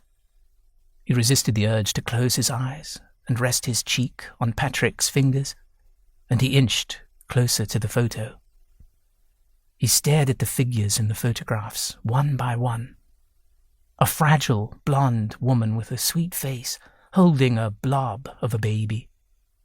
Edmund tried to memorize them all. His mother, those fragile blonde girls with distinctively large eyes, and the dark-haired man with Edmund's nose and the same large eyes. My mother clearly didn't cheat on my father. We all look just like him, he whispered to Patrick. He must have taken too long examining the photograph because someone in the crowd behind him made a throat-clearing sound, and someone else complained in a loud mutter about needing to get on with it. Edmund had gotten off the path through the exhibit, but when he'd moved closer, he blocked anyone else seeing the Lawton family portraits before and after death. He glanced at the artist's rendering. After. Body parts and teacups of blood, so much blood, hand-coloured, and the badly proportioned bodies at the table, a standing man sawing off a seated man's head. Not exactly fine art. And under the table, a small boy lay curled, his face turned toward the viewer as he screamed. Of course, little Ned Lawton hadn't made a noise, or he would have been caught. Maybe his mouth was open in a silent cry. Maybe the artist wanted to get as much pathos and fear into the print as possible. That's not a very good piece of art, he told Patrick, who still stood comfortingly close. He took one long last look at the photograph. Then, at last, he backed away from the pictures and the mask of a man he'd never seen. The rest of the museum was a blur to him. Only the photo remained clear in his mind. It seemed to reveal other memories beyond vision. Could he recall the way his mother cleared her throat? And his father's deep laugh might have been something he'd heard very recently, an echo in a room he walked through regularly. A family. He'd been a part of them and loved them.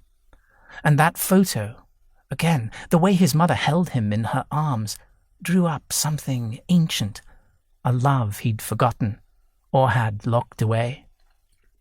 Her face had resembled the one he saw in the mirror. She'd been real. They'd all been more than hazy dreams. He'd walked, squabbled and played with them, the children and the adults too, every day. Family. He and Patrick walked out of the dark museum into the cool, fragrant day. Edmund briefly thought of the stupid etching, but then he considered how pretty his family had been.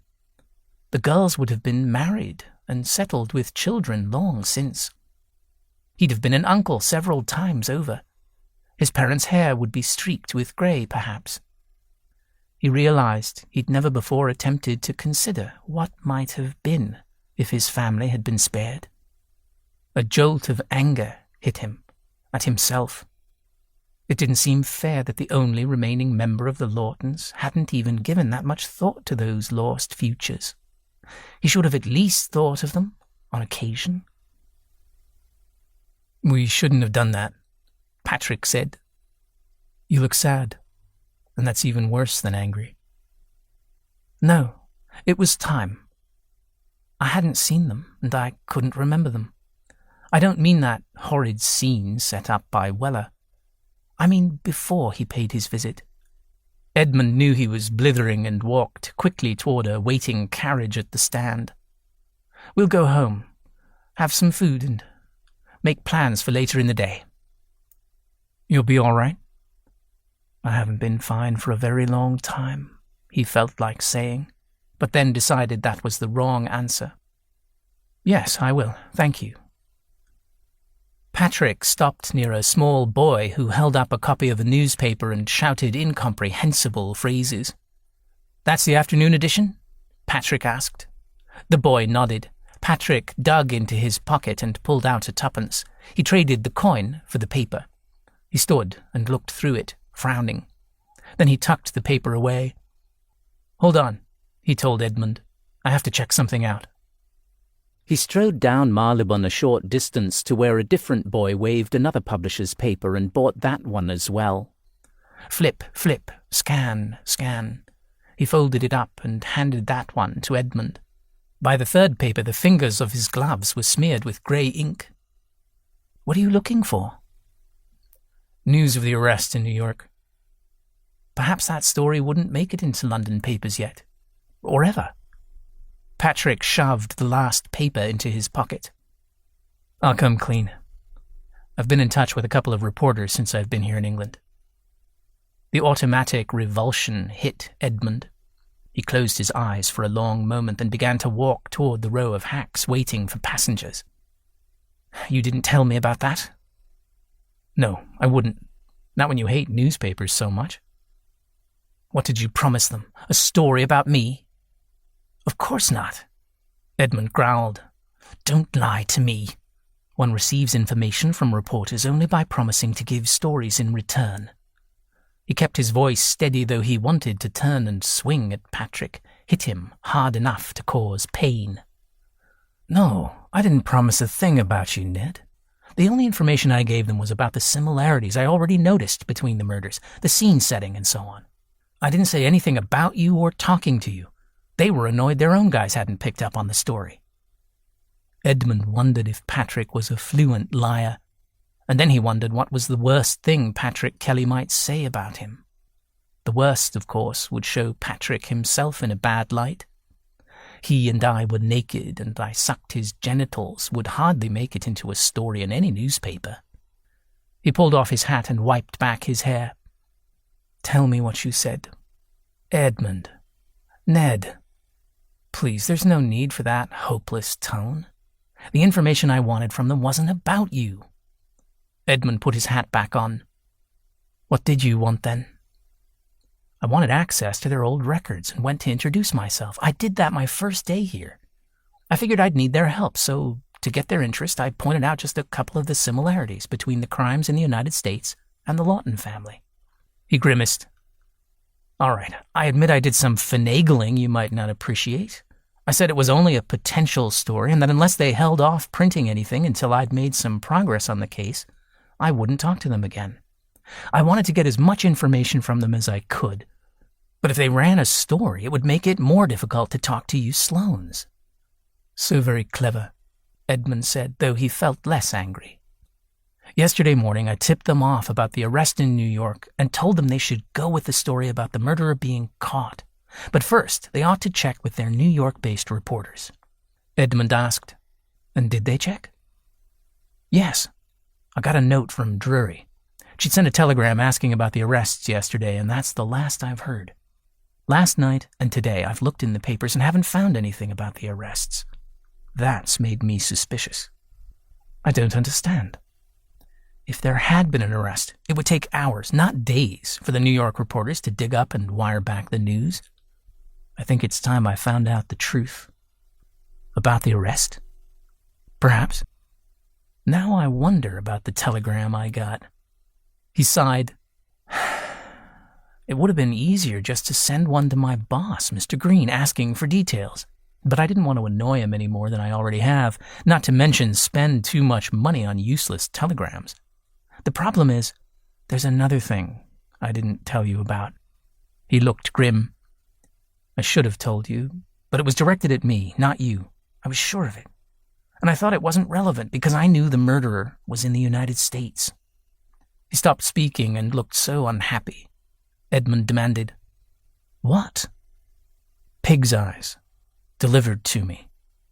The phrase, "in a pig's eye," flitted across Edmund's mind. Eyes, though. That stopped all amusement. "Delivered to you?" "At my hotel, and no, I didn't find out who sent the grisly package." Patrick related a bizarre tale of receiving pig eyes in a delivery. "Good Lord, why didn't you say anything?" "I might have, but then the telegram arrived, and I was convinced that it was someone trying to give me the shivers because I was poking my nose where it didn't belong." "So you don't know? Aren't you at least curious about who was doing that?" He shook his head. "I have some ideas, but I only wanted to make sure it had nothing to do with a threat to you and the murders in New York." "What? How can you avoid looking into it, tenacious Mr. Kelly? And why didn't you say anything to me? Or do anything about finding the perpetrator?" "Because I figured it was just a distraction," he said shortly. "I wasn't surprised someone is trying to jar me. It's a nasty bit of business, but once I got the telegram, I supposed it was just someone with a god-awful sense of humor and the desire to get to me. I only wanted to be certain it was directed at me, and not you. Is that why you walked around with me?" "More the opposite. That's why I wanted to take off the moment that telegram arrived, keep you out of it. But I was selfish, and wanted to spend time with you. But now that I see that telegram is false, there could be danger after all. The pig eyes and the telegram, I don't think they were sent by the same person. Both seem interested in what I'm up to. One seems to want to send me away, and the other wants me to think there's a connection to the murder here in London. Or maybe it's just one person who acts without thinking. A madman?" Edmund had relaxed too soon. His heart began to thump hard again. "What do you want to do?" "Go to the office where this telegram came from and find out the details of its origin." A wave of impatience, or perhaps actual fear, twisted through Edmund. If the telegram was intended to send Patrick back to the US, he could think of only one person in England who might try to get Patrick to leave and who had the interest and time to mislead him. "What do you think?" "What?" "If I'm right, and the telegram didn't come from my boss, someone wants me out of England, probably because I'm snooping too much. I haven't made any reports back to Green or anyone else in the States." Edmund snorted. "That seems like a silly way to get you to leave, sending a false telegram. You'd figure out the truth with a simple word back to New York." "I know. It might be the move of someone desperate. Or maybe the telegram is real and my boss will be annoyed that I'm not on my way to Southampton already." "I hope to God it's real and the killer has been caught," Edmund said. Patrick directed a long, serious gaze at him. "Yes, that makes sense you'd wish for that. I do too." He walked briskly down the pavement toward the waiting hacks. "I suppose we ought to go visit the post office," Edmund said grimly. For a moment Patrick seemed to consider the idea, but then he shook his head. "The telegram didn't come to me at the hotel." Patrick waited until they were in a closed carriage, not a hansom, before he pointed out the other far too obvious fact. "Ned, I sent a report to my boss and told him that I wasn't at the hotel. But he wouldn't have gotten that report already. I didn't go fancy and use a telegram." "What is your point?" Edmund stared straight ahead. Why would his uncle do this? He'd been acting oddly off and on during his illness, but this telegram business was so very strange. Oh, God. Could he have sent the eyes? Patrick pulled out the envelope from his pocket. Edmund gave it a quick glance and then looked into Patrick's serious face. The worry and kindness was directed at Edmund, who didn't interrupt when Patrick spelled out, "This wasn't delivered to my hotel. The message was delivered straight to your house. That means it was sent by one of the few people who know where I actually stayed, and all those people are in England. I don't think we need to bother to visit the post office. Do you?" Chapter 9. Ned pushed into the corner of the carriage and closed his eyes. He didn't answer. Patrick leaned forward and slid the window open. "New destination," he told the driver, and gave Mr. Sloane's Mayfair address. At first, the butler refused to grant them entrance, but Ned did a fine job of imitating a young sultan. "Kindly allow us to wait in the sitting room. We shan't require any refreshments," he said, and brooked no possible answer other than, "Yes, sir." "Please inform my father a guest awaits. No more than that." Patrick had expected that imperious manner when he'd first approached Ned, and he was glad to see he hadn't been entirely wrong. He considered telling Ned that he was quite the Rajah, but the grim look on Ned's face stopped his mockery. They sat near to the fire, for it was a chilly day despite the approach of summer. Patrick felt chilly from this whole thing. He didn't want the dark crime in America to be connected to Ned's family. He wanted the murderer to have no association with the Sloanes, and he could tell by Ned's drawn face and blank eyes that he was haunted as well. Mr. Sloane could not be the perpetrator, but he must have a connection. The bump and shuffle of his approach sounded from the hall. Mr. Sloane entered the room. He seemed even more hollow-eyed than before, if such a thing was possible. Patrick wished he could move closer to Ned, squeeze his hand for comfort. "Well then, what do you want?" Mr. Sloane sounded querulous, yet unsurprised to see Patrick still in the area. "Oh, it's you, Edmund. I thought only this one was here. How are you, my boy?"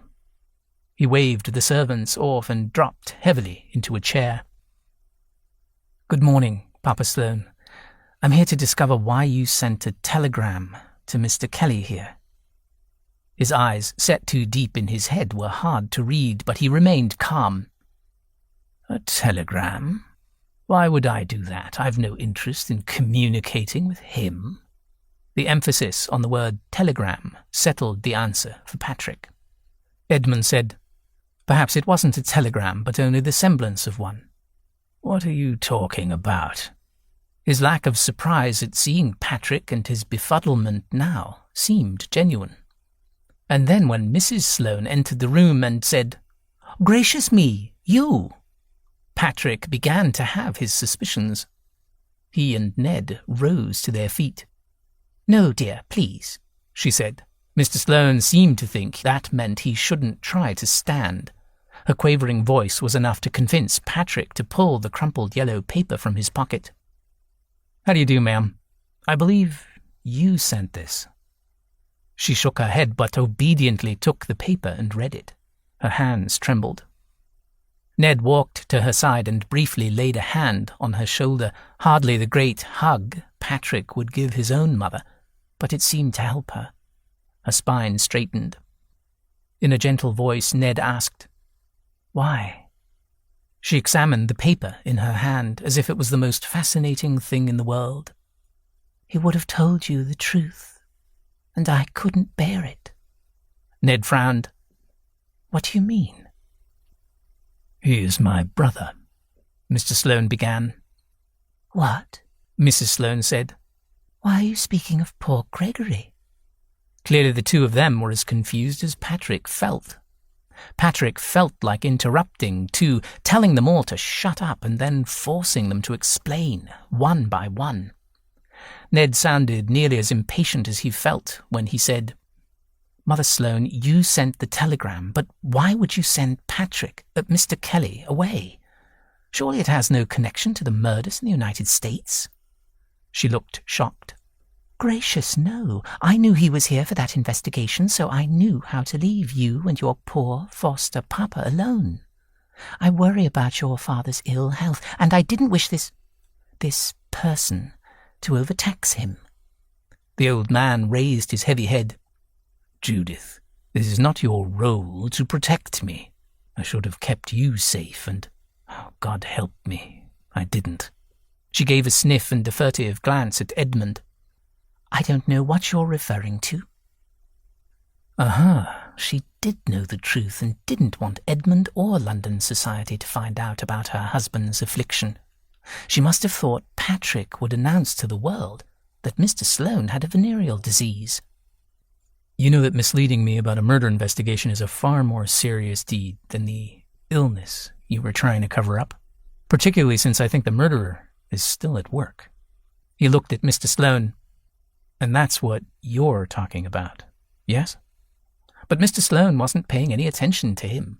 He'd shuffled to the edge of the chair and seemed to be trying to stand. She rushed over to him and laid a hand on his shoulder. Really, these Sloanes seemed to have only one way to express affection. Mr. Sloane stopped trying to rise to his feet and settled back with a soft grunt. "I'm ashamed that you know the truth and it didn't come from my lips. How did you discover it?" "My sister is married to a doctor." Mr. Sloane began to laugh, a wheezing, horrid sound. "Oh, my, the things I've done. How long have you known?" "Years, since you were—" She crumpled the paper and turned pink. "A very long time." "What are you talking about?" Ned said. "I say, isn't Gregory dead?" Patrick was tired of standing. He went to a chair, picked it up, and let it drop again next to Mr. Sloane. "Sit, if you please, Mrs. Sloane." She handed him the now twisted and slightly ripped telegram and sat. "I shan't beg your pardon for the deception," she said, though she sounded apologetic rather than indignant. "No, it was kind of clever of you. Trouble is, I don't expect you knew the half of it. Mr. Sloane will tell us that part. Then let's get back to the blessed murder, which I think is more important, don't you?" "If that's true, yes, it is. Then you don't need to say the rest. Please, don't say anything more." She lowered her voice. "Edmund doesn't need to know." "Are you still trying to protect me?" Ned snapped. "That's ridiculous. I'm a grown man and don't require coddling." "You've always been a sensitive sort of child, quiet and—" She began to snuffle. "So well-behaved and darling." Ned sat across from his foster parents. His mouth was tight and thin. "I was frightened. I'm not any longer." His glance at Patrick just about finished the thought. "I'm not frightened because of you." Or perhaps that was Patrick's own desire. Patrick sat next to him. Two couples facing each other, he thought. There was one secret he wouldn't share today or ever. He spoke to Ned's foster parents. "Do you want me to talk about what's going on with Mr. Sloane? Or will you?" "No one needs to say anything." Mrs. Sloane's voice wobbled. "We have been so happy, and there's no reason to change that." "Mother Sloane, we will still be happy," Ned said. "Since you mentioned your sister's husband, Dr. Peck, I assume this has to do with Papa Sloane's illness, and since you wish to keep it a secret, I must believe it is something unsavory." She shook her head so hard her dangling earrings gave a faint tinkle. "Edmund, it is a private matter and hardly your concern." "Syphilis," Mr. Sloane said, still wheezing, a handkerchief blotting his cracked lips. His laughter sounded nearly hysterical, so he was difficult to understand. Sloane could well be insane on top of everything else. It was a symptom of the disease. "I have done so much to keep the truth from you, my dear, and you have known for years."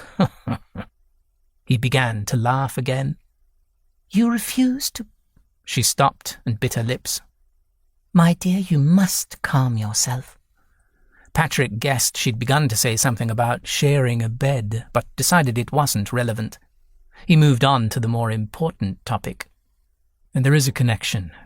Gregory Sloane knew about your health, I guess?" Mr. Sloane sobered almost at once. He nodded. "He threatened to tell my wife," he said quietly. Her eyes widened. "No, he was always such a quiet, gentlemanly sort of person." Ned gave one of his short, dry laughs. "Huh, you once remarked that I reminded you of him." "I should hope not." Patrick couldn't help remarking, since at last they'd come to a man who might be the murderer. "The poor thing went to Canada and died very soon after you came to live with us," Mrs. Sloane said. "No, he's alive, and I thought in Canada," Mr. Sloane said. "He'd deteriorated in the last few years, and after I got sick, I lost track of him, but—" He shrugged. It was an easy journey over the Canadian border into the U.S. "Oh, my God!" Ned sat up straighter. "Your brother? You sent him away to recover from a nervous disorder. Why would you say he died of—" He rose to his feet and began to pace, and Ned, who seemed able to connect dots faster than his foster mother, understood what Mr. Sloane had meant when he'd said it was Gregory. "He worked at your law firm for a while before the Lawtons' death, didn't he?" Patrick asked. "He was at your home while you were at school, and he and Weller would have met at your home. Did they meet again later on, when he delivered messages? Did they become friends?" "I don't know." Mr. Sloane touched his mouth with his handkerchief. "Perhaps. Probably." Ned rose to his feet and began to pace. "What have you done, Papa Sloane? You might have unleashed a terrible thing on the world." He shook his head. "One had no notion that one's own brother could do such a thing." Mr. Sloane's forehead wrinkled and he looked at Ned, pacing. "He changed as he grew into a man, became very odd, but I didn't think he was particularly clever or violent until he made those threats about telling the world about—" He made a sweeping gesture up and down his body. "It wasn't your fault." Mrs. Sloane ran her fingertips over his knuckles, then rested her hand on his. "You tried as hard as you could to help the poor boy." At least that was one story husband and wife had shared. But truly, what a bunch of close-mouthed ninnies. Patrick said, "I've never met such a group for hiding secrets to protect each other." "Oh no, you were wrong in my case. I've come to understand I hid my secrets to protect myself and no one else." Mr. Sloane was slumped against the back of the chair, his eyes closed. His skin was chalky, and yet he wore a small smile. "How can you be amused?" The Sloanes started and stared. Patrick assumed Ned never shouted, and yet his voice rose to a thunder. "It's possible that your brother is responsible for those deaths in London and in the United States. He is the one." Patrick said, "I expect he's relieved rather than amused." Mr. Sloane gave the smallest twitch of his head, chin going down, and Patrick decided it was a nod of agreement. Patrick raised his voice. "But you didn't really want me to stumble onto the truth, did you? Not when you sent those eyes. You wanted to mislead me into believing the murderer was still in Britain." Perhaps I was wrong to do that. It wasn't sporting." Ned yelped. You sent the pig eyes to Patrick?" "He deserved them, forcing everyone to see things, forcing the issue." He sounded like a fussy old man again. "And I didn't want him overturning any more rocks." Mrs. Sloane's face creased into a mask of worry. "He hasn't been himself of late," she whispered as if he was asleep. Patrick didn't point out that syphilis brought on madness. It seemed fairly obvious and, like the damned pig eyes, wasn't pertinent to the case. Edmund couldn't hold still. Everyone else sat, watching him pace back and forth. "We can't simply lounge around, Papa Sloane. If the killer is your brother, you must do something." Papa Sloane opened his eyes and glared. It was almost a relief to see that familiar, haughty expression. "I regretted those blasted eyes. Those were a mistake." That was as close to an apology as he would come, Edmund supposed. The real regret filled his voice as he added, "Once I understood I must do so, I had a telegram sent to that Mr. Green and then wrote a letter with details." Patrick spoke up. "Did you send a photograph of Mr. Gregory Sloane?" Mr. Sloane pursed his lips, another familiar expression. "I hadn't thought to do such a thing. Do we have any photos of my brother?" He asked Mother Sloane as if he was asking if there was any tea left in the pot. "I don't believe so," she said faintly. "He didn't care to have his likeness taken. I was sad we had no photos or memento mori of him. But now, he's alive, truly?" No one answered. Perhaps by now he was dead, Edmund thought. That would be a relief for them all. Why did he dislike pictures? Patrick used the past tense, so perhaps he didn't think of Gregory Sloane as among the living. He thought himself ugly in them. Do you suppose he resented people he believed to be more attractive? Patrick asked the question casually. The perpetrator went after pretty people. I have no notion. I'm 7 years the elder, so Gregory and I were hardly playmates as children. Papa Sloane waved a bony hand. Come to that, I don't understand why I felt responsible. But one does have a sense of obligation. Responsible for what? Taking care of his brother? Discovering if he was a murderer? Edmund wanted to know. Is that guilt over your obligation why you sent him to Canada? Did you know? Before he could ask that loaded question, Patrick asked one with less condemnation attached.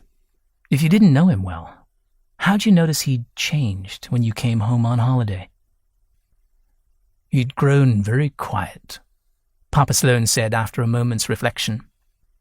He didn't tag after me, which was a relief at the time. He stayed in his room much of the day. He didn't smile or talk. Papa Sloane chuckled and, for a brief moment, seemed more like himself than he had in weeks. What is funny? Edmund asked when he realized Papa Sloane was gazing at him. The description of Gregory is precisely how I'd have described you when you came to us. But dear Edmund soon improved beyond measure, Mother Sloane protested. Yes, much to our vast relief.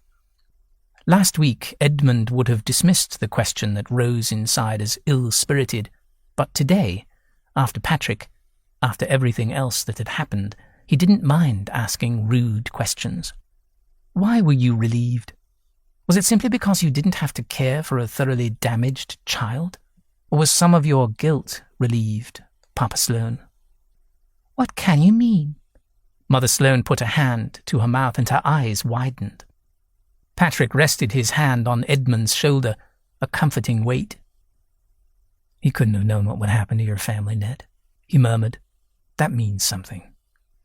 Edmund swallowed the hurt and betrayal that threatened to rise up like acid in his heart.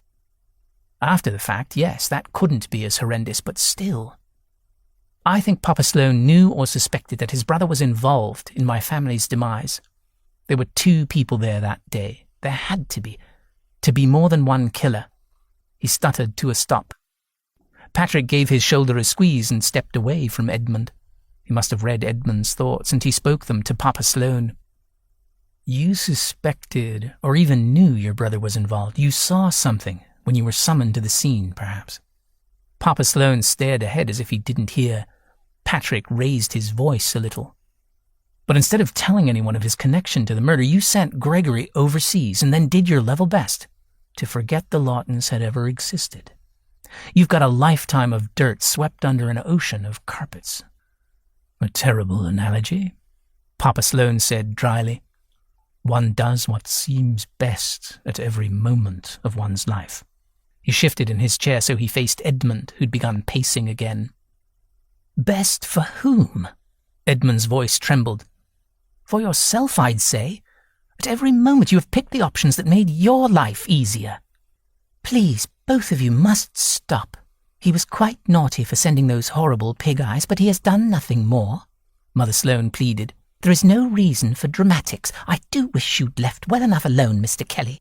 And the situation is dreadful. There is no need to hurt your poor foster father, Edmund. He's hardly injured. He's as cool as always." Edmund actually pointed at his foster father, something he'd never been rude enough to do before today. "He's smiling." "Ah, that's a sign of my illness." Papa Sloane's smile widened. I seem unable to respond in an appropriate manner. The eyes were stupid. Stupid. He raised a shaking hand and covered his mouth. "This is painful, and I beg your pardon for barging in, Mrs. Sloane. I couldn't leave a killer to carry on." Patrick seemed remarkably composed and polite. Perhaps the overly calm Sloane way had rubbed off on him as well. She sighed. "No, I suppose you can't. The damage has been done now, so you'd best be on your way." "What damage?" Edmund startled even himself with the shout. "This. You are so angry, Edmund. This is precisely what I worried about." He felt a rush of impatience at her fear of strong emotion. "I shall be fine, and Papa Sloane is certainly not upset enough sitting in that chair while men, women, and children in another country were slaughtered. Good Lord, I still find it horrible to believe he sent those eyes because he wanted Patrick, an investigator, to think that the murderer was still in this country." She touched her mouth with her 2 fingers, an old, so familiar gesture, and a reminder of his affection for her. He gave her a short bow. "We're going. Don't expect to see me soon." His throat was tight. Papa Sloane pursed his lips and managed a shade of his old imperiousness. "You'll come back. You must, for your mother's sake." Your mother, not your foster mother. Edmund felt dizzy and he heaved a shuddering sigh. Already the powerful surge of his pure anger had turned into something more ambiguous. "I'll return. I couldn't walk away forever. Don't you understand that? You're all I have of family." He walked toward the door and was stopped by Papa Sloane's call, his voice reedy and high. "Surely you must see that statement you made. That's how I felt about Gregory. I couldn't know for certain that he'd been a part of what happened in that house." "You saw him there?" Patrick said. Papa Sloane didn't bother to answer. "He was my brother, all that was left of my family." Edmund had opened the door and now he gently closed it. No need to bellow the news to the servants. "You'll never convince me you took the right action to cover what you knew and perhaps allow a murderer escape."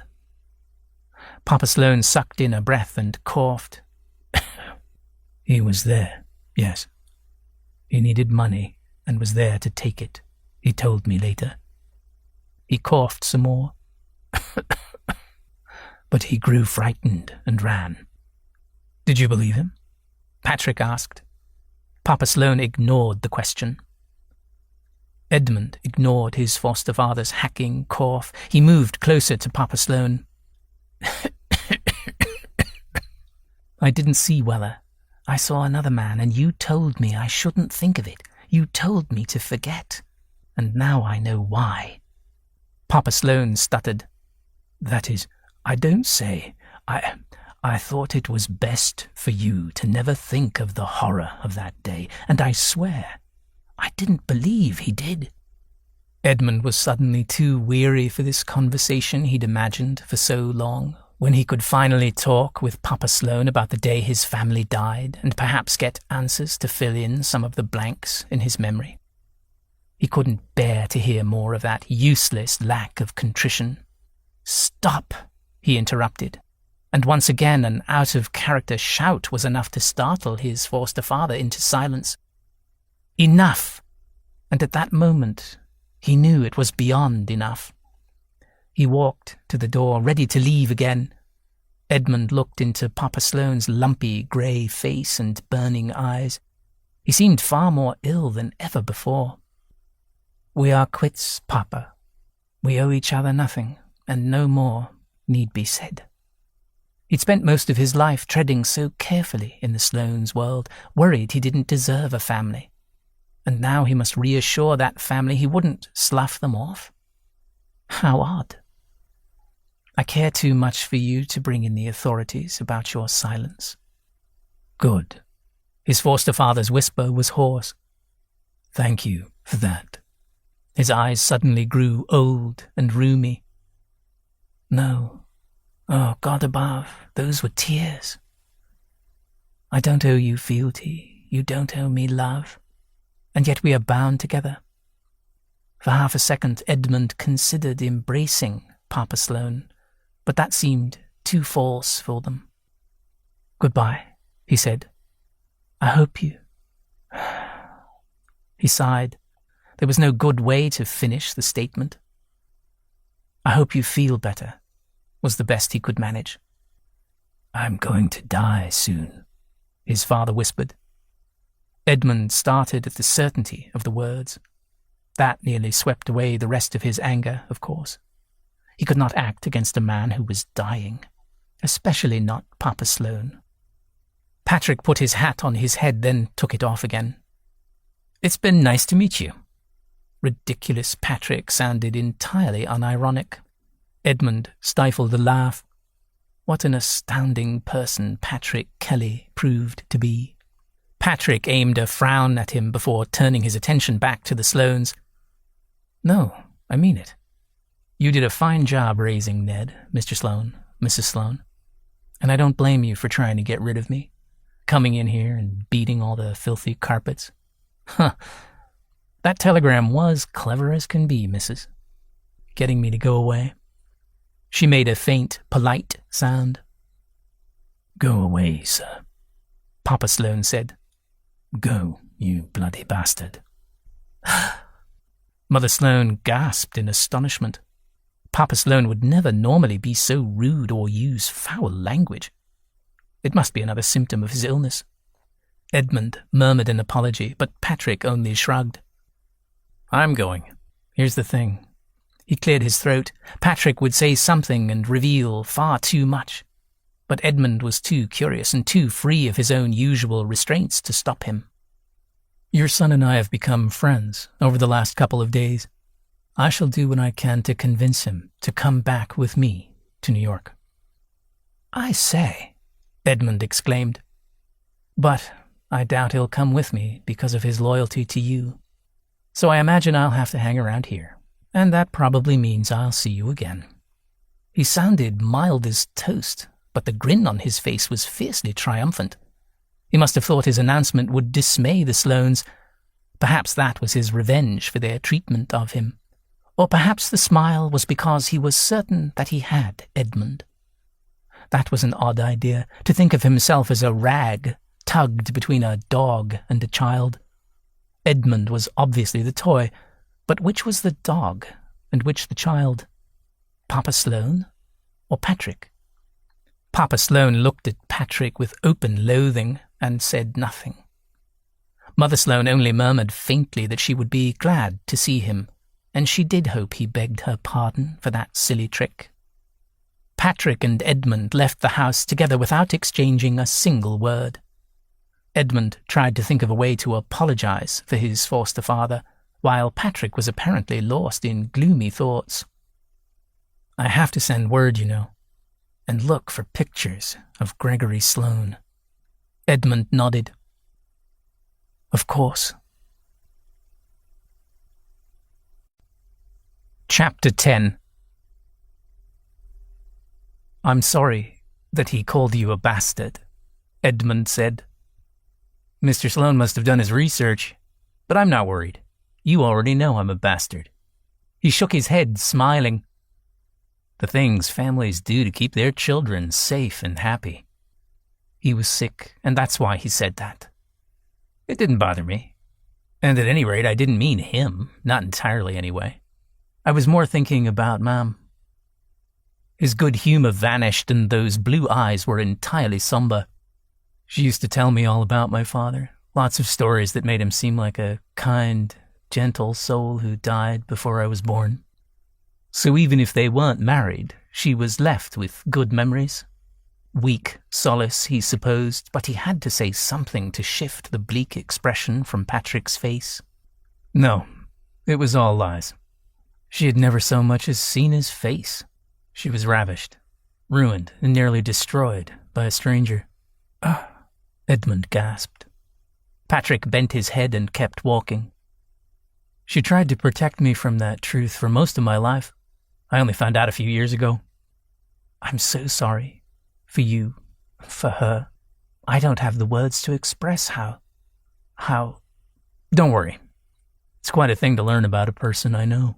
I had trouble knowing what to say to my poor mom for a time afterwards. He rubbed his arms and looked at Edmund without a trace of his usual warmth. Hardly a big surprise. It's not an easy thing for me to discuss. I don't think the less of you because of that truth, and I'm honored that you chose to share it with me, he said, and immediately felt stupid. But the darkness cleared from Patrick's face, and he slowed his pace, so it must have been the right thing to say. Thank you for that. I guess I told you because I figured, in a way, it fits you. No, that does sound pretty bad. Patrick grimaced. You're not the son of a rapist. I mean that Mr. Sloane tried to hide the truth from you in order to protect you. He didn't do all that just for himself. People do the damnedest things for family. Also, I'm trying to distract you. Oh? Because I'm so sorry, Ned. For what it's worth, once Weller was caught, I don't think your foster father believed his brother was the man who killed your family. Patrick frowned and shook his head. He came to a stop again. So much for distracting you. I brought up the damn subject again. Very suave, huh? Edmund's chest tickled oddly, and he realized strong emotion was bubbling below the surface. Standing in the middle of the pavement under the shade of an old, battered oak, he gave in. God, I'm sorry. Patrick stepped close and peered at him. Oh, you're laughing, not crying? I really don't know what I should do about that. Is it hysterical laughter? Should I slap you on the back? Thank you. No, I'm fine. Perhaps an edge of hysteria had flowed through him, but it was gone now, and he had regained his balance. You've no need to worry about me any longer. What sent you off into that strange fit? You. Because lately it seems you would keep me safe in the oddest ways. You, of all people, trying to help me feel better. It worked if you're laughing. Edmund wiped his eyes. Why, I suppose it did. Thank you. I'm going to go to the telegraph office now, Patrick said. I'll make sure Mr. Green knows what's going on, and I better write to my mom and tell her I'll be here a bit longer. I don't recall offering you an invitation to stay, Edmund protested. I'll wait until you do, of course. He pulled out his watch and looked at it. Any minute now. You're very confident. You're right. He settled his hat back on his head. I guess I shouldn't work so hard at anything. I'm done. My job is over. No, wait, no, Patrick. You said you'd remain in London. He winced at the pleading in his voice. The long-lost 5-year-old still hung about, rising to the surface now that he had the confidence to allow such a thing. He mustn't let the little beast out often. Aha! Is that my invitation I hear? Yes. Edmund drew in a long breath. Please, Mr. Kelly, do stay with me. Thank you. I hope a week won't be too long. I say, that's not nearly long enough. Edmund wondered at his own alarm.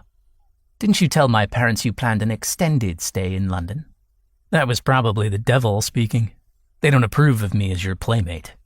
The word playmate gave Edmund such ideas, which sadly vanished when Patrick continued.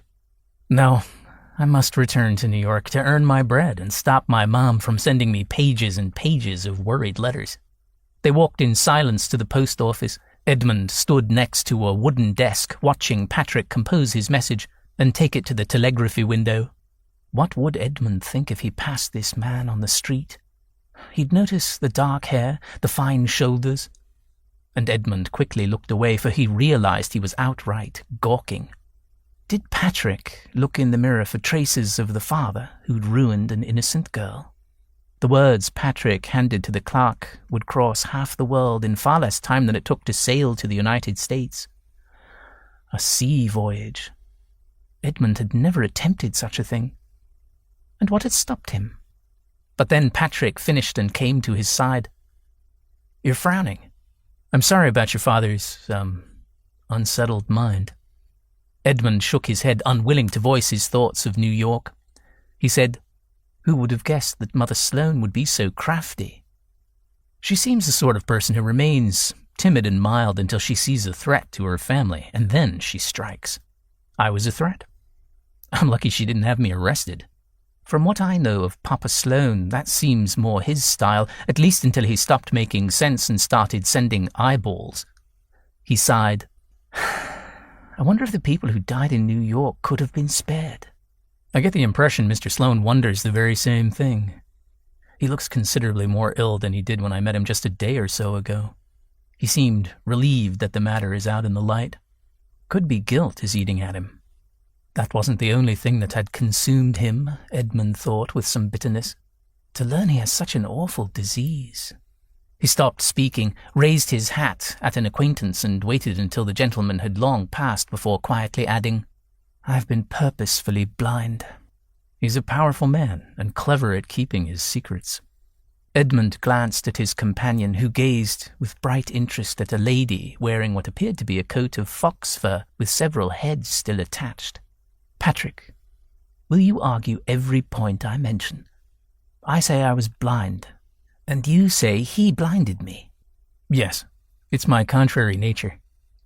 Patrick turned his attention back to Edmund and smiled at him.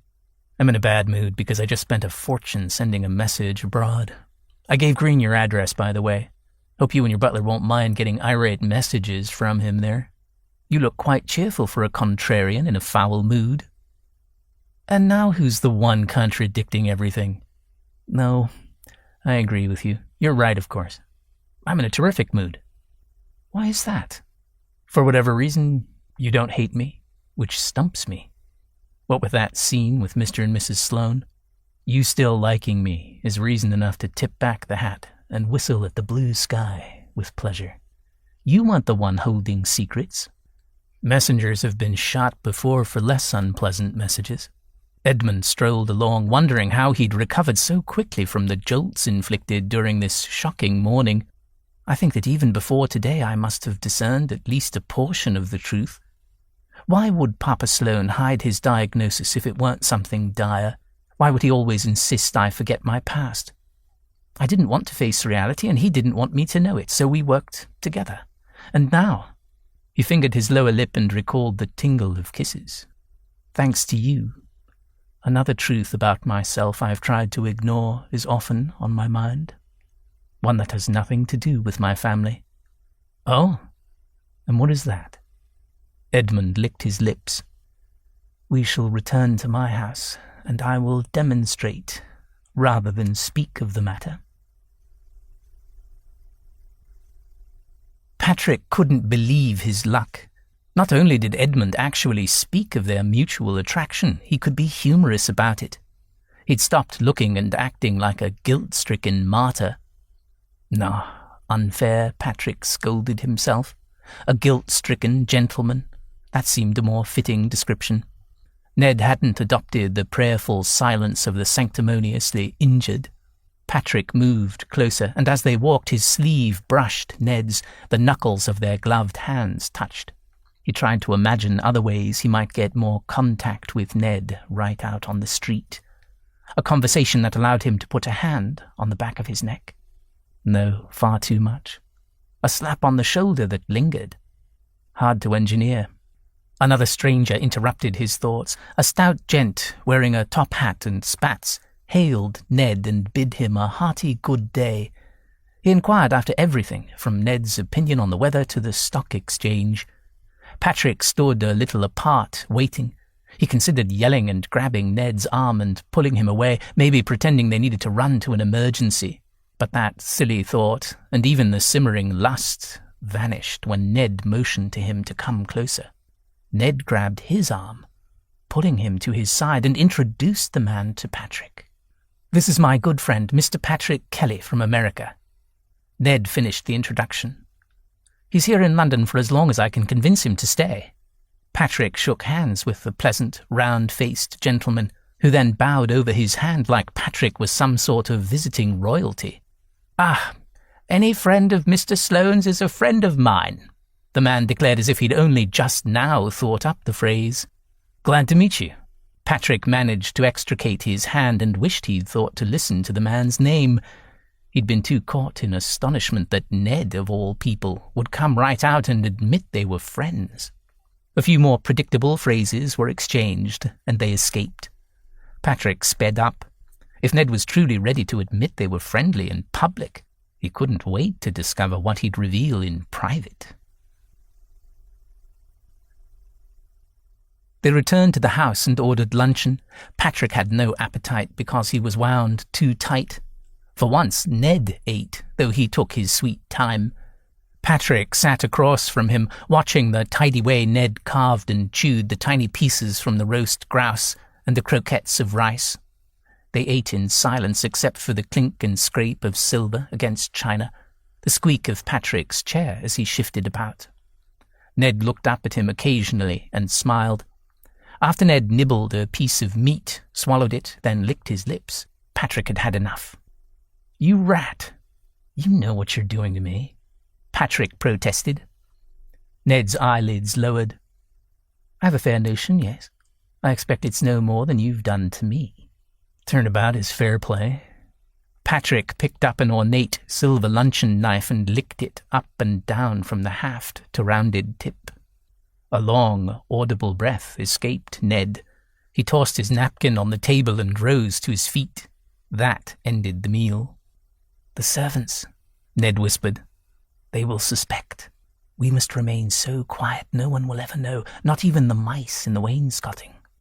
"I have a cat in New York that's a champion mouser." "Eh, what?" "Oh yes, the mice in the walls." He smiled at Patrick. Poor Becca would faint at the suggestion that we actually did have mice. But do you suppose, would your puss like Britain? Did that count as an actual invitation? What a thought. Never mind the cat.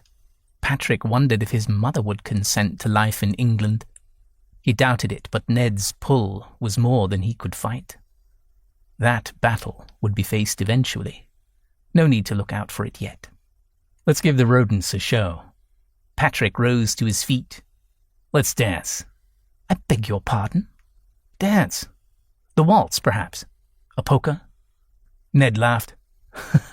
"You're a lunatic." "Dancing is hardly crazy." He held his arms wide. "But a man with another man?" "Come on, Ned, step up. I'm a fair dancer." Ned shook his head and Patrick went to him, bowed, and held out a hand. "Monsieur." With a long and no doubt impolite answer in French, Ned let Patrick pull him up. But it was Ned who pressed close and grabbed up Patrick's hand and wrapped his arm around his middle and pressed close. He hummed a tune in a pleasant baritone. "Do I hear a milonga?" Patrick said, laughing. "I don't much know about dance, but I know that your sort of people would call it a vulgar dance. Where would you hear such a thing?" "My sort of people, naturally, at a rather fast dance held by a friend of mine. It's the Tango Andaluza." They didn't get very far. Both were too accustomed to taking the lead. A few steps into it, the pulling and laughter began. Ned's humming died away, and soon his touch turned into something as passionate, but even more interesting than an intimate dance with a desirable partner. Patrick was giddy with laughter and wrestling. He pushed forward to land a smooch on the corner of Ned's mouth. Ned turned his head, and then they truly kissed, soft and slow. Almost at once, Ned's kisses turned from tentative to wild. They were deep and tasted of desperate need that lit an answering hunger in Patrick. They sank to the ground with some difficulty because two grown men going to the carpet is awkward, and because Patrick didn't want to release his hold on Ned. They lay on their sides, facing each other. "Please," Patrick begged as he ran his hands up and down the cool fabric covering Ned's chest and belly, fumbling for buttons. Of course, his gentleman would wear studs on his silk waistcoat. It took a goddamn valet to cope with these clothes, but Patrick was determined and wrestled the waistcoat and shirt and undershirt aside, tangling Ned in a mess of fabric caught by his braces.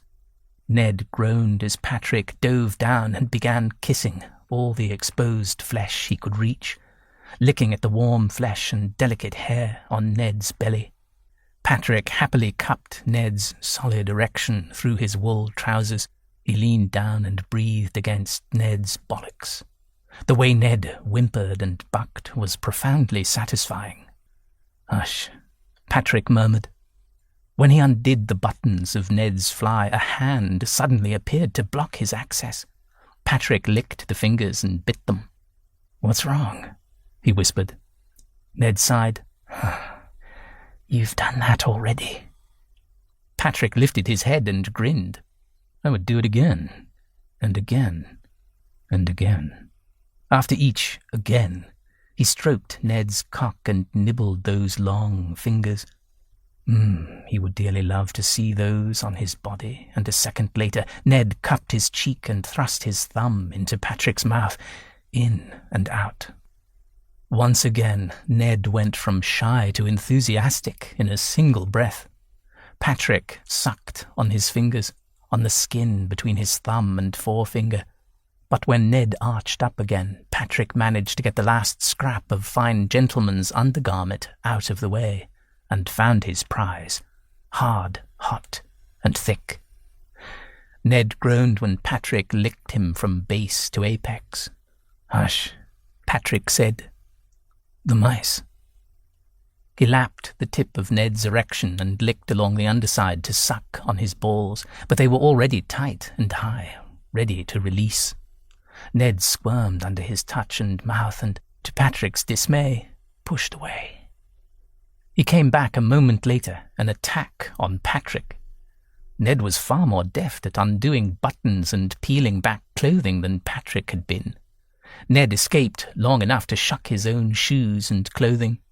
He stood over Patrick as soft light filtered through the mostly closed curtains and gleamed on Ned's flesh, which looked as rock-hard and impressive and nearly as pale as a Grecian statue, with the added pleasure of that impressive erection. Patrick tried to stand, but was too tangled in his clothes. He sat back, and Ned grinned down at him. "Lie on your back," Ned commanded. Patrick obeyed. Ned knelt by his feet. As he slid Patrick's socks from his feet, he spoke in a low voice. "Once, in the library, I found a book of ancient art." Ned cleared his throat. "It excited me beyond all reason. I believe it must have been pornography hidden in that library. It showed two men who lay together like dogs, and also like a man and a woman. I've thought about that book every time I look at you." "Ah, hey, you mean buggering me?" Patrick had indulged in the act several times, but always as the penetrator. He wasn't sure if he was interested. Those dark eyes watching him gleamed with purpose and such desire. Patrick swallowed. Sure, he'd do whatever Ned wanted when he wore that look. All right. It would be nice for something to ease the way in, if you know what I mean. Patrick lay back and stroked his own mostly hard cock. That strangled sound from Ned made him forget any worries of discomfort. Ned muttered something under his breath. He went to the luncheon table and dishes rattled. He returned and knelt again on one knee by Patrick, like some sort of supplicant, Patrick thought. "What should I do?" Ned whispered. "What feels good?" "Oh, that's a strange question. Everything feels good. Far better than good, I mean." Ned opened his hand and showed the pat of butter. He gnawed his lower lip and seemed to wait for Patrick's instructions. Patrick wasn't going to take over. He put his hands behind his head and looked at Ned with a smirk. "Ah." Ned blinked and held up the hand with the butter on his palm. "And now?" Patrick gave in. He rolled onto his stomach and issued instructions. "You do the work then. Rub that on you. And on me." He waggled his rear. "And we'll take it from there." Ned's eyes wore that greedy look again. He gazed at Patrick up and down, then touched the butter with one finger. I could simply decide to lick this from your body. If you'd like. That, yes, please. Ned brushed his fingers across his palm, and they came away slick and shiny.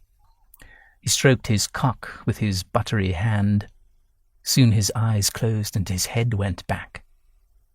Not too much of that, Patrick said, although why not? He'd love to watch Ned spend. You're too loud. Ned shook a glistening finger at him. He leaned over Patrick now, and that finger went down between Patrick's cheeks, down, and then slid around and in.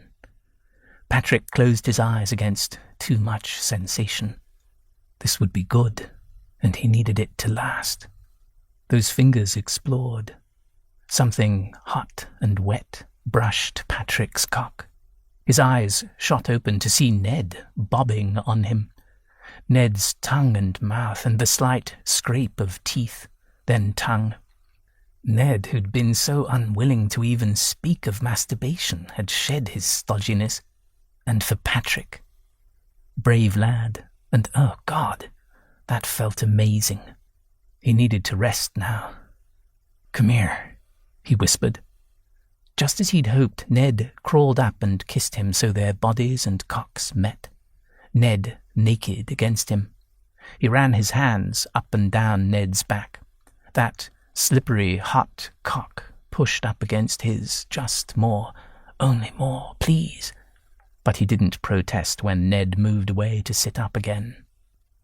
Patrick had moved his hands from behind his head to grasp Ned and palm his rear as they'd kissed and writhed, but he returned them to the back of his head now. He presented himself by spreading his elbows and knees wide. If he hadn't been so excited, he might have felt silly, but he didn't have time for anything but pleasure and exploration. Ned's fingers at his arse pushed in. Something scraped, and Patrick hissed. A fingernail.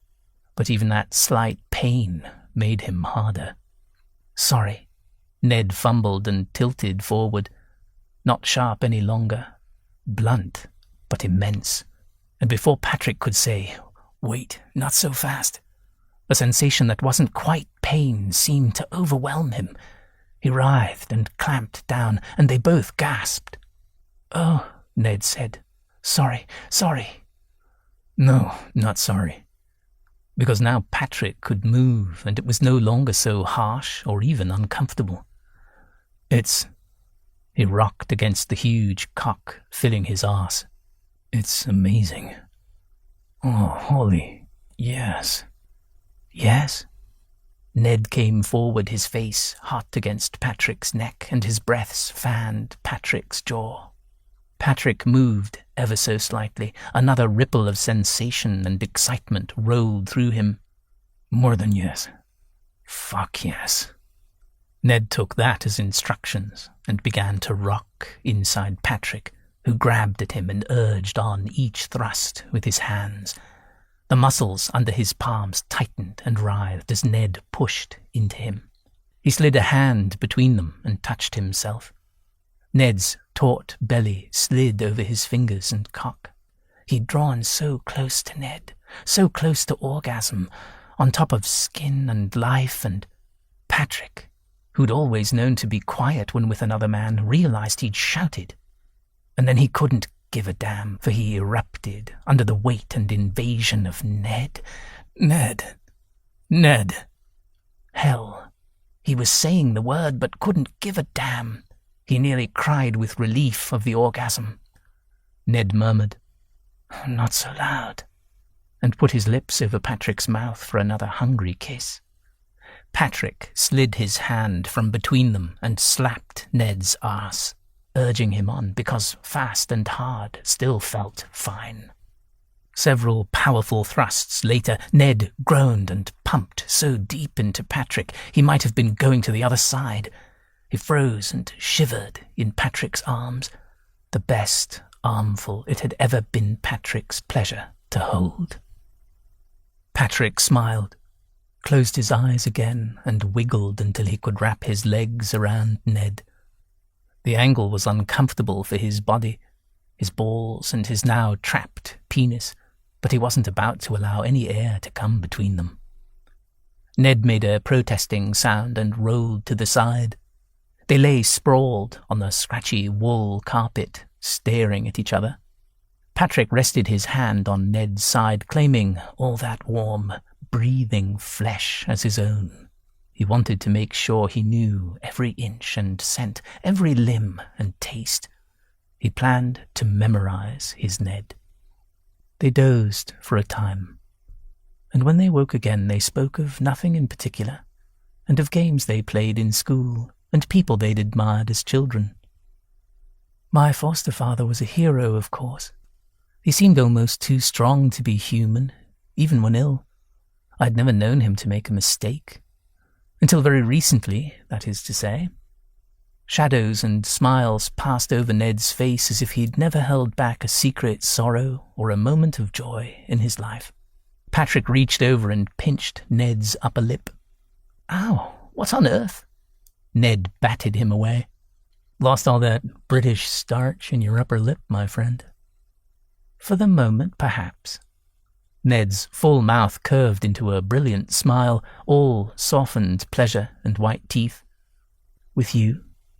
Well, that was a fine thing to hear. Patrick wanted to slap himself on the back for a job well done.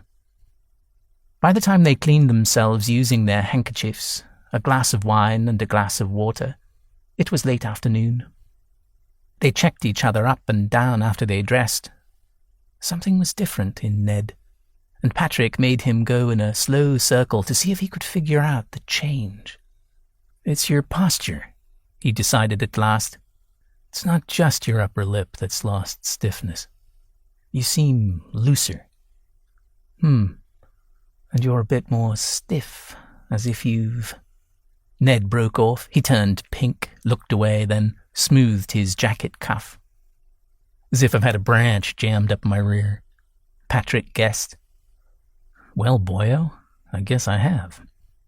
"Perhaps." Ned flashed him a cheeky grin. He glanced at his watch, adjusted his fob one more time, and went to the door to unlock it. "Now we shall pretend to be normal." "This could be normal for us," Patrick wanted to argue. "This could be how we lead our lives." But he was arguing with himself as well, because who'd want to uproot his life for a dangerous and probably temporary alliance? Edmund had never had a holiday like this one. He felt as if he had walked out into sunshine for the first time after a long imprisonment. An odd response when the day was miserably damp and chilly. He and Patrick went to places he'd often visited before, but now they seemed to be imbued with something important, and he saw them more clearly than he had before. The spreading elm tree in a square seemed far more impressive and lovely than it had when he'd walked past it a fortnight earlier. He supposed he understood what it all meant. A response to the release he'd been given in his room, and the less crass and more subtle release he'd felt since Patrick muscled into his life. His life had changed for the better, even though one of his dearest connections, a man he admired as a father, had lied by omission. But no, he wouldn't think about Papa Sloane as he and Patrick walked under the still dripping trees of Hyde Park. The day passed gloriously, even though it consisted of nothing more than walking and conversation. Edmund even managed to eat a pastry in a shop. They attended a play near Covent Garden and walked and talked before and after the performance. Edmund's legs ached from all the walking and other activity he did that day. By the time they reached home, he was quite tired. They sat and read in a companionable silence. At last Patrick said he needed rest. Edmund bid a reluctant good night to his new friend. But it wouldn't do, of course, to go to bed in the same room. No doubt they'd already stirred the below-stairs gossip pot with the door locked for so long that afternoon, and some of those shouts, He blushed to recall them. He undressed and climbed into bed.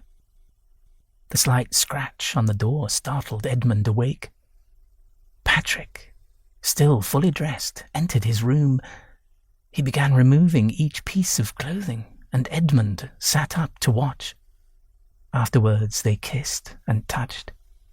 Each kiss and each touch grew more urgent, and Edmund's head spun with anticipation as they lay side by side. When Patrick took them both in his large hand, Edmund knew he couldn't last long. He wanted more. He needed more. But then the soft, guttural moan that came from Patrick proved too much. He spent in the firm grip that massaged him until he shivered. He waited for Patrick to leave, but after a sigh and a shift, Patrick seemed to doze off. Edmund felt ridiculously pleased as he listened to his breathing, slow and measured, occasionally interrupted by a snore and a mumbled word and an impatient shift of his body. Patrick was not an easy sleeper. Edmund ran his hand down Patrick's side, and his own heart thumped hard the instant Patrick jolted awake and spoke into the dark. "What? Hey." "Hush," Edmund reminded him. It had become a game. "Quiet," he commanded as he slid down the sleep-warmed body, brushing his mouth against the hair and skin. "And again," he murmured. Patrick slipped back to his own room before dawn and slept late. When he went downstairs at last, he found that the idyll had come to an end already. The outside world invaded in the form of a telegram from Green. Chapter 11. Mr. Sloane is meeting with a gentleman in the library. The cook has been instructed to prepare you a late breakfast. Becca told Patrick. "No need. I don't want much to eat." "Shall a light repast be sufficient, sir?" Becca apparently didn't want to take no for an answer, so Patrick agreed to a cup of tea and some toast in a drawing room. The tray held the usual lovely bouquet of flowers, plain white toast, and some spicy and rich pastry, and a large pat of butter that had been shaped like a leaf. The sight of butter made him smile. "I could get used to this sort of life," he told the butler, who gravely inclined his head as if agreeing with some piece of wisdom. Patrick wondered if the servants had been lectured again about the importance of the American upstart. A few moments later, Becca reappeared with the telegram on a silver tray. He lingered as if he hoped Patrick would share the contents, so Patrick obliged him with, "I guess I won't get used to life in Mayfair after all. I have to return to the States." "Oh, too bad, sir." Patrick almost believed the butler's sympathetic tone. He went to his room to pack, wishing it was yet another false telegram, but the abbreviations were distinctively Green. He'd never simply trust a telegram again. He smiled at the thought of that seemingly harmless old lady, Mrs. Sloane, trying to send him on his way. He came back down and found Ned waiting at the door with a young man, probably his secretary, shaking hands with another older man who had an impressive grey beard. Ned looked up and gave Patrick a distracted nod. Not precisely lover-like behaviour. For the best, he supposed. But he wished he could think of a way to drag Ned back to New York. It would do the man good. Edmund had trouble meeting Patrick's eye. During his call, Mr. Grady, his foster father's friend and colleague, had made it clear that Edmund must pick either his family or his new friend. "I have been informed that you know all," Mr. Grady had said as they sat down together. Know all of what, he'd wondered, but remained silent, waiting for Mr. Grady, who said, "And I must say it is a relief to know Mr. Sloane has decided to tell you about his brother." As he spoke, it became apparent that the lawyer had kept Papa Sloane's secrets well. Mr. Grady had long known about the murderous brother and about the real cause of Mr. Sloane's illness. Edmund supposed he should be grateful the lawyer, his own lawyer, kept his client's secrets. And then Mr. Grady cleared his throat and divulged another secret. Last night your father, Mr. Sloane, revised his will. He doesn't wish to leave you anything because your pursuit of the truth has driven his wife to take desperate measures. Also, he has made it clear that certain of your propensities are not acceptable to his... What you have done is not acceptable. You mean my friendship with Mr. Kelly? Did he say as much? Mr. Grady tilted his chin and seemed to examine the leafy flower medallion around the ceiling gaslight fixture as he spoke. I'm making this call because he wished me to, and because I am not sure he is sound of mind, and certainly not sound of body. I am worried for your family, Mr. Sloane. Don't worry for my sake. I don't require his inheritance. I don't need money. Edmund realized he didn't even require his foster father's good opinion, although he did desire it. I planned to see him in a few days. He'd go after Patrick left and Edmund had time to recover from that loss. He'd received his mother's note, but for once he wouldn't drop everything and run to the Sloanes' house. You should go sooner, I think. Mr. Grady pressed his lips together and touched his necktie with one gnarled finger, as if he wished he hadn't spoken.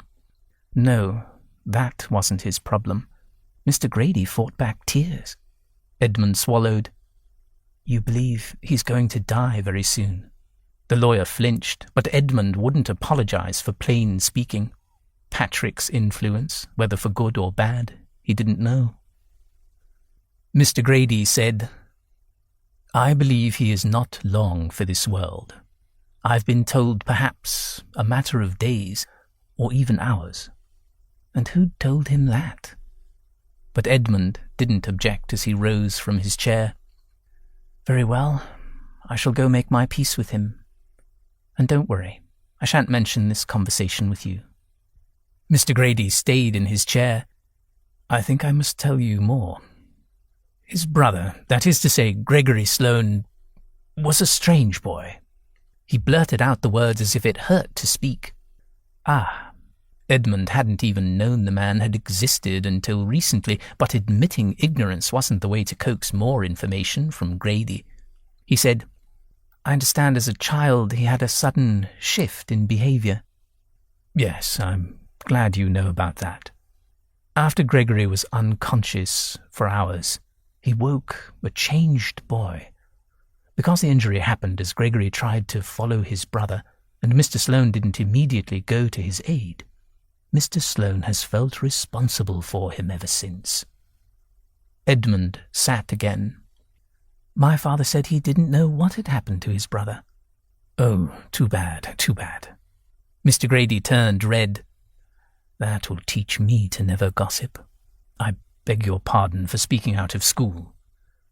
Please do not balk at telling me the truth. I have said too much. I wished you to understand exactly why Mr. Sloane has some great worries for you. He wondered if the trauma that took place when you were a child, that is to say, what you witnessed, could have somehow could have given you a nervous disorder as well. I have no desire to murder or mutilate anyone, Edmund said. I find it difficult even to be rude. Mr. Grady coughed into his hand. He was so gifted with subtle communication that Edmund immediately guessed the truth about what qualified as strange behavior. Does Papa Sloane think my lack of interest in the ladies comes from witnessing my family's demise? Since he'd wondered the same thing once or twice in his life, it felt odd to grow so indignant at the idea. But once again, he had Patrick to thank for that. A man like Patrick was alive and vibrant, and the very opposite of mentally defective. Edmund's heart clinched tight. Oh no, this would not do. He had fallen in love with Patrick Kelly. This would not do at all.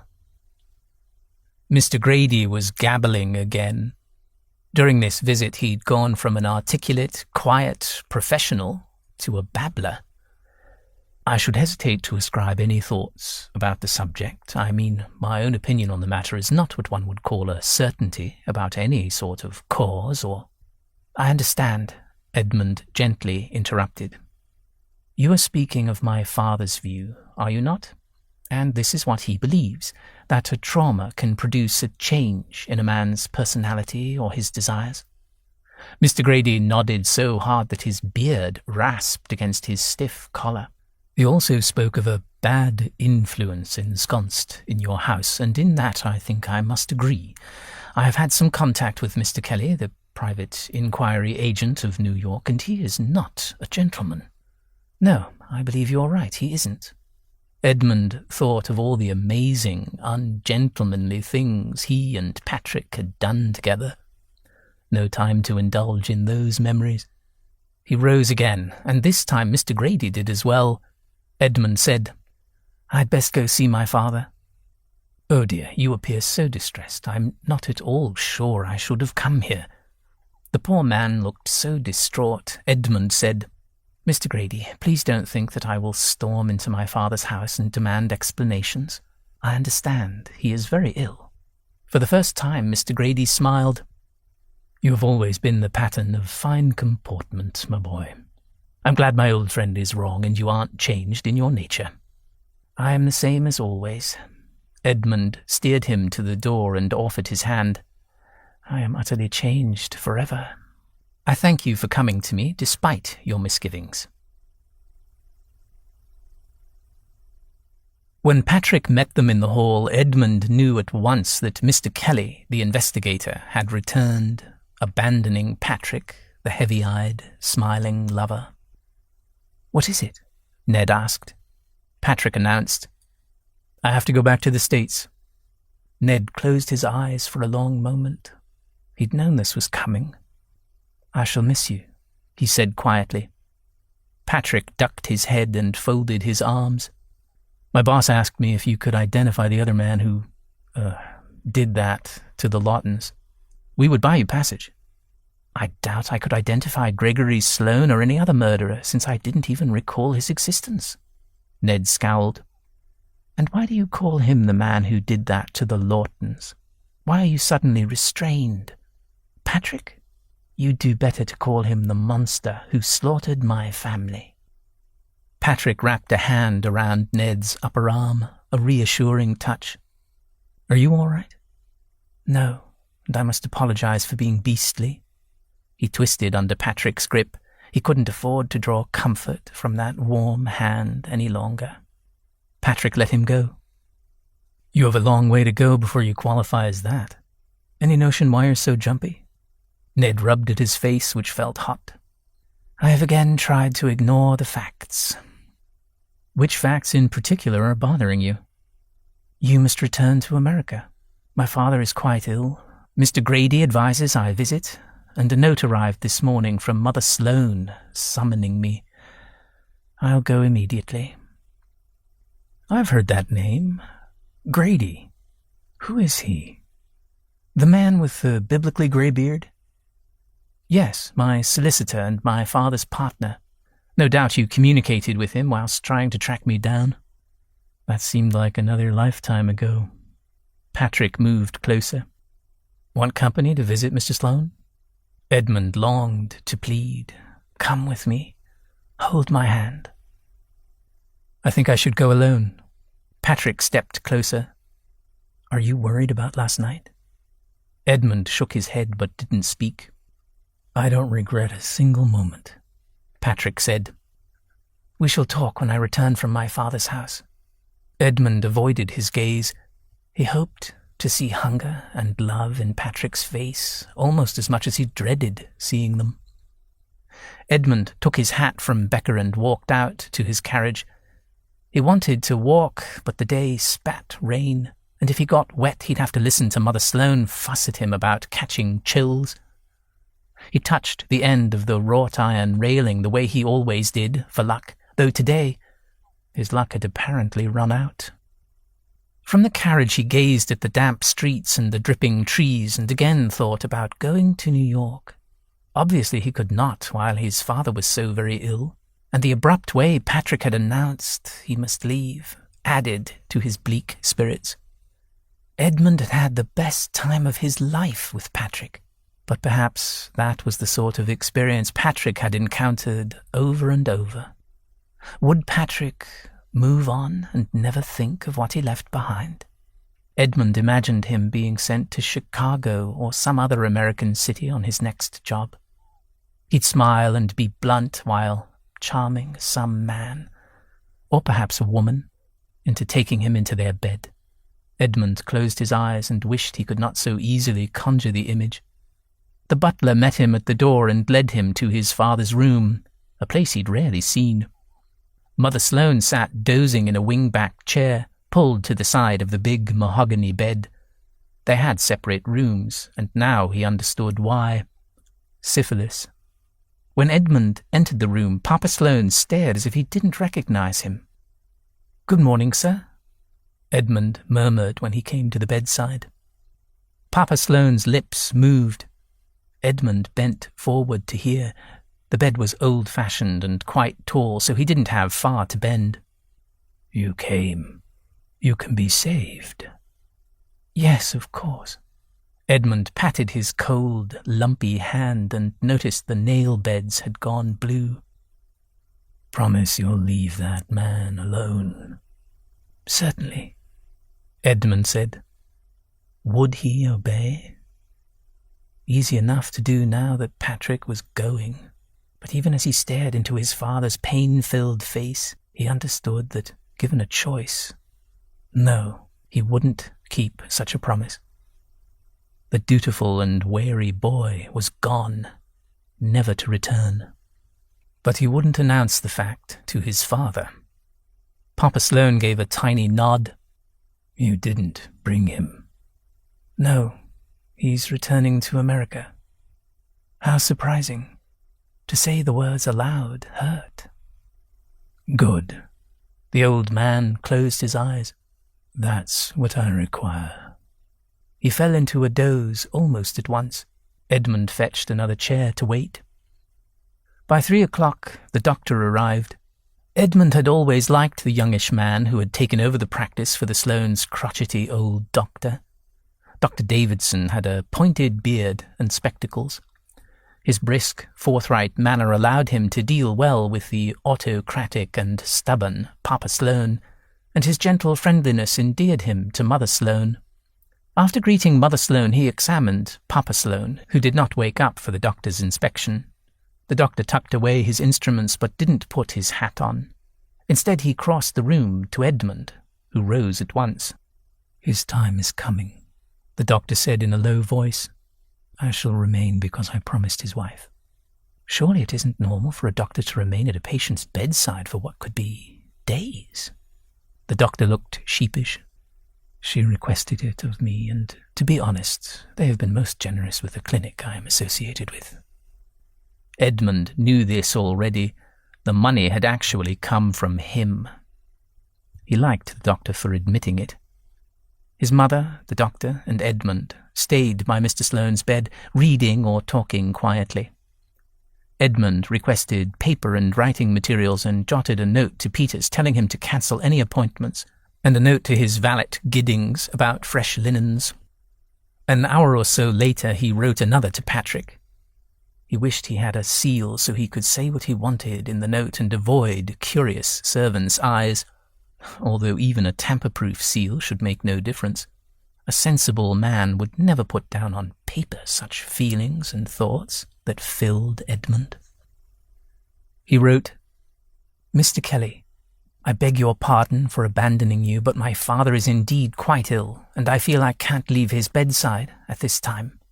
I am disappointed I am not able to visit with you and continue our interesting conversations and tours of London. If you have need of any service, I and my staff are at your disposal. Yours, etc." He wanted to sign the note Edmund, or even Ned. He longed to say more about his feelings and how much he'd miss Patrick, but knew too much affection expressed would do him or Patrick no good. The patient moaned now and again, causing everyone to jump up and lean over him, but he did not wake.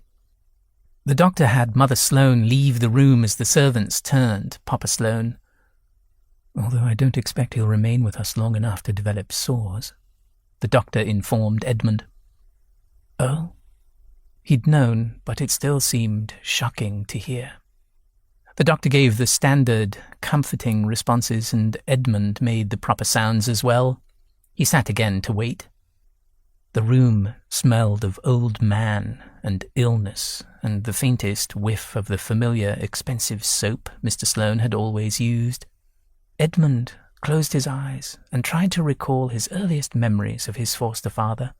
He dozed off and dreamed the old man scolded him for his affection for Patrick. It's not so very bad. He's not a murderer.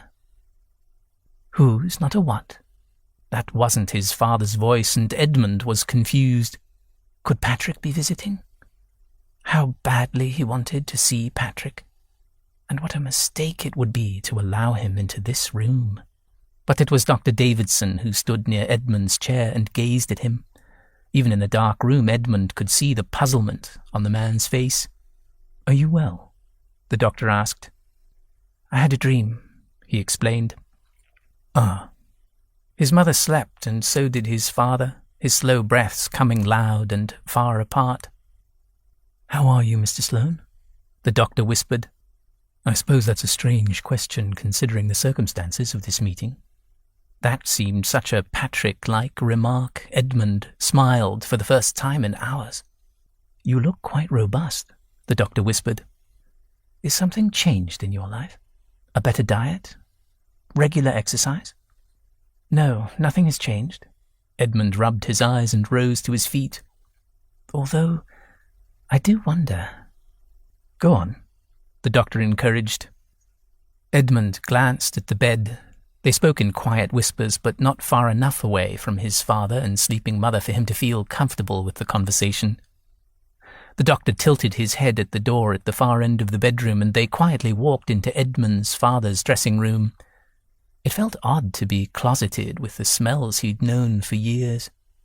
Dr. Davidson crossed his arms. "What are you worried about?" "I wonder what you think of some forms of deprivation." Davidson blinked, but otherwise didn't appear disturbed by the question. "Do you mean something in the nature of sexual fulfillment?" Just through the other door of the small room, his father's valet lay asleep.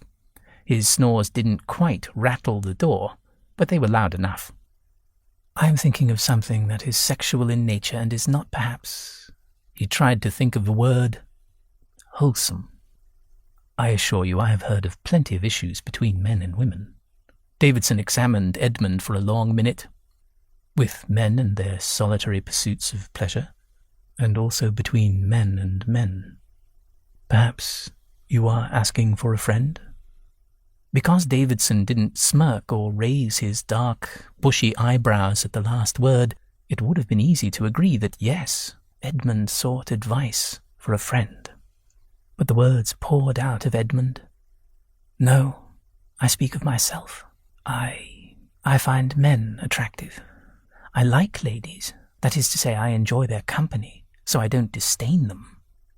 In for a penny, in for a pound, and for once he could be honest with a safe confidant.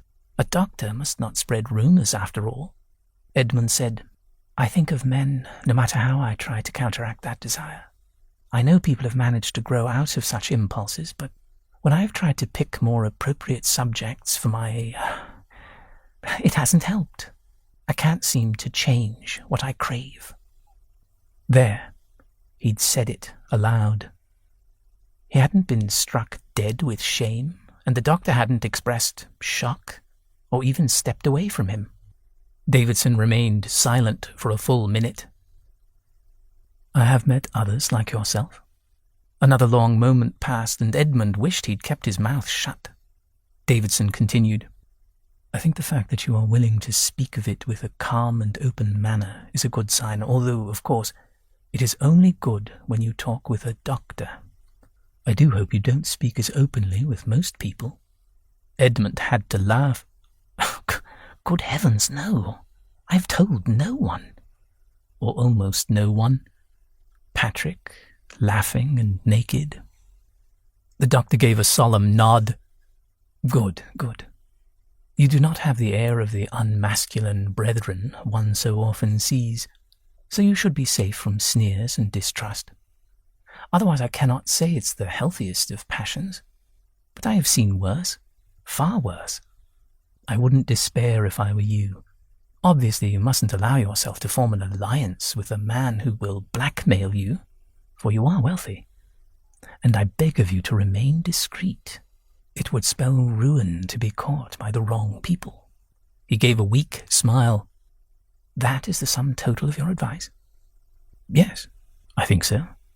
Perhaps I'm not a reliable font of information on this topic." The doctor hesitated. Was he going to admit his own interest in men? Edmund wondered what he could say in response if the doctor admitted as much, but Dr. Davidson said, "I have a bias. 2 of my near relations prefer the company of his or her own gender." "They are open? You've spoken with them about it?" Well, we haven't broached the subject because I am closely related. I can't be their doctor, and one wouldn't trespass on such a private matter otherwise. I should say they are respectable. Yet one who knows them well can easily see the truth." Edmund expected him to say something about their unhappy lives, but the doctor finished with, "I can only see them as good and caring people."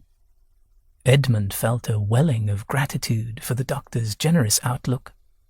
"I must leave for my surgery hours, but I will return as soon as I can, and I'll send Nurse Tompkins in my place." Edmund bid him good-bye and returned to his seat. Time passed slowly after Davidson left, and Edmund composed letters to Patrick and to his secretary. He reassured his foster mother and looked through some papers Papa Sloane had left behind. Sure enough, Grady was correct. Every penny went to Mother Sloane, who was upset that Edmund had been written out of the will so very recently. "I assure you this is just how it should be," he told her. "I don't mind at all." It took 2 days before the last breath left Papa Sloane's body, and the dying man didn't wake again in the meantime.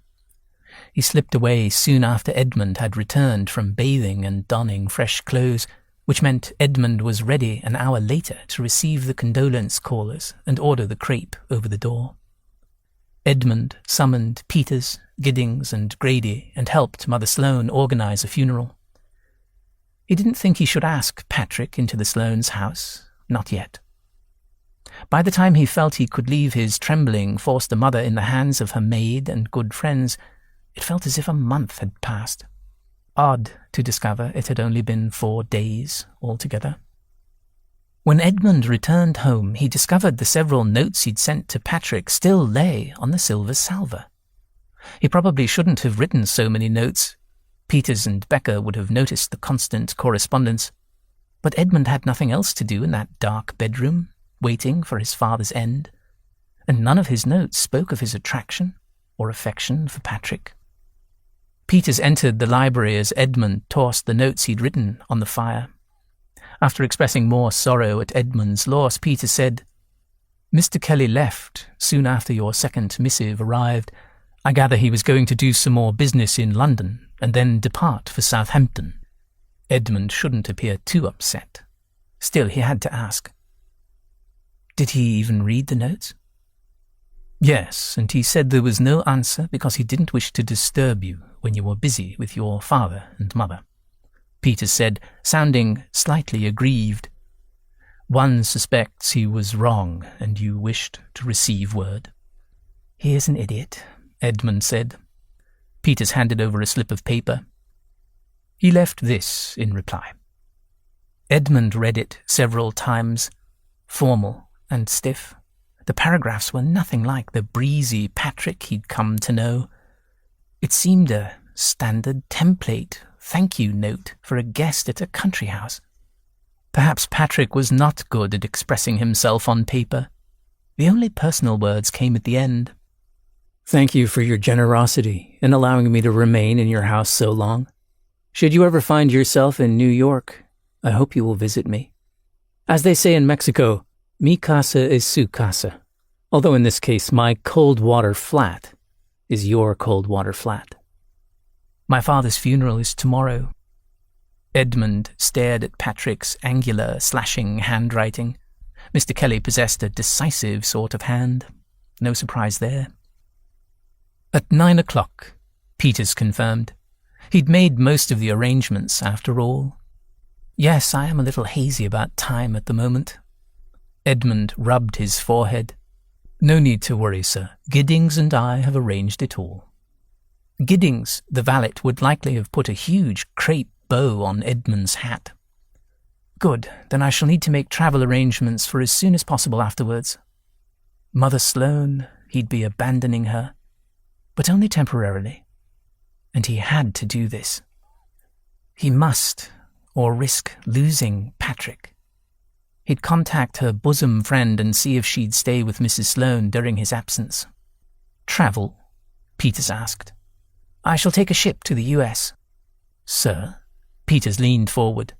You never travel. That was true enough. The thought of going on a train or a ship made him mildly queasy. The thought of never seeing Patrick again was far worse. Are you ill? Is anything wrong? I mean, other than... Peters blushed. Edmund took pity on him. No, nothing other than Mr. Sloane's death. But I require passage on a ship as fast as possible, if you please.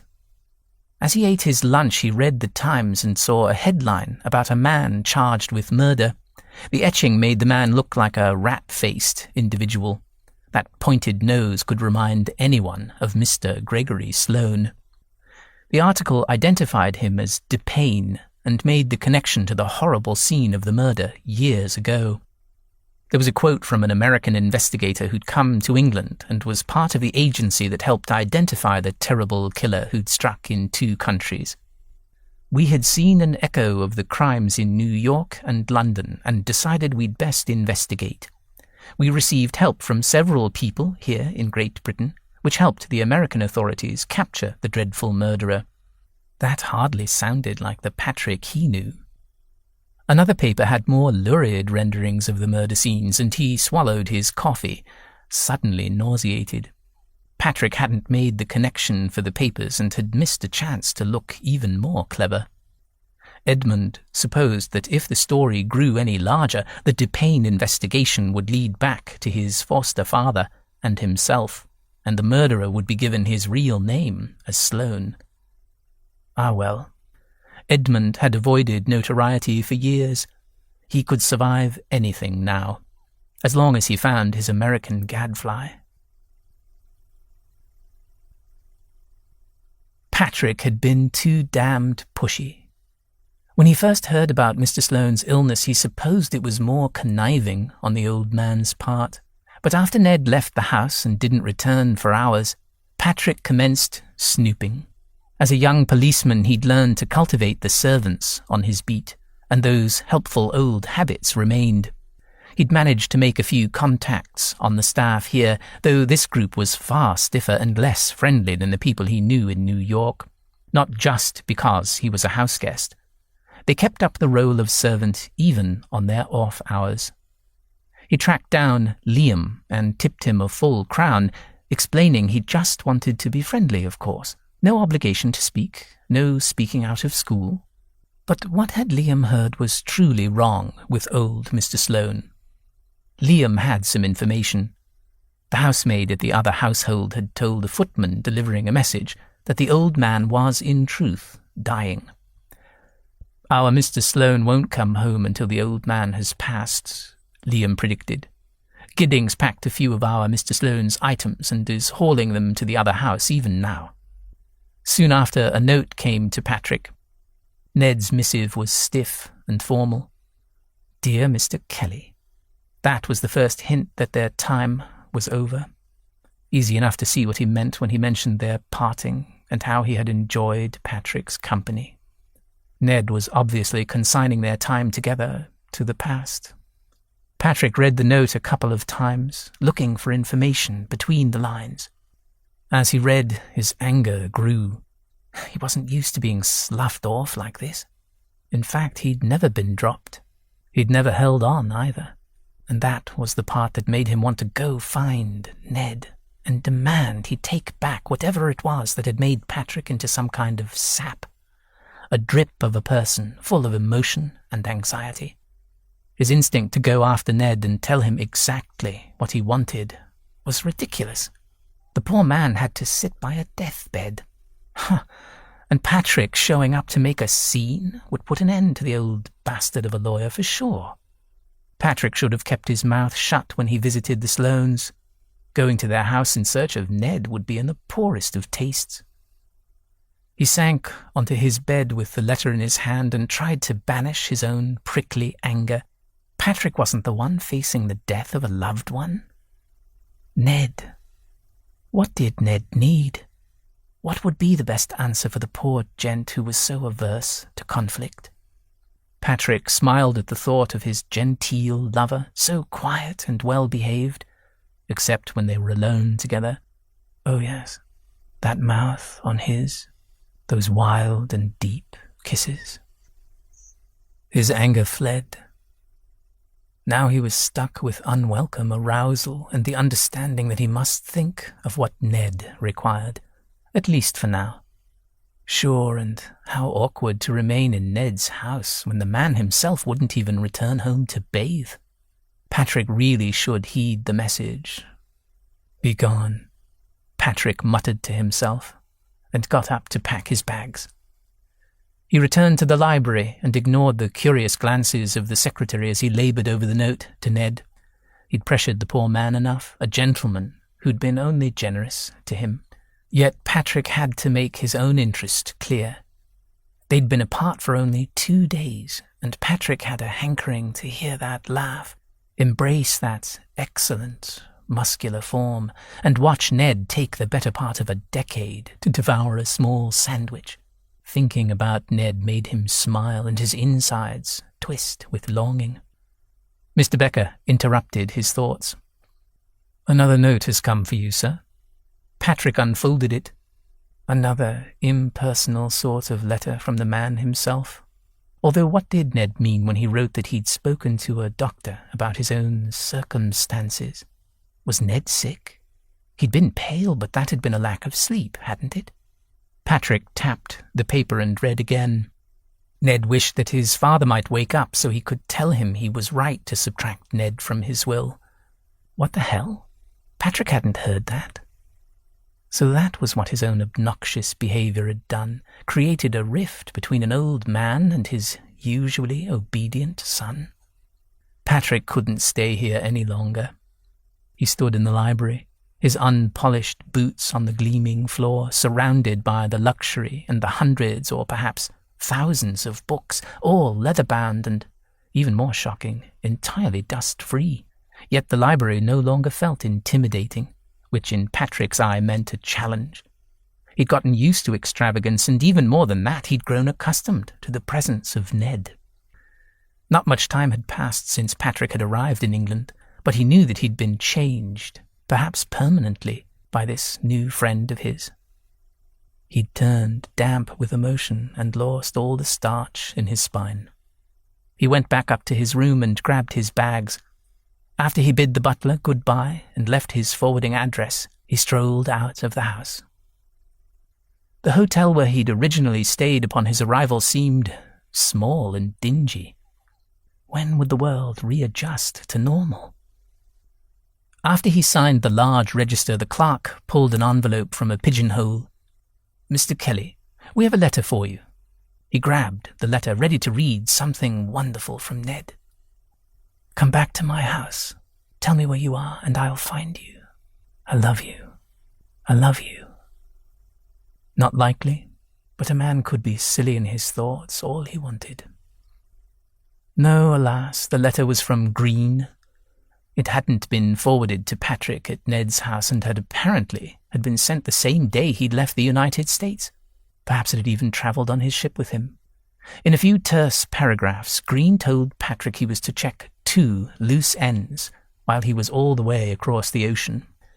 If Patrick did the job, Mr. Green wouldn't have to hire an outsider inquiry agent in London.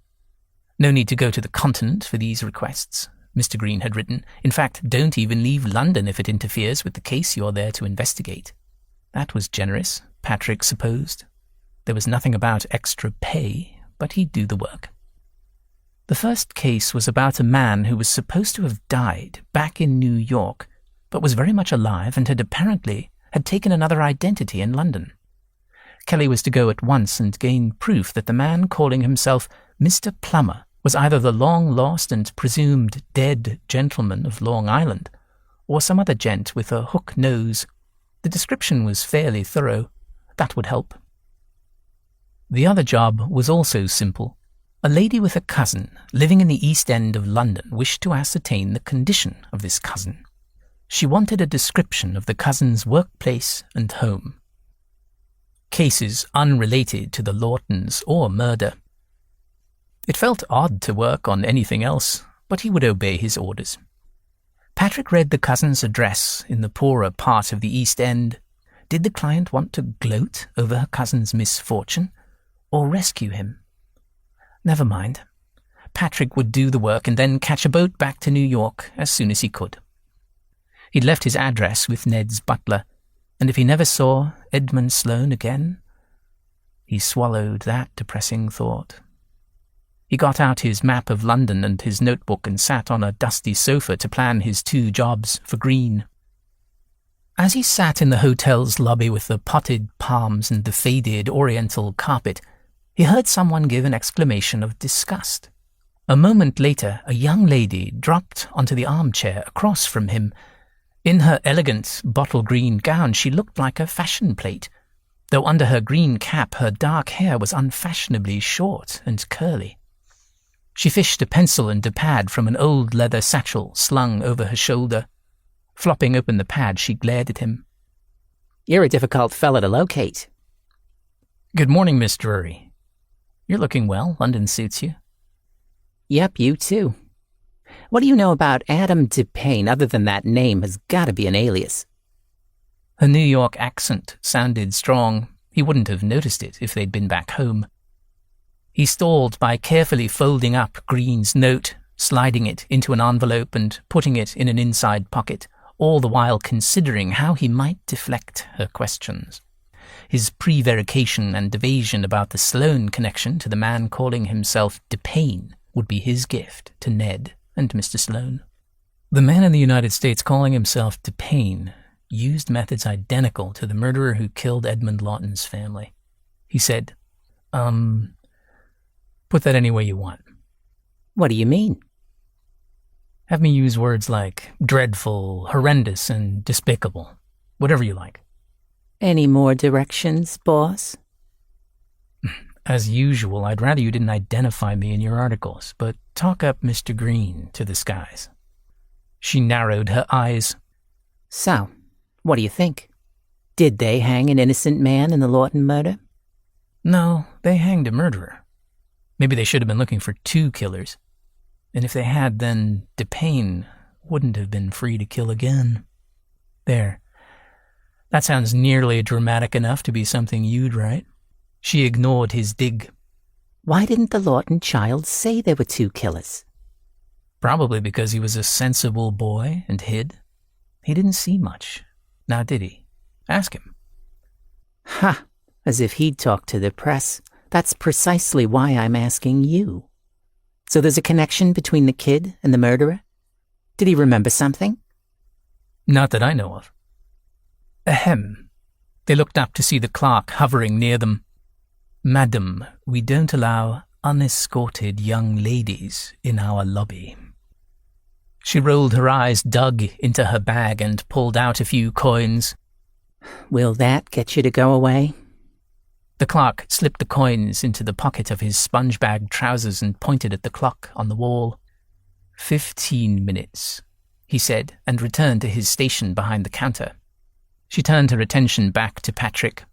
The truth now. Did you alert the New York police with a telegram? I don't know what you mean. Was it something Mr. Sloane told you? No, and I don't understand your point. She tried other ways to get him to admit he'd made the connection or had been the one to send the tip to the United States authorities, and he refused to say anything more. At last she sighed and slipped her notebook into her battered satchel. I could have sworn your visit here in London would be more directly tied to Depane's capture. I guess you're not lying, because there's no way your Mr. Green would let a triumph like tracking down Depane go unheralded. He loves publicity. She rose to her feet. You're a useless interview after all that help I gave you, but I'll find something in this. Say howdy to New York for me, would you? I miss the place and will visit eventually, but not as soon as you. He stood as well. Have fun tracking down your story. I appreciate all you've done for me during my visit. And you have a funny way of showing appreciation, Mr. Kelly. If I think of any interesting details, I'll write. I'm sure you will. She waved her kid-gloved fingers at the clerk and strode out of the hotel lobby. A few days later, Patrick was done with the side jobs for Green. He sat in the lobby and wrote a short note to send ahead. 1. Unless the Long Islander managed to chop off a chunk of himself, Plummer, the Londoner in question, is not him. Mr. Plummer is about 5'6", not 6 feet. 2. Tell your curious cousin that her East Ender relation is doing well. His house on Cannon Street Road is actually fairly nice. I've tracked down a photograph of it, which I will bring back with me. You might inform her that the cousin owns 3 tobacconists' shops, and he lives above one of them. I bought him a pint, not in my expenses, so you don't have to grumble, and he told me he's planning to open a 4th shop next year. He was particularly chatty, and when he learned I was an American from New York, he said his least favorite relation lives in New York. I was discreet and didn't mention that she's our client. I told him I was in London as a tourist. I'll be back on a ship leaving in 2 days from Southampton. He wanted to give himself extra time to visit Ned, just to say goodbye and perhaps beg him to visit. Becca's mouth almost twitched into a smile after he opened the door. Good morning, sir. I'm afraid Mr. Sloane is not here. The trace of human emotion vanished as if it had never shown. He is at his mother's house. His mother's house and not... Oh. Do you mean to say that the elder Mr. Sloane is no longer among the living? Becca tucked his chin as much as he could in the tall, stiff white collar, a version of a nod. The funeral is this morning. And Ned hadn't contacted Patrick. Becca appeared to be waiting, so Patrick gave a solemn nod in return, as if not hearing from Ned didn't hurt.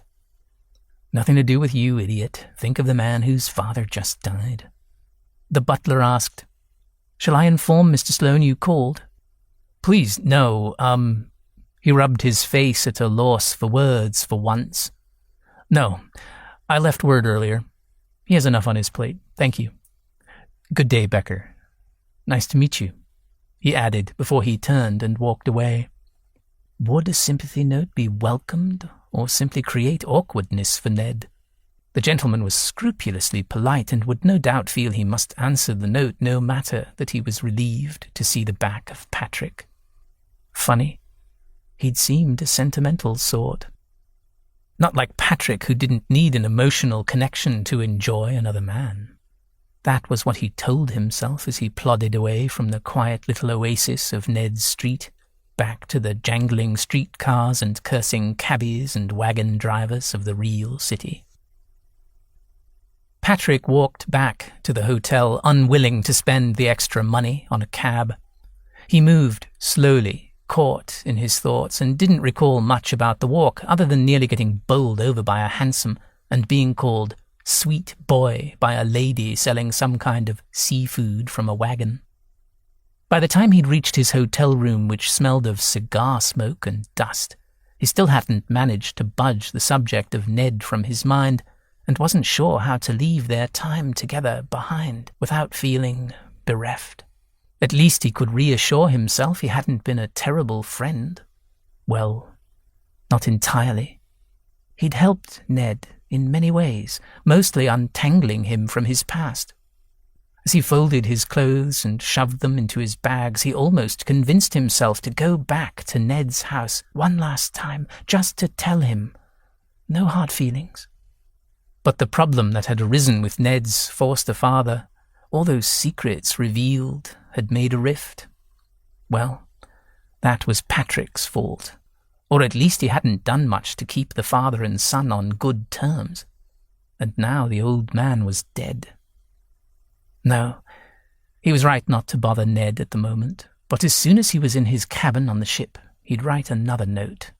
He composed the letter in his head as he hailed a hansom to the train station and as he took the ride to Southampton.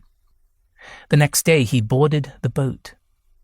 The ship was hardly the fastest or newest in the Red Line, but he was glad to get a berth aboard her. He was pleased to find he had a porthole and a writing desk, practically the height of luxury in his second-class cabin. He left his cabin to watch England vanish, and the man in the cabin next door stepped out at the same time. The man tipped his straw boater, tugged at his moustache and winked. His spotless white flannels made him look as if he should be on a cricket field, but they fit him beautifully. An obvious sort of gentleman, Patrick thought, amused. The man sniffed the green carnation in his buttonhole, then walked to the deck rail. "Lovely day for it, eh?" He waved a hand at the disappearing pier. He turned and leaned his back against the rail. Patrick was so lost in thought he almost missed the man's up-and-down examination. "I'm beaten," the man said. "I'm Kelly, and uninterested," Patrick said. Beaton tugged at his moustache again, a nervous tick rather than something flirtatious, Patrick decided. And at the sight of that tiny, unguarded habit, Patrick was tempted. But all that work of talking and negotiating, just to fumble around with a stranger. He sighed, and must have looked thunderous. "I say, no need to worry about me. I didn't mean to say more than good day," Beaton began. He inched along the rail away from Patrick. Probably a smart move, since Beaton was a scrawny sort, at least 60 pounds lighter and several inches shorter than Patrick. "Peace." Patrick raised his hands. "I'm not going to go after you. And since you're brave enough to show your stripes, I'll tell you that you weren't entirely wrong. I could have been a jolly Molly, I think you English call them.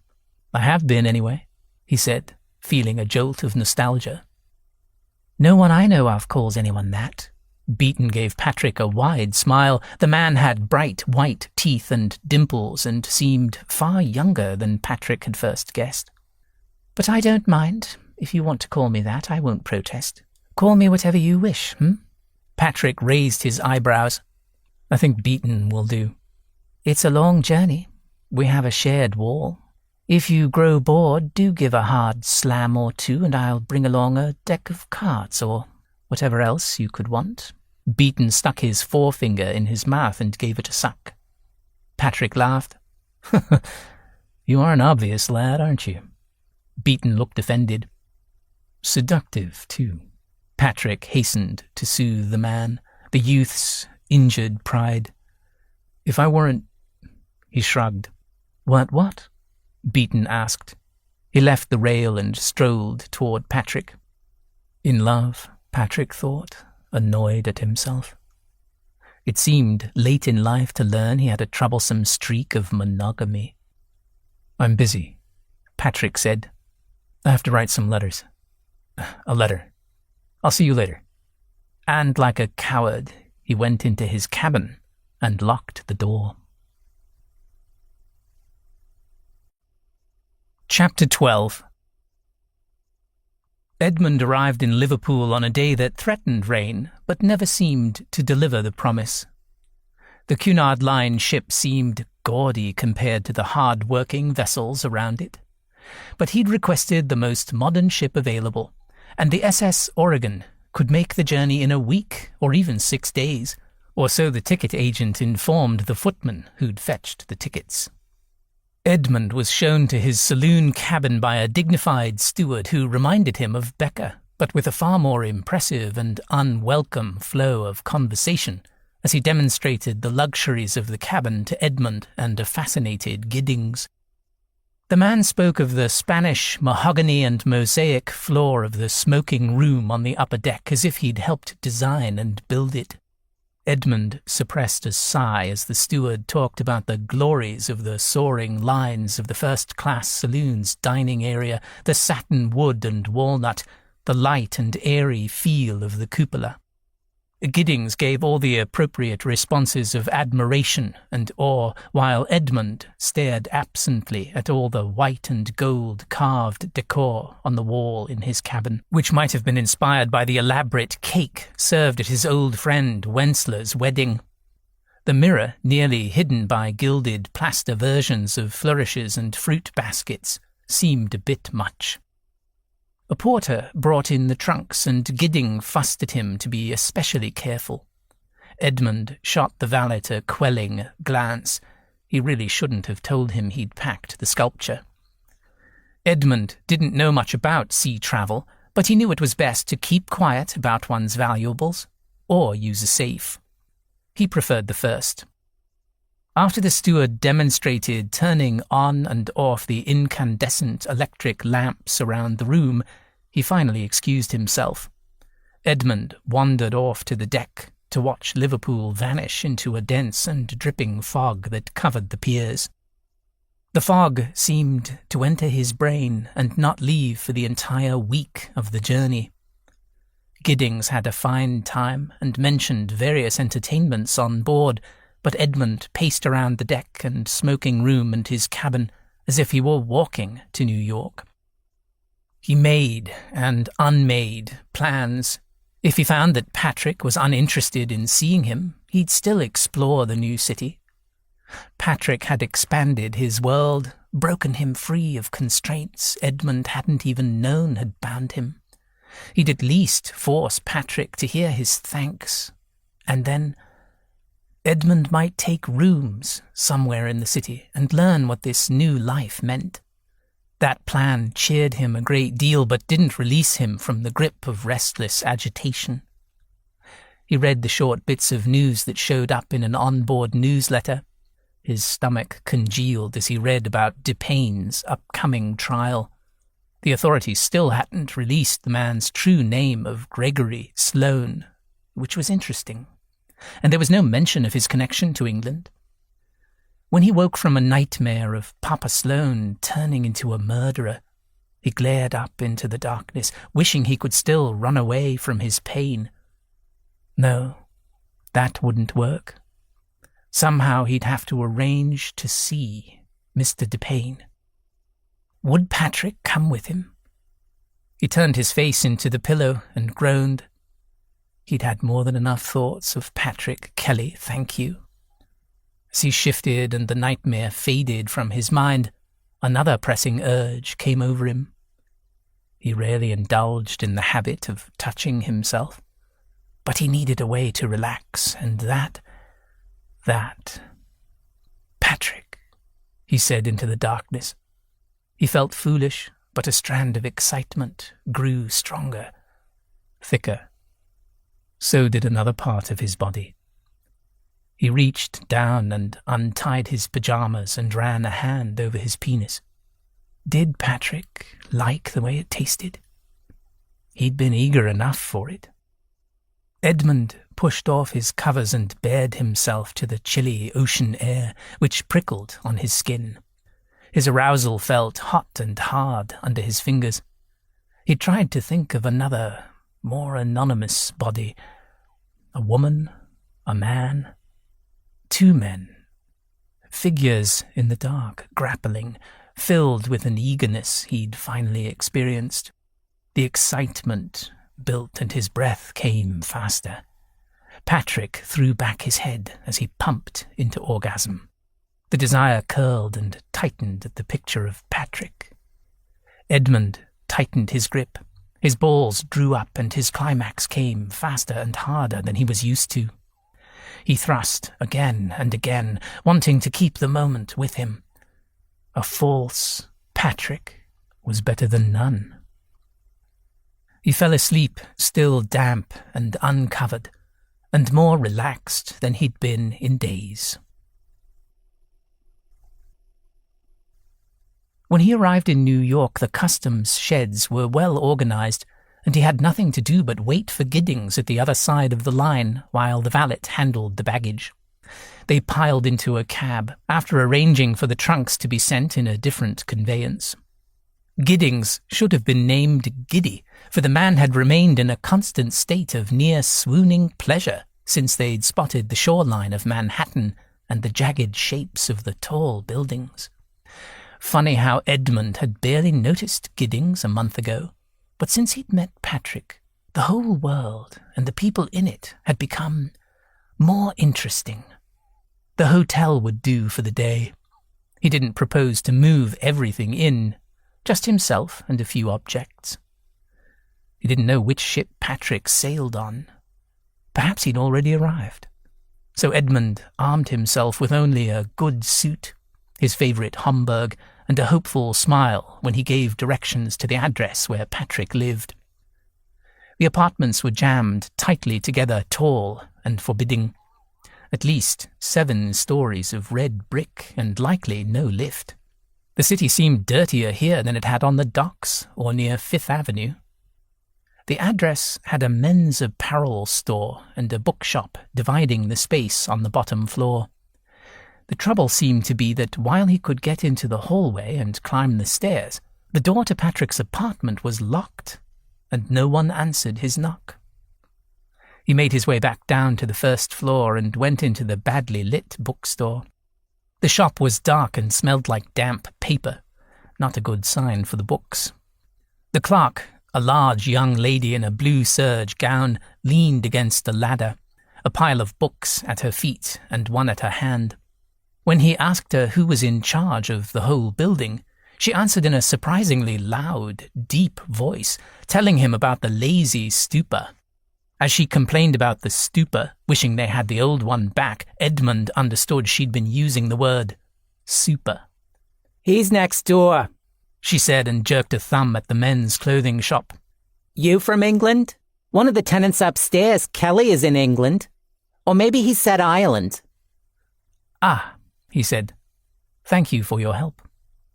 He left and she went back to leaning against the ladder, reading a travel guide to Rome. The super, or stupor, as Edmund knew he'd always think of the man, was fat, bald, and dressed in funeral black. Edmund was also in black for Papa Sloane, though his suit was less worn. The shop owner, Stupor, greeted him with a happy cry and, before Edmund could ask about allowing him entrance to Patrick's apartment, began to ask questions about Edmund's suit. The round little man practically drooled on the fabric, and Edmund, at last, took off his jacket so he could inspect the seams and lining. Edmund looked away when the man buried his face in the cloth and took a long sniff. "Excellent dye, and the wool so fine, such tiny stitches. Obviously made for you. We do bespoke work here, and I'd try to sell you one of ours, but that would be an insult to use. I know that," the man said after he handed back the jacket.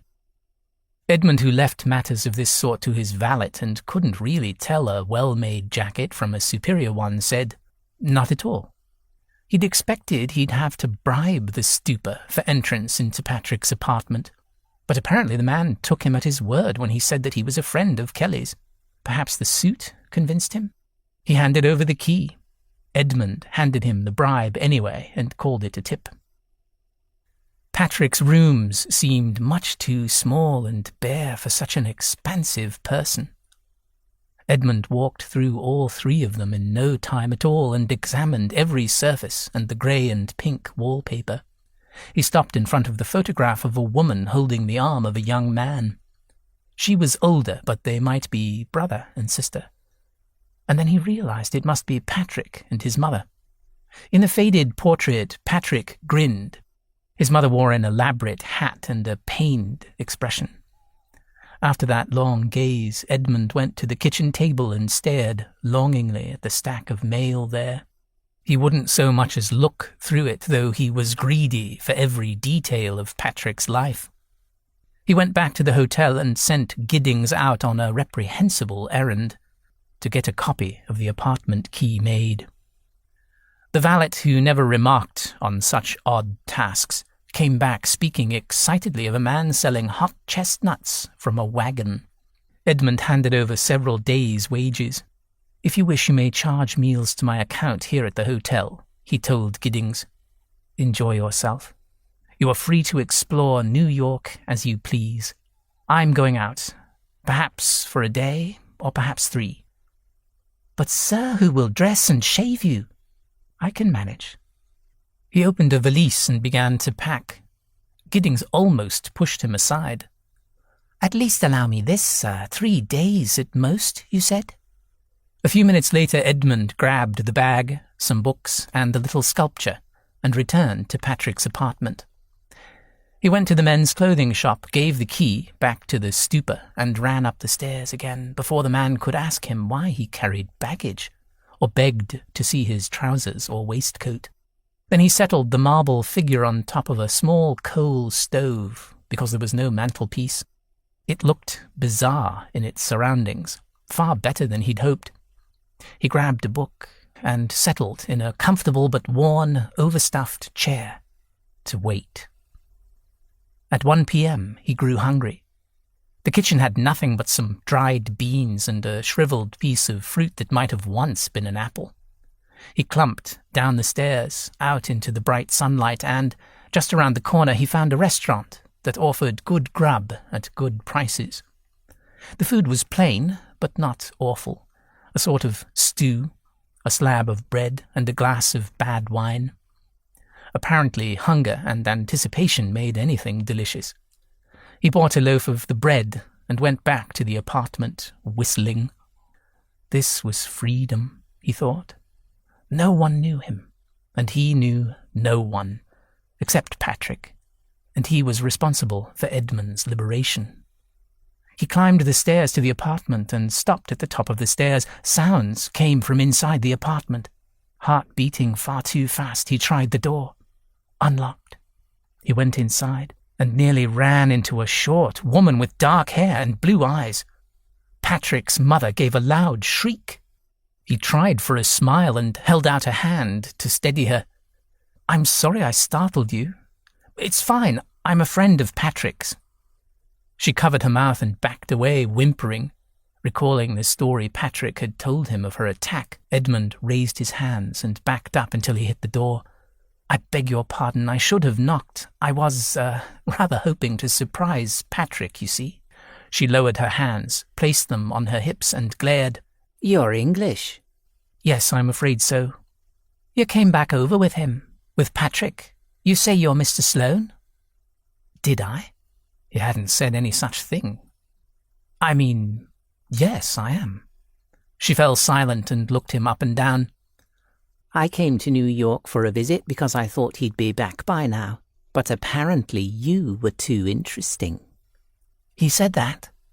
"I can read between the lines. How is it you're here without him?" Well, he, had Patrick actually told this woman the truth about their relationship? I took a faster ship, I believe." "What are you doing here? And did you bring that?" She pointed to the sculpture on the stove. He nodded. She sniffed and produced a handkerchief. "It's lovely, beautiful." He cleared his throat. "I'm glad you like it. Your son said it reminded him of something he could get at Coney Island." "Coney Island? And he was funning you. That there is real art. The mother and a child love each other. Oh, gee, I was all set to hate you. But with that..." She pointed at the mother who sat with arms open, ready to embrace the toddler rushing to her. "You came all this way to give that to Patrick, and just to see him?" He nodded. She wiped her eyes and blew her nose. "That is something. Ha! No one who owns and loves that mother and child can be all bad." He didn't bother to tell her the truth. that he'd inherited the piece and he had rather agreed with Patrick about the vapid expressions on the faces. "I'm glad you think so, ma'am." She picked up the sculpture, squinted at the details, and with extra care replaced it on the stove. It reminded Edmund of the first time he'd seen Patrick. "I came to the city just for a couple of days to see Patrick and another friend of mine." She ambled over to him. "But if you're here, I think I should leave." "Please stay. He'll want to see you." She gave him a warm smile. "That is the right answer, young man." "I know one oughtn't speak of a lady's age, but I'm sure you're not old enough to call me that." She laughed and poked him in the chest. "Oh, you'll do despite being English. I've been waiting for him to find a nice person." He hunted for words but didn't need to find any, for she blithely carried on. "I mean, of course I'd rather you were a girl, but after all this time, I want him to have some sort of companion, don't you think? For a person to be all alone, that would be terrible. He thinks he doesn't need such a close friend, and, well, you know he says he won't marry, and I must believe him. But I say that's nonsense about not requiring affection." Good Lord, could her eyes be filling with tears again? "I'm not sure if he'll be glad to find me here," Edmund confessed, hoping to distract her. "We didn't travel together, after all." "How'd you get a key?" He ignored the question. "Perhaps it would be better if I left and you stayed. I have a hotel room not far away." "A hotel?" She sounded impressed.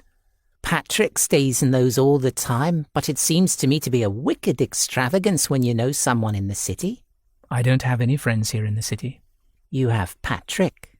She went into the kitchen, then poked her head around the doorway and gestured at him to follow, apparently fully cheerful again. "Come on, we'll make tea and play cards. Is that a loaf of bread? Perfect. We'll have toast too. Do you know how to play rummy?" "Rummy?" he asked. "'Tis another name for it, yes." She flashed him a narrow-eyed look of happy anticipation, and Edmund recognized that mischievous look. "We won't play for high stakes, Englishman." Must we play for any money at all? He had no interest in taking her hard-earned coins, nor did he want to cheat to lose. Edmund had played many more hands of cards than most people. It allowed him to be in company without the necessity of consuming meals. "Of course we have to. Otherwise the game is dull." He returned her big smile with one of his own. Chapter 13. Patrick's ship docked almost a full day later than it was scheduled to arrive. The line of disembarked passengers at the customs sheds shuffled along at the pace of a constipated snail. Patrick allowed a harried young mother with 3 children to stand in front of him and almost regretted his generosity when the baby in the mother's arms began to cry and wouldn't stop. But then Patrick distracted the baby's 2 older sisters and himself with some thumb wrestling and playing Miss Mary Mac, and the time passed more quickly. He should have been glad to be home, but New York seemed dirtier and noisier than usual, too full of people who didn't give a damn. In the early evening gloom he swung onto an omnibus, found a seat and hoisted his case onto his lap. He could only hope his mother hadn't arrived yet. He needed time to clean his apartment and cheer himself up. If she'd arrived when Patrick wasn't at home, perhaps her mother would spend time with Mr. Balson, an old friend who'd recently moved to New York from Boston. Patrick had high hopes that their ex-neighbor would become his stepfather someday. Balson was calm and easygoing, the perfect foil to Patrick's mother's emotion. Someone ought to find a permanent love. He clumped up the stairs to his apartment, feeling as if nothing had changed in him or his world. A gloom made worse when he caught the scent of expensive soap and lemons. Edmund's scent.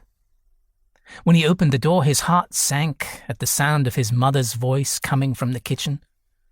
He loved the woman, but didn't need her sharp eyes boring into his soul to find out why he was not in high spirits. But why would she be talking to herself? Had she invited Mr. Balson over? That didn't seem like the sort of thing she'd do. And then he saw a white object on his stove. He went over and stared at it. He'd seen such a thing before, not at a museum. Recently, though. There came the sound of clinking coins and his mother's laugh. At that second he recalled where he'd seen the little marble sculpture. A copy? But how had Mum known? His heart began to beat so hard he felt the thumps in his throat. Mum?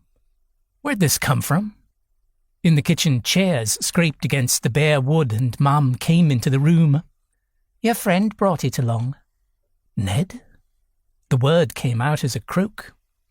Because there he stood in the kitchen doorway, already so familiar and dear, and far too beautiful for Patrick's shabby place. Ned grinned at him. I don't know if I'll ever grow accustomed to that name again. It's a good pet name, Mum argued. Ned said. How about this? Winner of the next 2 out of 3 hands gets to decide if Patrick calls me Ned or Edmund. Ned? What? Patrick gaped. What the hell? His mother and Ned strode back into the kitchen and pulled up to the table. They sat on the chairs Patrick had collected from an out-of-business bar. Ned looked thoroughly out of place on the screen.